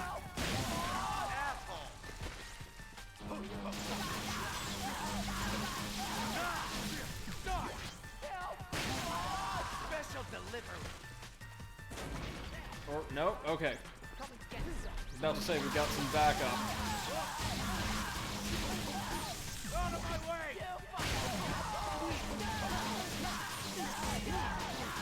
God, they try, and I mean, I imagine the Peony would do really well here too, but Rose Nasty is just, like, thoroughly outclassing everything Pizza Dot can throw at us.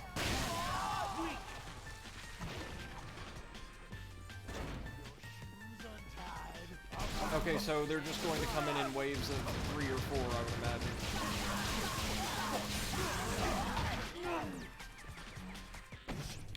I love that he throws both blades up in the air to get ready for the suplex. That is amazing. Nice little attention to detail, too. I know, Switch, we got low battery, but we've got enough battery to make it, I would imagine.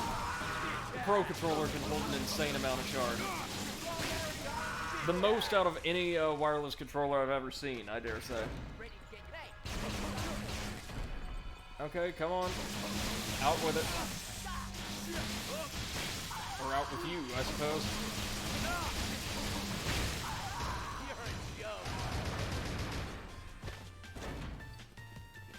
3 katana wielders. Man, I would love to have that ecstasy meter back now. Clip says, I love how he throws them in the air and they usually end up landing in the enemy after he suplexes them. Yeah, every time in this game, I think. They did for some of the more powerful or, like, exclusive suplexes in the first game, but it's every single finisher this time around. Okay, so priority 1 is just getting one of these guys out of the picture. Oh, good. Perfect. Very nice. They're nowhere near as threatening from the back.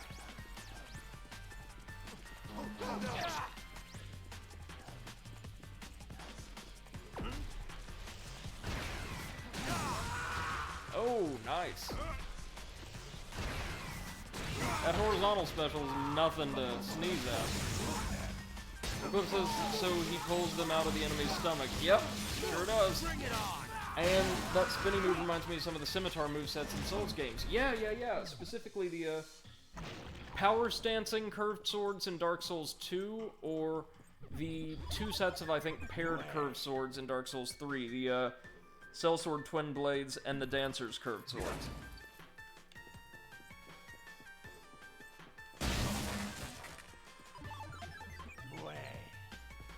Oh god, we're still not done.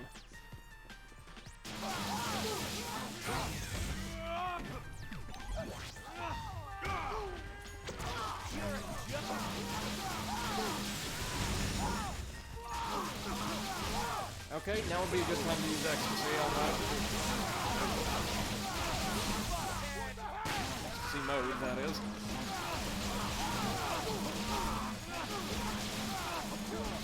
Bring it on!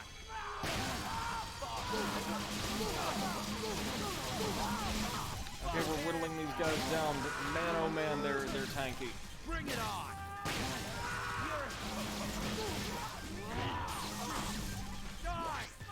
One beam katana wielder. Oh yeah, no, Clips, I mentioned those. The Sellsword Twin Blades and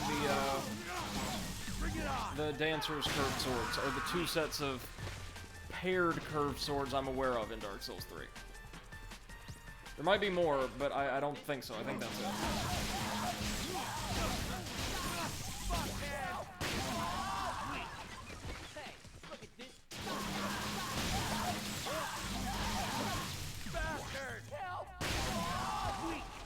I'll tell you what, this must be some good pizza this company sells. Jesus Christ.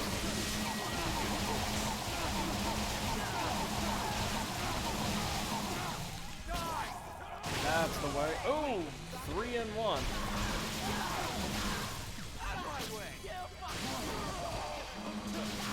When we're in ecstasy mode, I love that, like, one finisher will take out any enemy it just so happens to glance. And again, we happen to run out of juice right when the katana wielders show up. That's unfortunate, but I think we can take them pretty easily this time around. More space. Eclipses or the Dancers. Yeah, geez, those are fun. Maybe I should try those in my joint playthrough. Oh, yeah. Yeah, no worries, man. I totally understand multitasking, especially this time of year.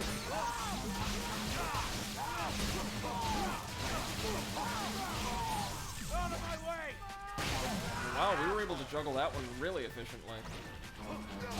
Speaking of juggling, more beam katana wielders.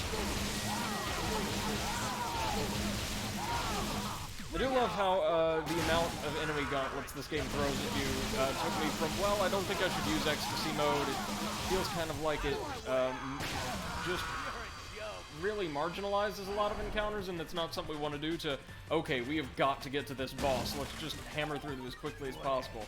And we got Jasper Bat's collectible. And we've made it to the last bathroom in the game, and the final boss.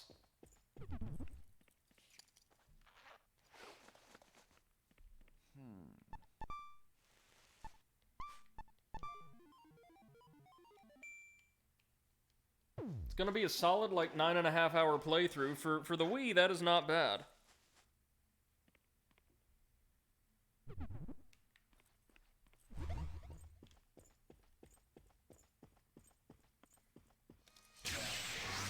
Eclipse says the last poop you'll ever take. Indeed. Indeed.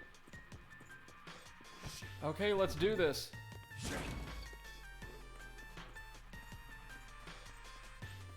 I like that they had us kick open a door just to lead to this last atrium. Time for Jasper Bat. Bat! There you are! Travis! Took you long enough! And yes, he's a small, ugly little man in a very ugly suit who's fighting us in a hover car. What's his fighting style? How's his broke-ass face gonna look when he dies? So much hostility! And yeah, Eclipse, I agree, the beam katanas look amazing dangling from the belt.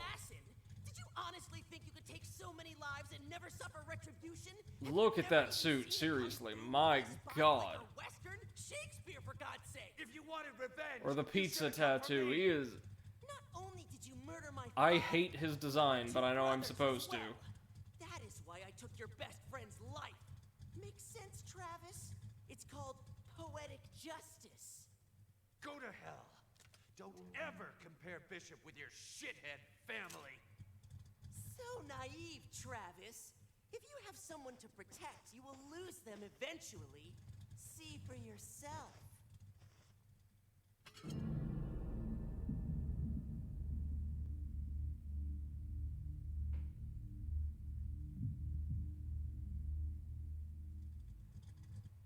you're feeling it.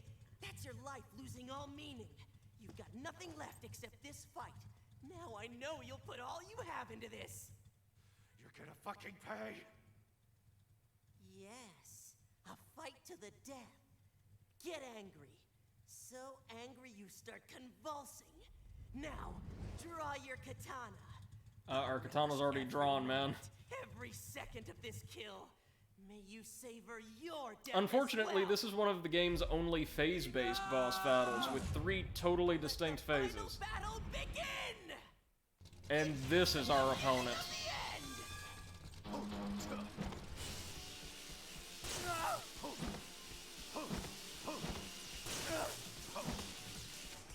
What happened? Here I go!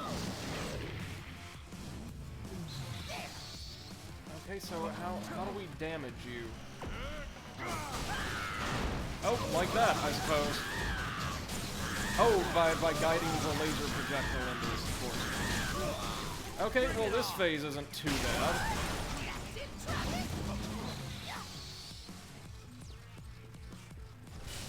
I love all of the little bat-shaped drones, though. They're quite cute. Also, I love how they're just totally neglecting the fact that this company's name was not Pizza Bat in the first game, it was Pizza Butt.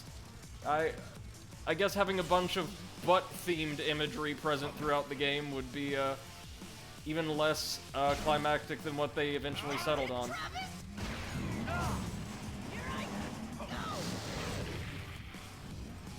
We also want to stay away from the windows because he can launch us out of them for an instant kill. Yep, that's a thing that happens in this game. What is he doing? What? Is there something I'm missing here? What happened? Here I go. Yep, there we go. Bring it on. Okay, so we have to stun him like this now, I see. Admittedly, this fight isn't bad.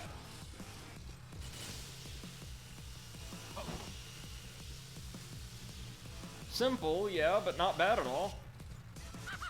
Cliff says, so everyone is just dead now, huh? Should be interesting in the sequel. Yeah, Bat is a real piece of work. Sorry. He wins immediately? What? Oh no, this is phase 2. But of course, it was a fake out. For no reason. Good old No More Heroes. So easily. They're just replicas. Serious? Jeez. Well, aren't I a gullible idiot? He says, looking straight at the camera. Think I can take one of these home? After you kill him, why not? I'll handle his ring piece goons. Thanks, bro. This is a fight to the death. I've been waiting for this.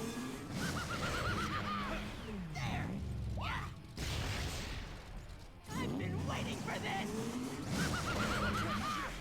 Yeah. He's just the worst, isn't he? I've been waiting for this. Oh, man, I was off. Timing was off. I'm surprised I was able to connect as many times as I did.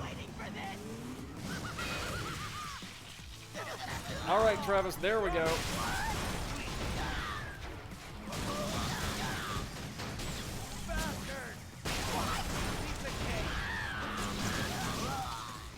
Oh, I was about to say, do we just get to, like, wail on him now? But no. Oh! Oh, Lord.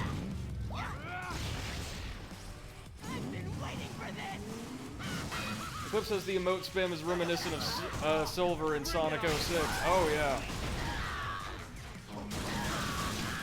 It's no use! Yep, that's phase 1 down.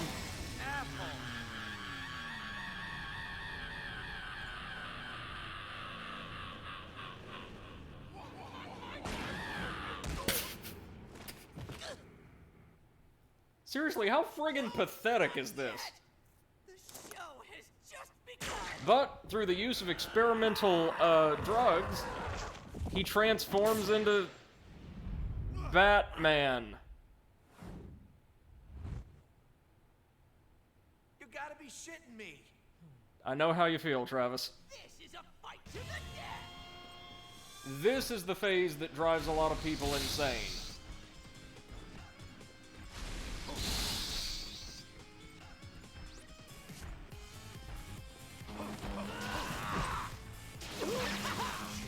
Wonder how much health this form has. Ooh, Lord.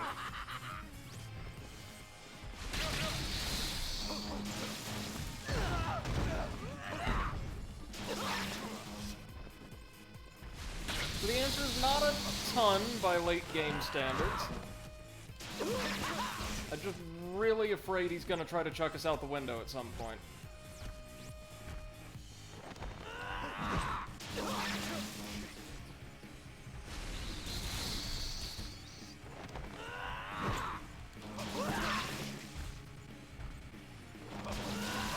So he doesn't have a lot of health, but the teleportation's gonna make this take longer than it probably should. Whoa, baby.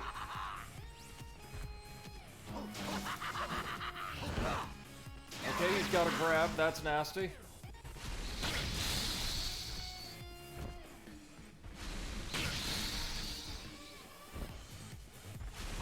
Stop it. No, sir. Okay, so those attacks are easy enough to see coming, at least. Oh, man. But that one tracks pretty well. Do we get... Yeah, it looks like we do get new, shit! Supplies every round.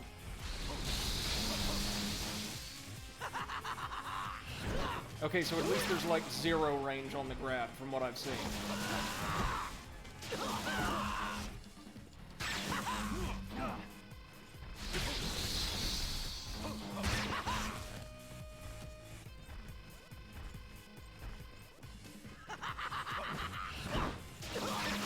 Can we stun him? I mean, I'm sure we can, but, like, will that happen? There we go, yep. Oh, he recovers quickly, though. At least we were able to get the damage in from the finisher.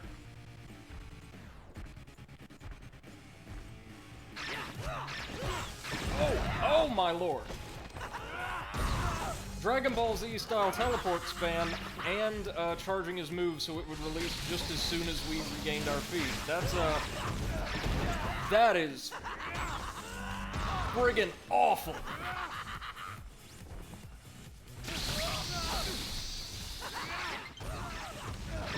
Oh, I think I hate this. Oh, I hate this a lot. All of a sudden, it's become stun lock the battle.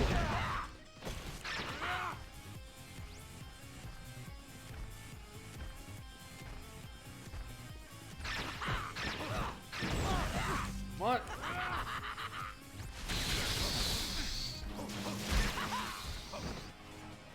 Oh, ain't no way in hell we're gonna be able to do this. What? How do you do this?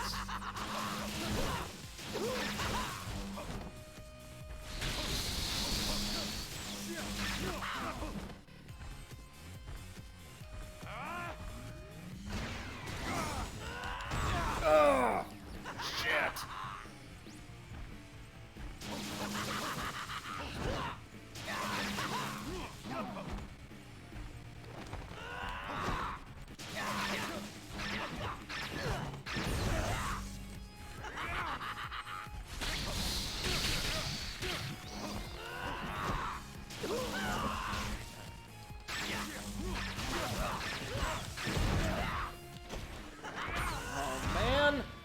It! Are we gonna have to start that from phase 1 again? Nope, we recovered. Okay, thank you God. That is a thing we can do. Up to 2 times in certain boss encounters, I think.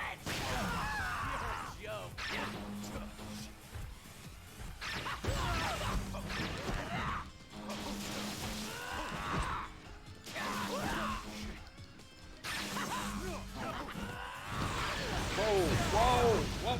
Now he's got range capabilities on those punches. Seriously?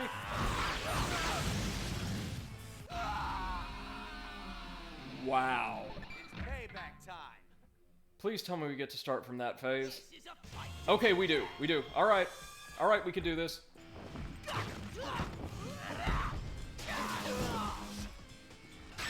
And yes, Eclipse, you're absolutely right. This is... I know it's meant to be frustrating, but damn if it ain't.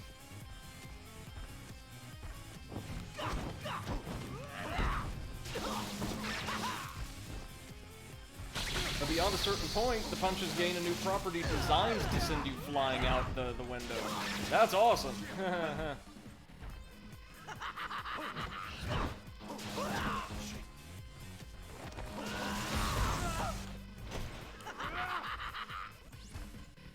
I mean, I appreciate the Batman pun and them just following through on it. Gotta respect that, but... Really? A Silver Age comic book hero is the best you could come up with?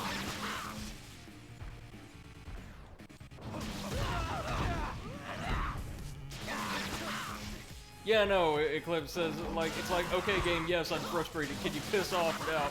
Exactly.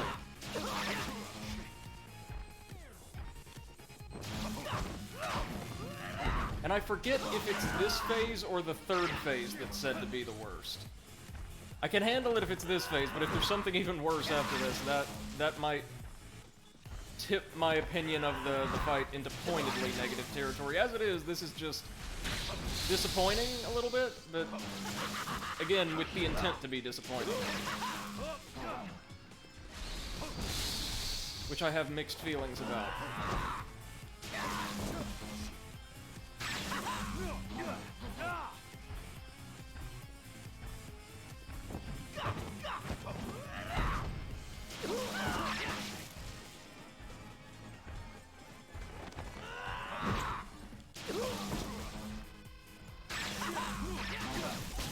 Oh, we somehow managed to avert his teleportation and open him up for a finisher.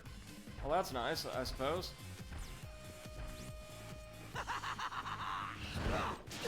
I assume the grab is either an instant kill or very, very near, but it leaves him wide open.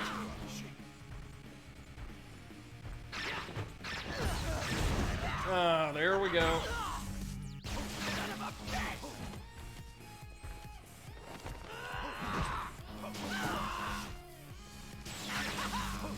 Even the music is designed to sound as goofy as possible.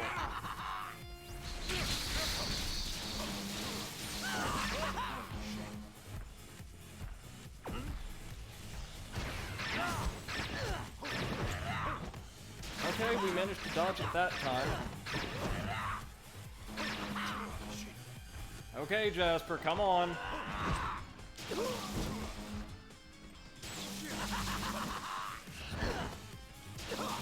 He's got a ton of health. In the first phase, he actually had relatively little.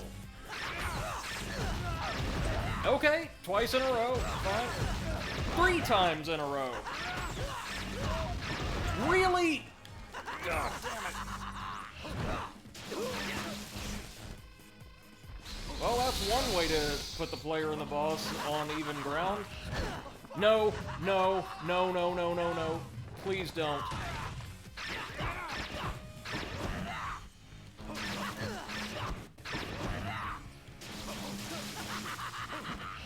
No! No!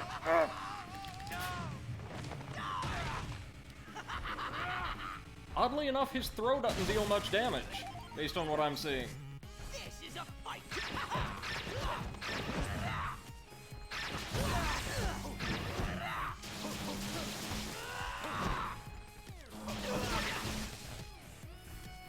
He's going to start incorporating the ranged punches before long.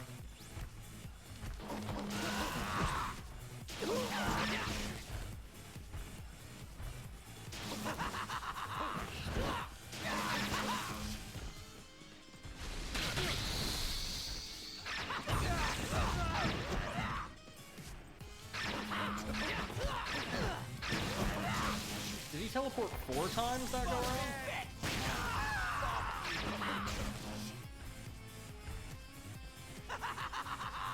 Come on now. As long as we don't get thrown out of the window, I feel like we might have it this time.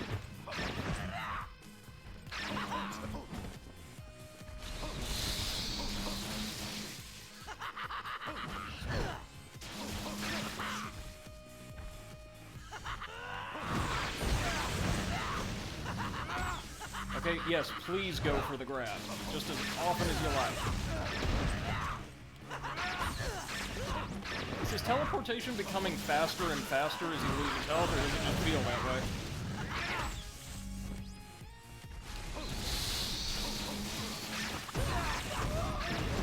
No!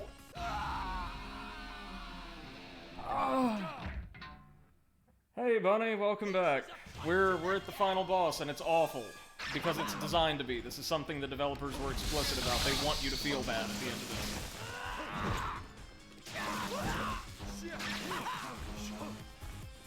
Glad you're having a good evening, though, really. And yeah, Clip says he thinks the teleportation does get faster.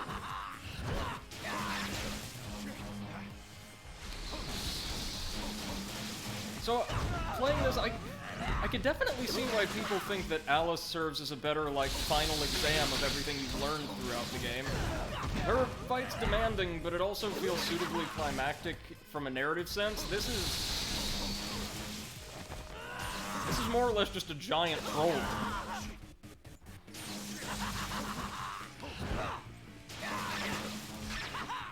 But that begs the question, do we think mechanically this fight would work if the visuals were different, if the narrative was different, if the boss wasn't designed to be a massive loser? And my answer is maybe. I could see a world where that works. I don't think the teleport spam punches work well, however, unless you know where he's going to be and when, because it seems like he does teleport largely at random, to random places. Also, Henry, why are you just standing against the wall, man? Help! There we go. Piece of cake. And here it comes.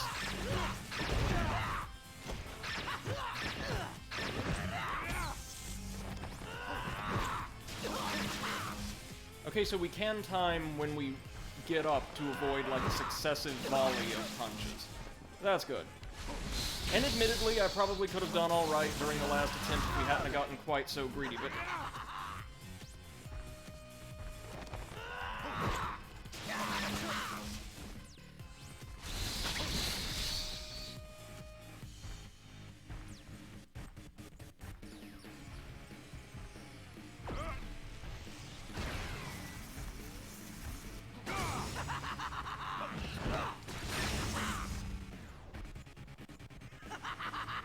maybe our leaping slash will be more helpful here.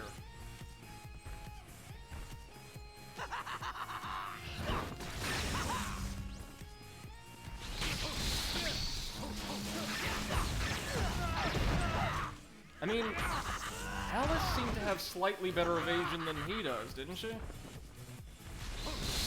But I wonder if it's still just as useful. Well, the answer would appear to be yes, actually. Oh, and he's got us in the corner again. And yeah, Clip says if you remove the stun lock in the goddamn insta-kill, it might work. Agreed.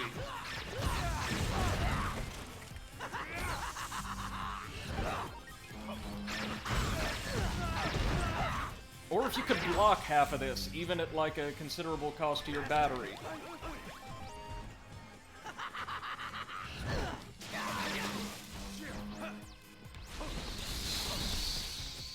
Notice you can't stun lock him at any point.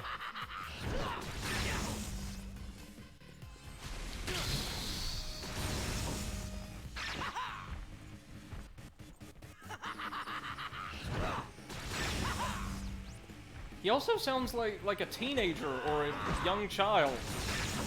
I'm not entirely sure how they wanted to play him, but I think the implication is he's an adult, just a very unimpressive looking one. A young adult, I mean, but... Wait! He just reeled back out of range of my finisher. What in the hell?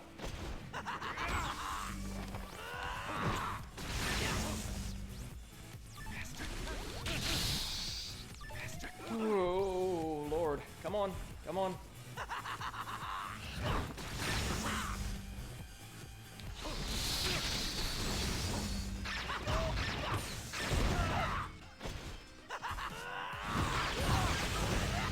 no, we followed it up with another volley of telepunches.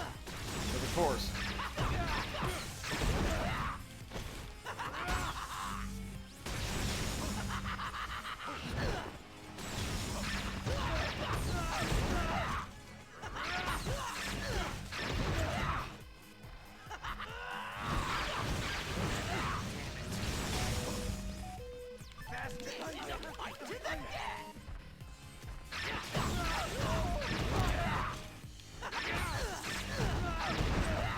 It would also be nice if every single one of his moves didn't send you flying. No, no, no, no, no, no, no. Come on. Let me recover, let me recover.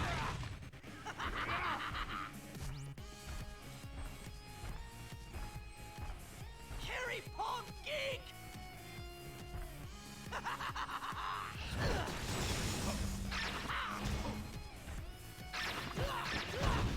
No, come on, Travis. Come on, Travis. Come on.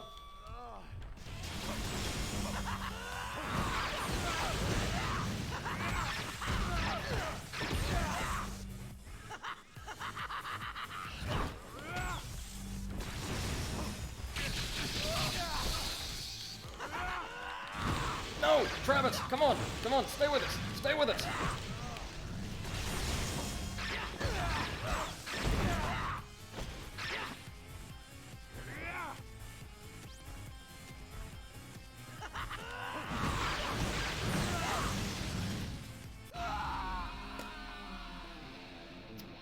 Well, okay. We might actually have to pick this up tomorrow or another day, because I do have some work to do for tomorrow, and was hoping we could get this, but, if stuff like that's going to happen, we're probably gonna have to postpone. So, oh yeah, Bunny, that's a wonderful time for your friend. Thank you for sharing, and congratulations to him. That's really, really good stuff. Oh, goodness gracious. Yep, we're gonna have to leave it there for tonight, I'm afraid. The reputation of this boss is well deserved. It's not great. I like the first phase quite a lot. Yeah, and Eclipse says he needs to stop spamming that teleport to remove half your HP bar without any counterplay. Indeed. A lot of the commentary I've read from people who, again, are basically professional players of this game suggest that the fight achieves its goal of being deliberately irritating, but is designed in such a way that it's effectively broken. We can get it, though, and once we get to Phase 3, I think Phase 3 is manageable. So, that'll be for another day, and we will segue then straight into Travis Strikes Again, the side game released a couple years ago, which, while not as spectacular in its moment-to-moment design, does have some really cool ideas and really cool bosses. So until next time, thank you all so much to everybody who joined me for tonight's stream. I know it ran quite long, but we managed to make it all the way to the agonizingly notorious final boss, who we should be able to cross off next time. Until next time, thank you all so much. Have a wonderful rest of your evening, or morning, as the case may be, and just take care of yourselves. Thank you all. Bye-bye.